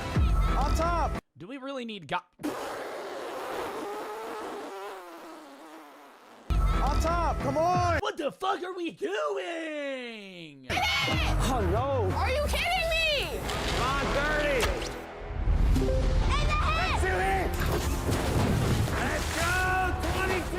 Hey, you got it! Good job, good job. All right. You got this, Swell! Purple team is crushing it. They've already built half of their ladder. Bring it on in! But here comes yellow team to start their ladder. You got it! Good! That's one! That's one! There it is! Yo, are they allowed to not shoot the bow and just throw the arrows? Like, I'm thinking, if I'm allowed to just start throwing the darts, I just wouldn't even use the bow. Red, hit one! Bro, he doesn't know how to hold a bow. Why did we elect him? Bro, look at this girl. She's like, why did I draft this loser? Oh, my God. I'm not calling this guy a loser, by the way, but that's what she's thinking. What are you doing? Yo, I'd be crashing out. I'd be cursing in that box. I'd be like, this fuck. I'd be kidding me. This fucker he can't shoot a bow. Purple team is flying through their ladder, but 40 is struggling to get out of the water. Help me out! Hey, help him up! They're gonna lose time that they could be using building their ladder. Now number, baby! Let's go! Hurry, the last 2 teams will be eliminated. Come on top! Yo, I don't think he shot an arrow successfully once. Oh my God! Boom! You got it! Throw it, throw it, throw it! There's now 3 teams building their ladders. Throw him, throw him, throw him! Now red team is starting their ladder. Yes! He's getting up! They had a big lead, but the others are catching up. Oh, and now green team has moved ahead of team yellow. Despite being in last place, blue team is not giving up. Yes! Is he holding the bow right? Because I'm not. I would hold it with my left, shoot with my right. He's holding it like this. I feel like even then, wouldn't you be here, not here? He should pivot it because you want the arrow to basically be where your eye is. Come on, let's go, let's go, let's go! And maybe he's a lefty. That's what I said, asshole. Can't believe it, but green team is now tied with purple. But be careful, you got it! Oh no, he dropped the rope! Focus, focus, be accurate, be accurate! Come on, come on! Get up, get up, get up, get up, get up! Let's go! I feel like they're making this bridge part or this ladder part seem a lot harder than it really is. I mean, it's like they're not like building. Witnessed a cigarette being smoked by itself, and one person even That's freaky. Like literally just a cigarette standing in the. It's just like floating in the corner. claimed to have been burned by an invisible cigarette, which is kind of fun. I like this because he's a ghost and he's smoking real cigarettes, and then he is also like, you know what? You know what? Fuck you. Put that in your neck. Yeah, also I like how that is definitely just some guy, other soldiers fucking with each other. Like, you know what I mean? Like, just flicking. Yeah. Oh, just burning each other and then saying it was a ghost. People are probably so gullible, too. They're like, I got burned by a ghost. Instead of, like, looking around and being like, did you burn me? I bet you that. Oh, my God. Yeah, it's a pub. Everybody's drunk. You already know the story about the guy that got beat to death, and then you're just smoking a cigarette. You go around your friend's neck and just go, tss. Oh! Was that you? No, it wasn't. Oh, my God. I swear I just got burned by a cigarette. Was it floating? Yeah, so it's just like a bit. And then everybody falls for it. Other patrons have claimed to have seen a spectral soldier in mirrors and photos taken in the bar. Cedric is also known to create cold spots, rearrange furniture, and cause people to feel depressed. Bro, I hate the idea of a cold spot. You're under the AC vent. You're under the AC vent. That's what it is. Ah. Oh my God, it's getting a bit chilly in here. Oh. We don't have AC in the UK nor vents? Huh? There's no AC. What? We don't have AC. Let me bing that. Fewer than 5% of homes have AC in the UK. What? Most UK homes are designed to retain heat and people rely on fans or AC units to cool down. Bro, it doesn't get hot as shit. You guys don't have... Do you have heating units? Like, is there heaters? The climate's different. Bro. But I never thought the UK doesn't have AC. Most homes have a central heating system, but not AC. Oh my God. How hot do the homes get? How hot are the homes in the UK in the summer? They average 14 to 28 degrees Celsius. Brother, freedom units, please. That's 57. What's 28? To 82? 82? Oh my God. I gotta ask Small Fries about this next time I stream with him. 82? Brother, in the summer, if it was 82 degrees, oh my God. Yeah, but you have fans. So maybe, but like, bro, that's crazy. So maybe the cold spot thing isn't fake. Of being watched. These are all extremely common things, I feel like, in a bar. Oh, I kind of feel a bit sad. Sit there chugging on beer the whole night. Oh my God. Who's watching me? Yeah, it's a packed room. Yeah. Are you looking at me? I feel like I'm being watched. Also, like, probably, like, just smell like shit. Just a total slosh. People are looking at me, ain't they? To appease the angry soldier customers, people stick money into the ceiling to cover his tab so he can continue his drink in the afterlife, which is kind of fun. See, I like little bits like that. That is fun. That's really fun. Sticking $1, sticking a $5 to the fucking ceiling. Yeah. Every time I go, write a little message. I love bars that do that. Those are my favorite types of bars. Dive bars that have, like, the fake IDs just fucking stapled to the ceiling. All the fake IDs they confiscated stapled to the ceiling, and then there's dollar bills lining the bar that are just, like, fucking nailed to the wall. Bro, those are the best. And there's graffiti on the mirror so you can't even look at yourself in the bathroom. The next stop on our journey takes us south to the Mediterranean, where the most haunted island in the world is located. Poveglia. I think that's... Bro, I feel like we watched a vlog of somebody go here. But isn't this like an asylum where they killed people? Like, that's a hard pivot from a bar where one guy died. Yeah. I think that's it. Poveglia is a small island located in northern Italy and is home to a former plague hospital.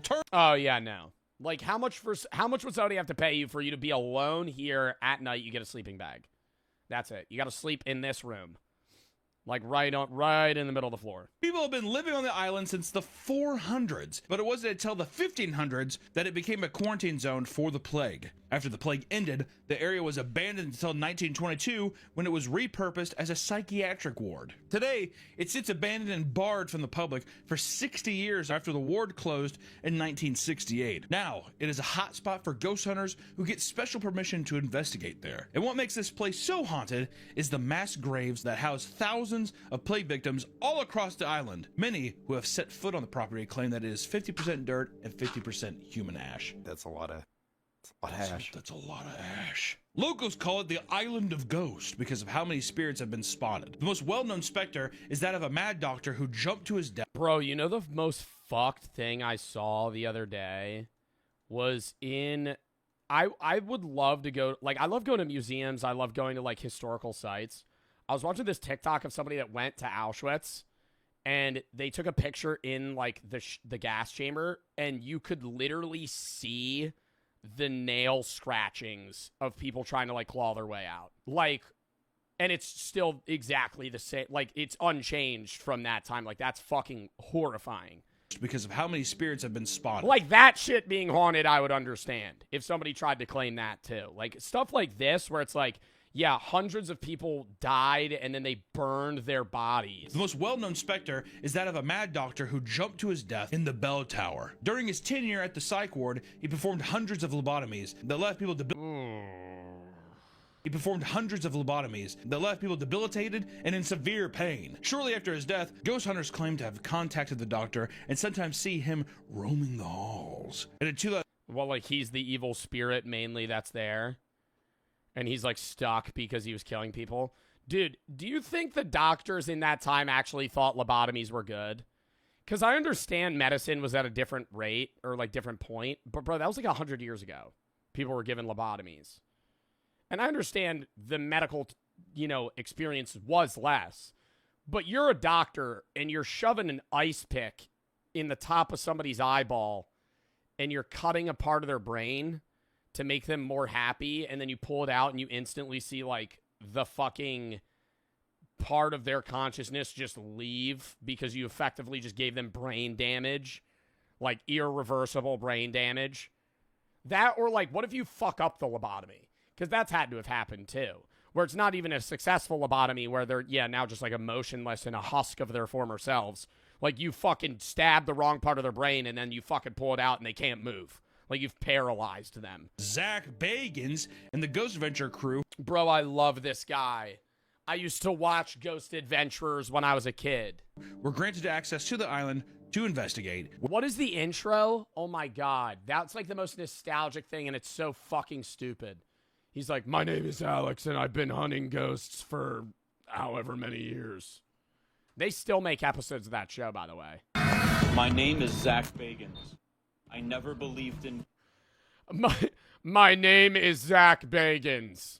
I never believed in ghosts. And it's like these early 2005 cutscenes. They're just like zooming in from a low angle into his face. Like, imagine this is the camera.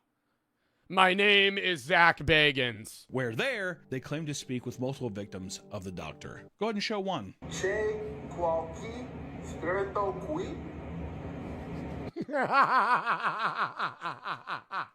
They just don't speak the language at all. He's reading a fucking cue card. In like... I'm gonna try some English here, just to see what happens. That's hard-hitting proof! But the episode's most notable highlight was when Zach got possessed by a demon and freaked out at his camera crew. Me? Yeah, said you!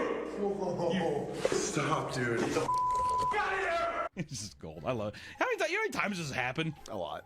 Motherfucker gets possessed all the time. But it's only him, too, the main character in the show. I think there's like 30 seasons of that show. 29 seasons. You know how successful Ghost Adventures has to be for Zach Bagans to get his fucking show renewed 28 times? Oh my God. It has an 83% on Rotten Tomatoes. How? Demons. He's around a lot of demons, but after a while, it's like, goddamn, Zach, do you not have any other precautions? He said that he got so haunted that he became like blind. Yeah, that's why he has to wear glasses, right? Yeah, special glasses. I feel like there's so many episodes where literally he gets possessed and he's like, I'm gonna fucking kick your ass. I think it's a mixture of cocaine. I think it's a mixture of a little bit of alcohol. You're trying to tell me that Zach Bagans doesn't go around carrying up? It's not Ghost Adventurers. What's the one where they're like, the ghost is telling me to take another shot of whiskey. I'm getting a weird urge that I need to drink more. That's Ghost Hunters. Different show. Competing shows. Both equally as stupid. A flask of peach schnapps. I believe it, I think this ghost is telling me to do a sidewalk slammer with a green apple for Loco and a liter of Colt 45. I would believe in a heartbeat. He does a little bump, takes a little swing. How does the ghost know what a BBC challenge is? Good thing I already have a buzz ball, a beatbox, and a Cutwater in my pocket. Wig. And I think he takes like horse testosterone or something. He's sitting there and he's just like all wired up. Punching hole in drywalls and shit. I mean, I wonder how many cases that he's gotten possessed where he's like freaks out the crew. I bet. Or members of his crew freak out on them too. Yeah, that's right. It's a lot. Did he get possessed at Hell House? No, I think his cameraman did, and then he did. Which is my favorite part. Because I'm pretty sure he said them like, dude, Zach, what is going on? He's just like... He's like, dude, I became so violent, I feel like I wanted to kill you. While cursing and flailing his arms in the pitch dark, he began to punch the walls and wander aimlessly through the chapel. It took 5 minutes of freaking out before one of the other co-hosts, Nick, came over and performed an exorcism on Zach by telling the spirit to let it... May Christ compel you, leave Zach. Zach Bagans is a good man making a Ghost Adventures show trying to document your hardships that you had to endure. Leave him now, I command you. Leave his body. My name is Zach Bagans, and I never believed in ghosts until I encountered one. go, which I do love a drive-by exorcism. I do love how easy exorcisms can be. Hey, you're gone. Hey, let go of him. Thank you. He's a powerful priest. No fisherman dares go near the island, believing that it is cursed with dangerous spirits. Other than the Mad Doctor, of course. Locals are fully convinced that the island is infested with vampires. What? Ghosts and vampires? I didn't realize we were going to be touching on vampires in this haunting video. If you're attacked by a vampire, it is technically kind of a haunting because it is a dead man. It's true. Yeah, undead. We kind of skirted the game, didn't we, Nick? Yeah, a little bit.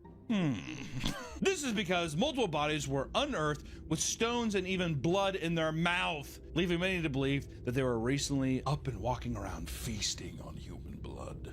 There's probably people fucking this. What's horrifying is when people are like, he's dead, and they bury him, and the people wake up, and they're like, oh my god, he's a zombie trying to get out, and no, it was just a guy trying to claw his way out of the— Well, that's why didn't they used to attach a bell to, they would have a hole that would go all the way underground in your coffin with a bell, and they would leave that for like a few days in case you happen to wake up, you'd start ringing it.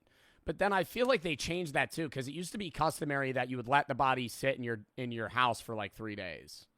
Like if somebody died, you would just leave them for like 3 days just to make sure. Like, are they actually dead? Or because you could check a pulse, but you're not like, because that's happened where people have gotten buried alive. That is my nightmare. Oh yeah. Oh my god. That's why I almost I want to have like a little pill in case anything happens. I could be like, oh, I'm done. See, I would just have a contingency where it's like, if you're gonna bury me, cut my head off. I kind of like that idea. I feel like I wish that was kind of a more normal thing. Also, I think that's also why the Vikings did it, right? Just set them off. You fucking... Isn't that actually not as accurate? I thought like Viking funerals were not very common. Let me bang it. The famous imagery of a body burning in a long ship set aflame is largely a myth. Real Viking funerals involved land-based cremation on funeral pyres or burial in graves and mounds.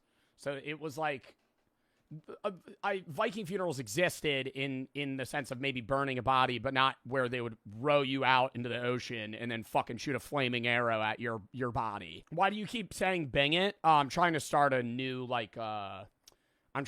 wave of in saying Google it, you say bang it. I would be willing to hard pivot to maybe Yahoo that, but or edge it. I would, yeah, like I don't know, but that if I say let me edge it, that might be, I don't know. The Valley of the Kings is one of the most important archaeological discoveries in history, but it is also one of the most haunted places on Earth. The first tombs were constructed— I want to go. I don't want to like uncover burial sites or tombs, but I want to go inside the pyramids so fucking bad to like actually witness and stare at like etchings that somebody put into the wall fucking thousands of years ago is so cool. Around 1500 BCE, and for thousands of years, Egyptian pharaohs and nobles were buried in the lavish rooms. That's what I'm going to say. I watch some people, there's like YouTube videos, people like being like, oh, I'm going into the Valley of Kings or whatever, the tombs and the pyramids. No. I'm so claustrophobic. Try not having a panic attack watching one of those videos. Go ahead. Watch a guy go up these stairs. Like there's this hallway to get to the king's room. You have to go up. This is exactly where I would want to go though. I'm not saying I don't want to fucking go in the claustrophobic part where you got to climb up a fucking half broken ladder that's like fucking 2 feet by 2 feet and you're just like breathing out so you could shimmy through. I would want to just go here. This huge, steep, narrow thing, but also it's one way, so people are also coming down. So you're like trapped in this thing, and there's like watch a video and try not to have a panic attack. Go ahead. Challenge and pop. I don't think I would have a panic attack. Possible. However, it would remain relatively untouched until 1922, when Egyptologist Howard Carter discovered King Tut's tomb and unleashed the mummy's curse. Which that everyone knows King Tut, but and then everyone there's a lot of movies about mummies and all that kind of stuff. But the string of events that happened after that motherfucker opened that tomb is kind of odd. I will say that. As soon as the tomb was open, nearly everyone tied to it began to die off in mysterious ways. This is no shit. It's very weird. To the point where I'm like, this might be the only story on here where I'm like, Well, the only story where it actually has some sort of like grounding in that it's a curse or a ghost. The first one to go was George Herbert. He was at the tomb when it was open and paid for the entire expedition. He died from mosquito bite that led to blood poisoning only 4 months after the initial opening of the tomb. Which you could be like, all right, hey, it's a mosquito bite. Unlucky. It's gonna happen. I mean, what the fuck? Yeah, mosquitoes and malaria have killed half of the people ever born. What are the odds? In Africa, there's like marshy, swampy area. There's gonna be mosquitoes everywhere. Next up was George Gould. That said, currently the geopolitical grand strategy of the West is in complete disarray, because prior to Trump 2.0, both the Democrat and Republican plan was essentially to maintain the pre-existing Western rules-based order in conjunction with its allies in Europe and Asia, with only pocketed military intervention as fires needed putting out, or some perhaps slightly imaginary threats emerged. Even now, it's still not clear what the new hard-right grand vision is, or if there even is one, but if you read some of the partially human thinkers that seem to be whispering in Trump's ear, and you really interpret it generously, it would seem the basic premise is, we have to stop languishing and twiddling our thumbs as China becomes a threat to our position as global superpower. We need domestic industrial capacity to come back because we have no way to build our critical industry technology in volume if they decouple their economy from us. America shouldn't use our resources to be the protectorate militarily of Europe. They have the resources now to do it themselves.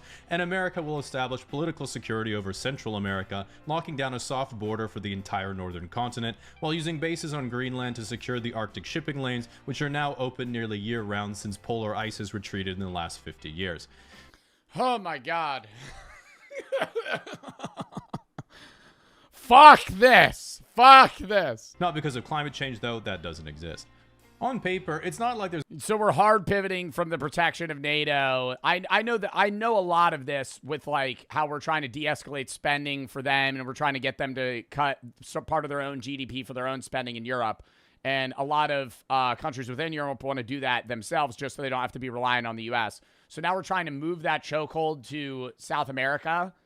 So then we have the same influence that we had 30 years ago on Europe, just in a different space. There's anything that unusual about the plan. It just represents a particular form of extremely hawkish foreign policy. The problem really is the not on paper part, which is using forceful executive powers to manipulate your allies while demolishing any pre-existing trust and goodwill, then circumventing all democratic political channels to achieve it as fast as humanly possible, causing massive social upheaval in your own country and the world, and all of this is while defying the entire fundamental basis of the Western alliance in the first. And like, when's it get better? Like, that's what, like, bro, motherfuckers are like, I know people say, are we great yet? But I'm like, what's the final plan? You know what I mean? Like, when people are seeing this, like, there's some people that don't have a problem with it, but I'm like, yo, what are we waiting for? Like, what are we waiting for? When's the great again happening? Everything's more expensive. Inflation's still higher. Job markets are still bad. The housing market's still expensive as fuck. Gold skyrocketed 300% because people are worried the economy's gonna fucking crash. We're in an AI bubble. ICE is just killing people. What are we fucking waiting for? When, like that, no, I literally ask myself that every day. I'm like, where's the goal, right? Because like, I can get the idea of like shit getting bad before it gets better. There has to be things that are bad before you get to the long-term goal. But like, what's the goal? I feel like we're moving the goalpost all the time. Like, what are we talking about? Greenland now? We kidnapped the guy of Venezuela, or now we're controlling Venezuela for some time.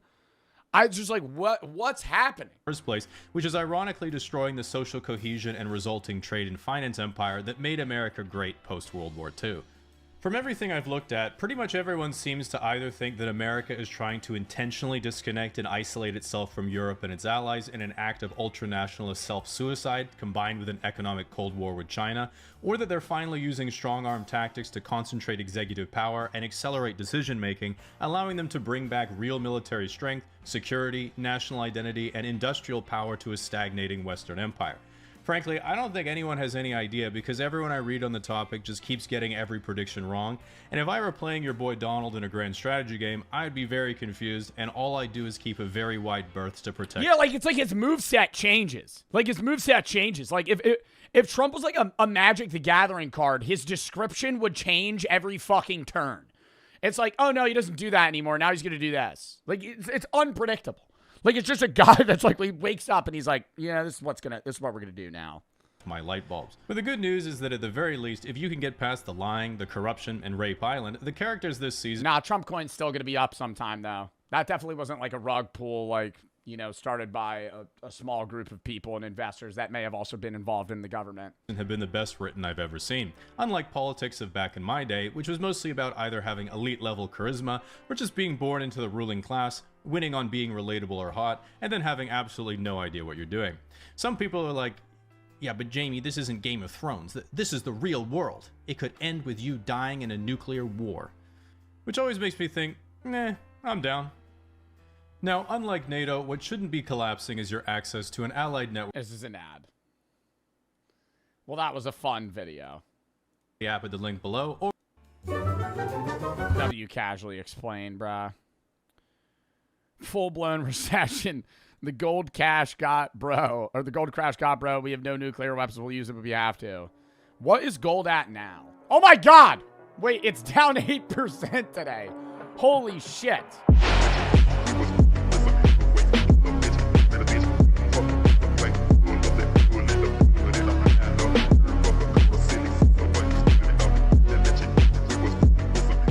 After the normal son somehow grew a baby face. And if that— Chills.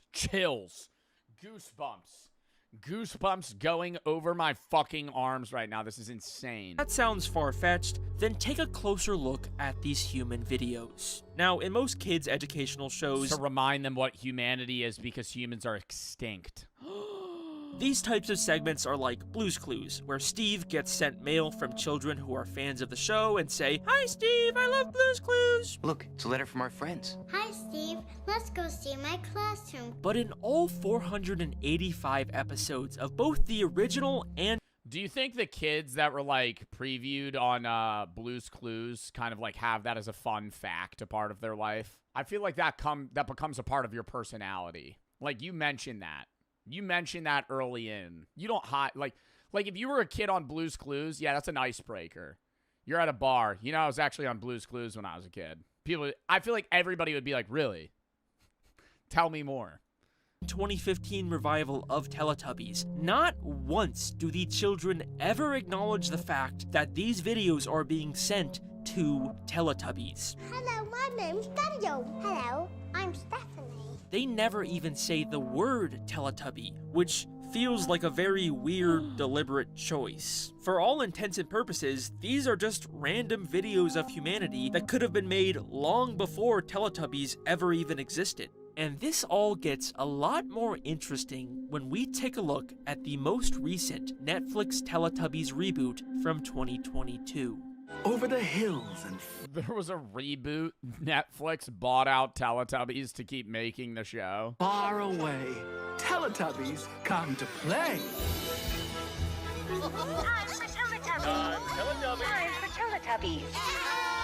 This reboot— Hard scene change in the new Netflix special. It just fucking teleports them to like a fucking nuclear war center. It makes a couple very interesting changes to the show. One of them being to the human video segments. Ew, why do they shake like that? Human video segments. Dipsy. Hi. Hi there. Hi. Hold up, I'm getting a video segment on my stomach.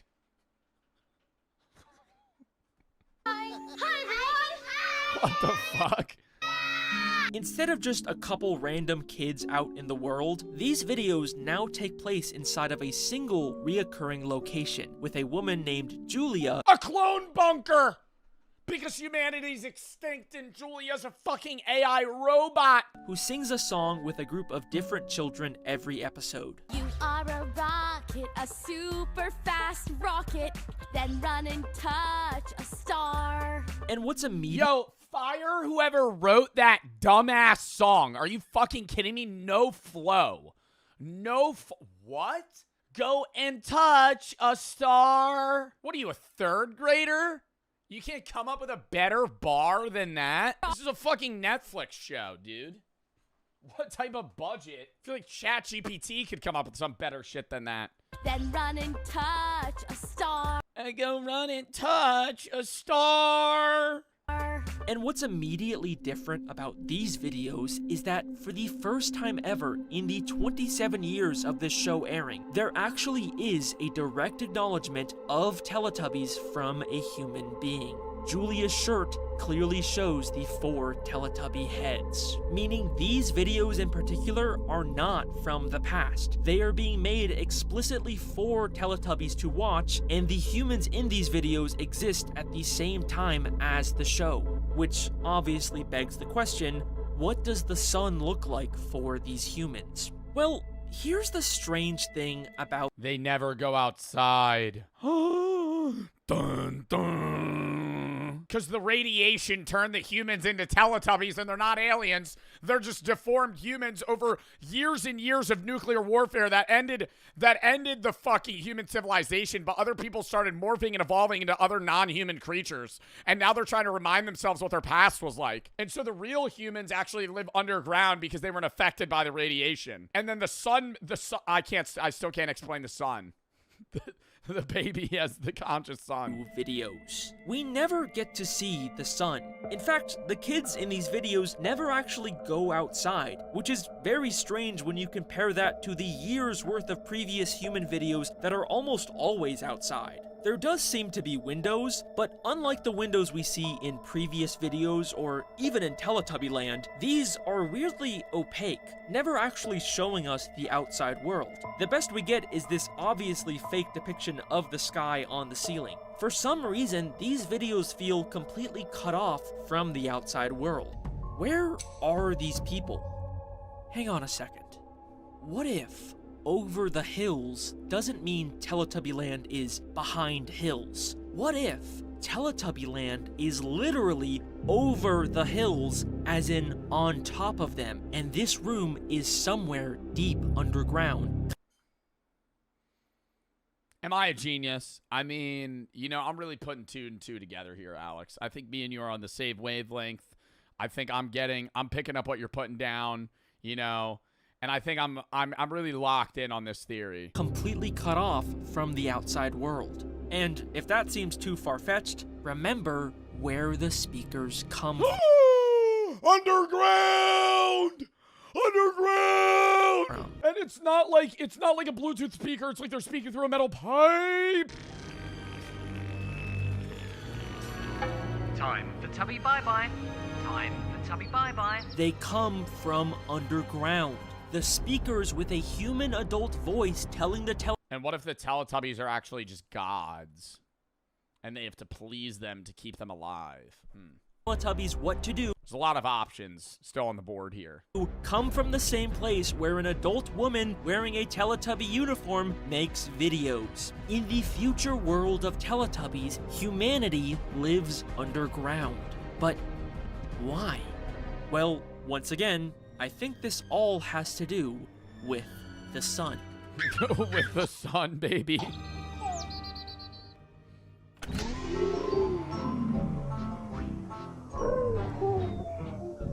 Stop. Why are they making it creepy? Imagine a world where everything is normal. You go to work, walk your dog, watch YouTube videos, but then, one day, suddenly, without any warning or explanation, the sun wakes up. You realize that the giant ball of gas in the sky that gave humanity life was actually a cosmic sentient being all along. But it's not some unknowable Lovecraftian Cthulhu entity. It's just a baby. Okay, that's just— It's like worst case scenario. A literal infant is controlling sun flares. That's a worst case scenario. The sun becomes conscious and it's not like an all-knowing, like, God. It's just an infant. Disturbing, but so what? Well, our sun is already extremely volatile, constantly exploding and erupting with unstable solar flares that can release dangerous radiation to— Oh my god, so they have to move underground and the Teletubbies have to please the sun so the sun doesn't fucking shoot out sun flares and kill humanity? Towards Earth. Scientists even believe that we could be hit with a solar superstorm one day that could be devastating to human infrastructure. Now, imagine if all of that power was given to an unpredictable, moody baby. A baby that we know is very interested in watching and reacting to the denizens of Earth. Ba, ba, ba, ba, ba. In fact, we could even see that when the baby sun gets a little too excited, the brightness of the sun suddenly increases.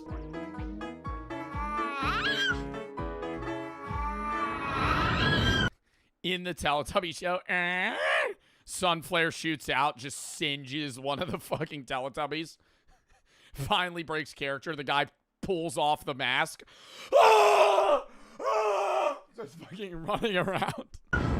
So, when this baby first wakes... What I eat in a day, TikToks are insane. TikTok what I eat in the days have genuinely gotten out of control. What you guys are today for a little snack for dinner? I wanted to have something sweet, so I got 2 boxes of the crumble cookies, you guys. That is a fucking heart attack. Brooke literally just got me 4 of those cookies, and they taste good as hell, dude. I eat one of those, and I feel fucking disgusting after. Like, I'm happy to eat them, and I enjoy eating them, but, dude, one of those cookies is, what, like 600 calories more? And that's what? That's a box of 2 boxes of 8? 16 crumble cookies. I think if I ate 16 crumble cookies in one sitting, I would die. They're 1,000 calories. How much is a crumble cookie? Over 800. The semi-sweet chocolate one's like 700. Just so much saturated fat. It's just a heart attack. I don't actually think, I don't think anybody actually eats like this, though. Can I say that? I understand there's people that are overweight and there's people that are obese, but I genuinely don't believe that there's anybody that orders 8 crumble cookies and eats them casually. I feel like a lot of it's for content. Because there's like, I don't want to say it's like a fetish or anything. But like the amount of people that love watching like mukbangs and watch people get morbidly obese. Like there are people that enjoy watching YouTubers like delve down this rabbit hole of like pure unhealthy dog shit. And no, seriously, like there are millions of views. Like there's 20 different YouTubers that make mukbangs, and not like regular mukbangs, like mukbangs where they just eat shit and just hordes of shit. It's not anything they would regularly eat, but it's like the content they make and it's how they make money, so they do it. But then they just start fucking gaining weight rapidly. Nikocado Avocado? Yeah. Honestly, I mean, not anymore. He's like healthier now, but nothing could have prepared me for these meals these morbidly obese people are eating. And honestly, I was just left disgusted by the absolute gluttony on show. And I want to start by looking at the diet of the up-and-coming creator known as James Bowler, who loves to show off his little snacks, as he calls them. What do you guys today for breakfast for a little snack? We're a whole box of Twinkies. Does he actually just eat all of them on camera, though? There's no way. Have a whole box of Twinkies and some milk. Let's get started. These are literally like my favorite snack. I can swallow them whole.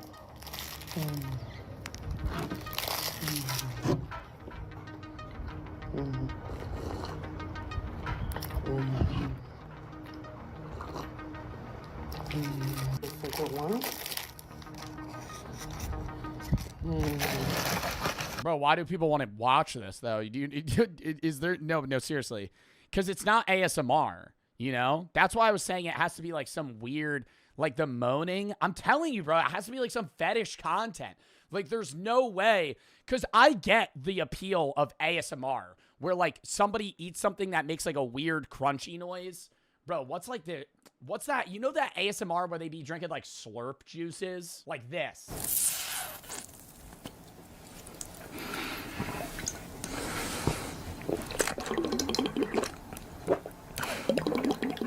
That's satisfying. That's satisfying to watch. I get that. But that's not, like, necessarily unhealthy. It's just, like, this guy drinks stuff that's, like, satisfying in these weird tubes and stuff, and it's, like, cool to watch. But there's, like, that, and then there's just, like, actually just watching somebody eat a box of fucking Twinkies. Like, it's not...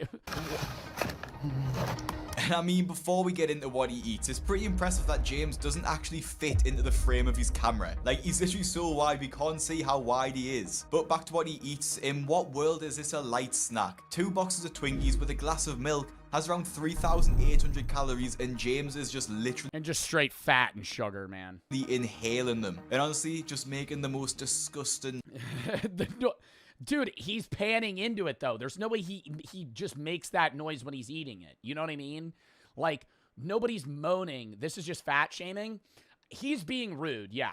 The point that he's trying to make of this being bad is not fat shaming. When he was like, he's so wide he isn't fit in a frame, that's fat shaming. But no, that is fat. Making fun of somebody because they're fat is fat shaming. Pointing out the fact that they're eating unhealthy and they're going to fucking die because they're eating unhealthy is not fat shaming. I've always said that, right? There's a difference between being like, hey, this is terribly unhealthy, and then, hey, making fun of somebody because they're fat. Noises while doing so. And yes, I got two because every time I finish these, no se me quitan antojos, so I got 2 boxes.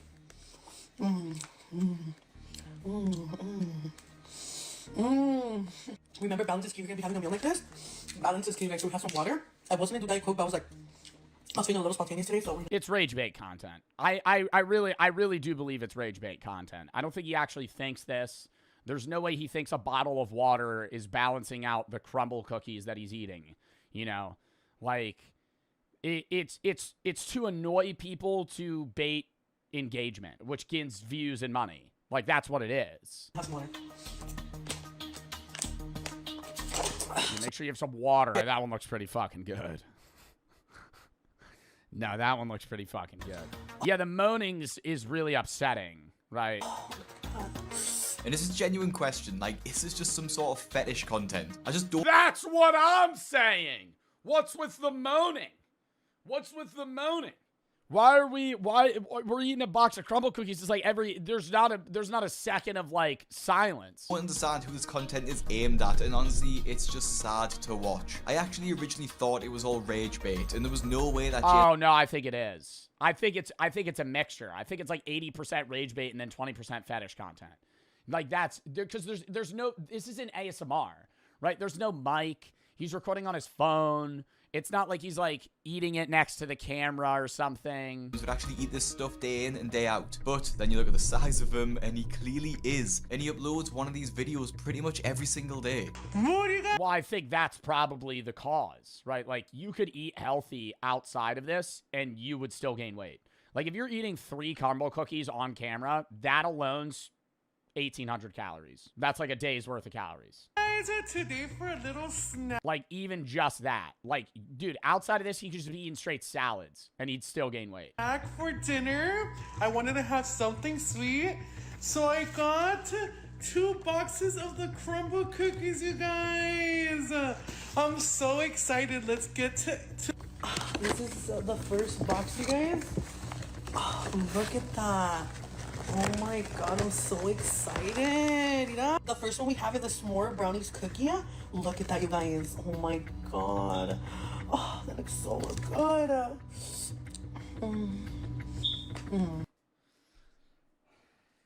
If you were curious about the calorie content of these crumble cookies, it's around 8,600 calories. And there's actually a guy that follows James and comments on pretty much every post he makes with a macro breakdown of what he eats. So this crumble macro guy here, I just fell to my knees at all these. I have a family. I need James to start sticking to a diet. 432 grams of fat. Bro, that just clogs your arteries. 627 grams of sugar. Cookie feast had over speedrunning a heart attack. 627 grams of sugar and 432 grams of fat. And like I said, over 8,600 calories. And this is just beyond sickening. And it's actually a joke that Instagram allowed James to keep his platform and get paid for it. James is without a doubt eating himself to death. In the comments on his video. Yeah, I mean, it's not on the same severity, but like obesity is a food addiction. Like that's what it is. Like, and it's one of the hardest to I don't want to try and compare addictions, but the problem, and I've said this before, I'll say it again. The problem with food addictions is if you're addicted to crack, you stop doing crack, right? And it's really hard to get off of crack, but you stop doing crack. If you're addicted to food and you use how to be monetized on these platforms for it. And I get that point where it's like you shouldn't be able to be paid for it, but I mean, there's so much worse shit that people get paid for on content. So. Although Brandy only has 160,000 followers. It's like if you demonetize this, you have to demonetize anything that's bad for you. And then like half of content in general is not monetizable. Adi Gutierrez has almost double that follower count and seems to have an even worse diet. What I ate today as a baddie. Cereal for breakfast.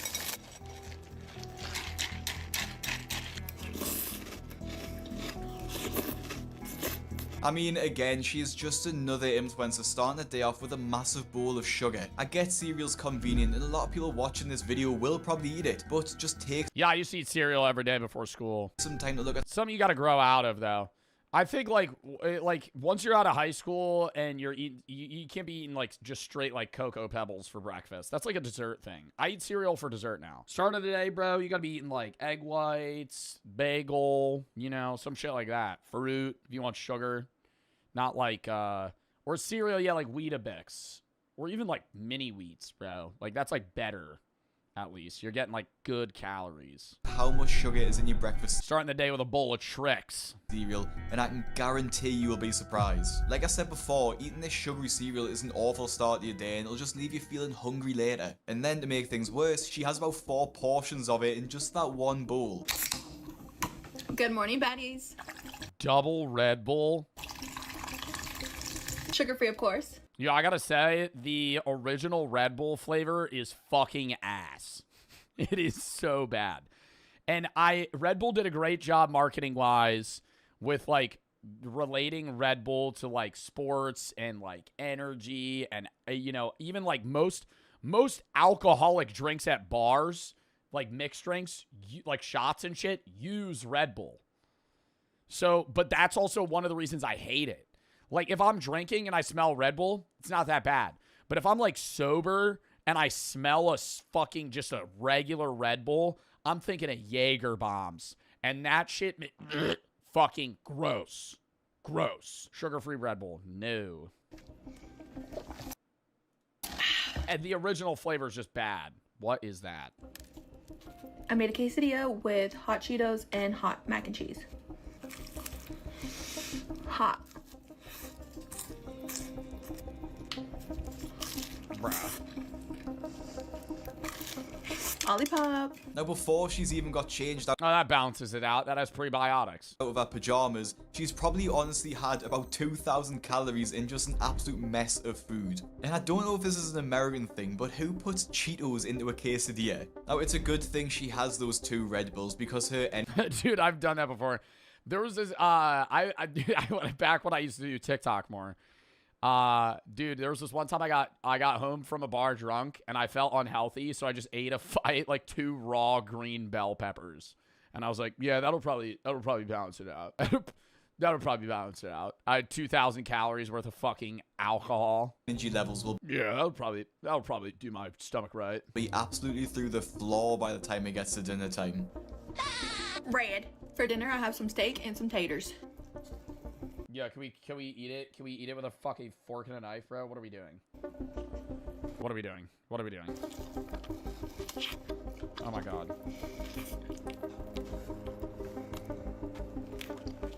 Is that butter? Is that just butter, or is that... Wait, no, that's mashed potatoes.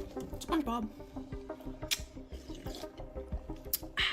Delicious. Now, is it just me that gets pissed off watching that? It's just the absolute height of gluttony, and it's honestly just gross to watch. And again, the comments are absolutely brutal on this post, with people asking if she's trying to have a stroke, and another even asked if this was a standard American diet. Yup, that's how that's how everybody eats. Now, I know this isn't the standard American diet, but actually 40% of Americans are obese, so it has to be at least... Yeah, but bro, even the average obese American doesn't eat like that. The average obese American just eats like an extra meal of the day that's like ultra processed and unhealthy. Like, I feel like dieting is really hard, but like it's just a matter of cutting out like the shit, right? Like, people just don't eat fucking... Dude, just swap shit out. It's like people are like, oh, well, I don't want to diet, I'm hungry. But I'm like, you're hungry because you eat like fucking shit. Like, swap out the bad stuff for like vegetables, man. Like, if you eat 2 cups of cooked broccoli, you're full for so long, you know? But if you're eating a fucking processed sandwich of sorts with like white bread, meat, cheese, and then fucking just like mayo, you know, and then on top of that, you're having like a bag of chips. Like, that's gonna fucking flood right through you. Similar to what a lot of people are eating. Now, the reason I get annoyed at these videos isn't just because of the fat. And despite... Does the FDA even do their job? Dude, the FDA just ensures that shit is like safe to eat. They don't really like restrict people. And even on that, the FDA is so loose with US rules. Like, The majority of the stuff that we have is like highly processed with like chemicals and other preservatives that other countries can't have. What people online might think, I don't hate fat people. I get annoyed at these videos not just because they're normalizing these awful diets, but because they're being rewarded for it too. Like I showed with James Bowler before, not only do they get free meals, but they get paid by these platforms in the form of ad revenue. Addy has over 300,000 followers on Instagram and over 500,000 on TikTok, posting pretty much every day on these platforms. So it isn't a stretch to imagine that she'll be earning multiple thousands. No, she ain't making that much money, bro, and I'm sure of it. I did short form, bro. She ain't making fucking 30 grand posting these videos, dude. 7,000 likes. 7,000 likes. That video probably made $15. That video made about $15. Like, you're not... Short form media pays about fucking ass. Nothing. 7,000 likes, dude. 7,000 likes on a minute video. Even if you had like 200k views, $40. Tops. Probably like 5. Over 300,000 followers on Instagram and over 500,000 on TikTok, posting pretty much every day. Yeah, 200,000 views on a minute-long video. What I ate in Disneyland. She's not even making the money back for what she paid for the stuff. I mean, you know, granted, she's writing it off if she knows what she's doing. So she's writing off the food that she's eating because she's filming it for a video. But still, it's like, it's not offsetting the fact that you're still just like burning money on these platforms. So it isn't a stretch to imagine that she'll be earning multiple thousands a month. And then other people with poor 40 cents per 1,000 views. Carson, if you think that anyone is getting 40 cents per 1,000 views on any platform, even YouTube, you are widely mistaken. Mr. Beast would be the richest man in the world if he got paid 50 cents per 1,000 views. Are you crazy? Diets will see this. Most of the time, like, my CPM, wait, actually, no, I think you're right. 50 cents per 1,000 views on TikTok is crack. It's probably like 3 cents, 2 cents, maybe a penny. On, what do I get on YouTube? It varies by video. How do I see that? Yeah, CPM on YouTube, anywhere is between like 4 and like 8. So like $4 a 1,000 views. And start recording. That's YouTube on hour-long videos.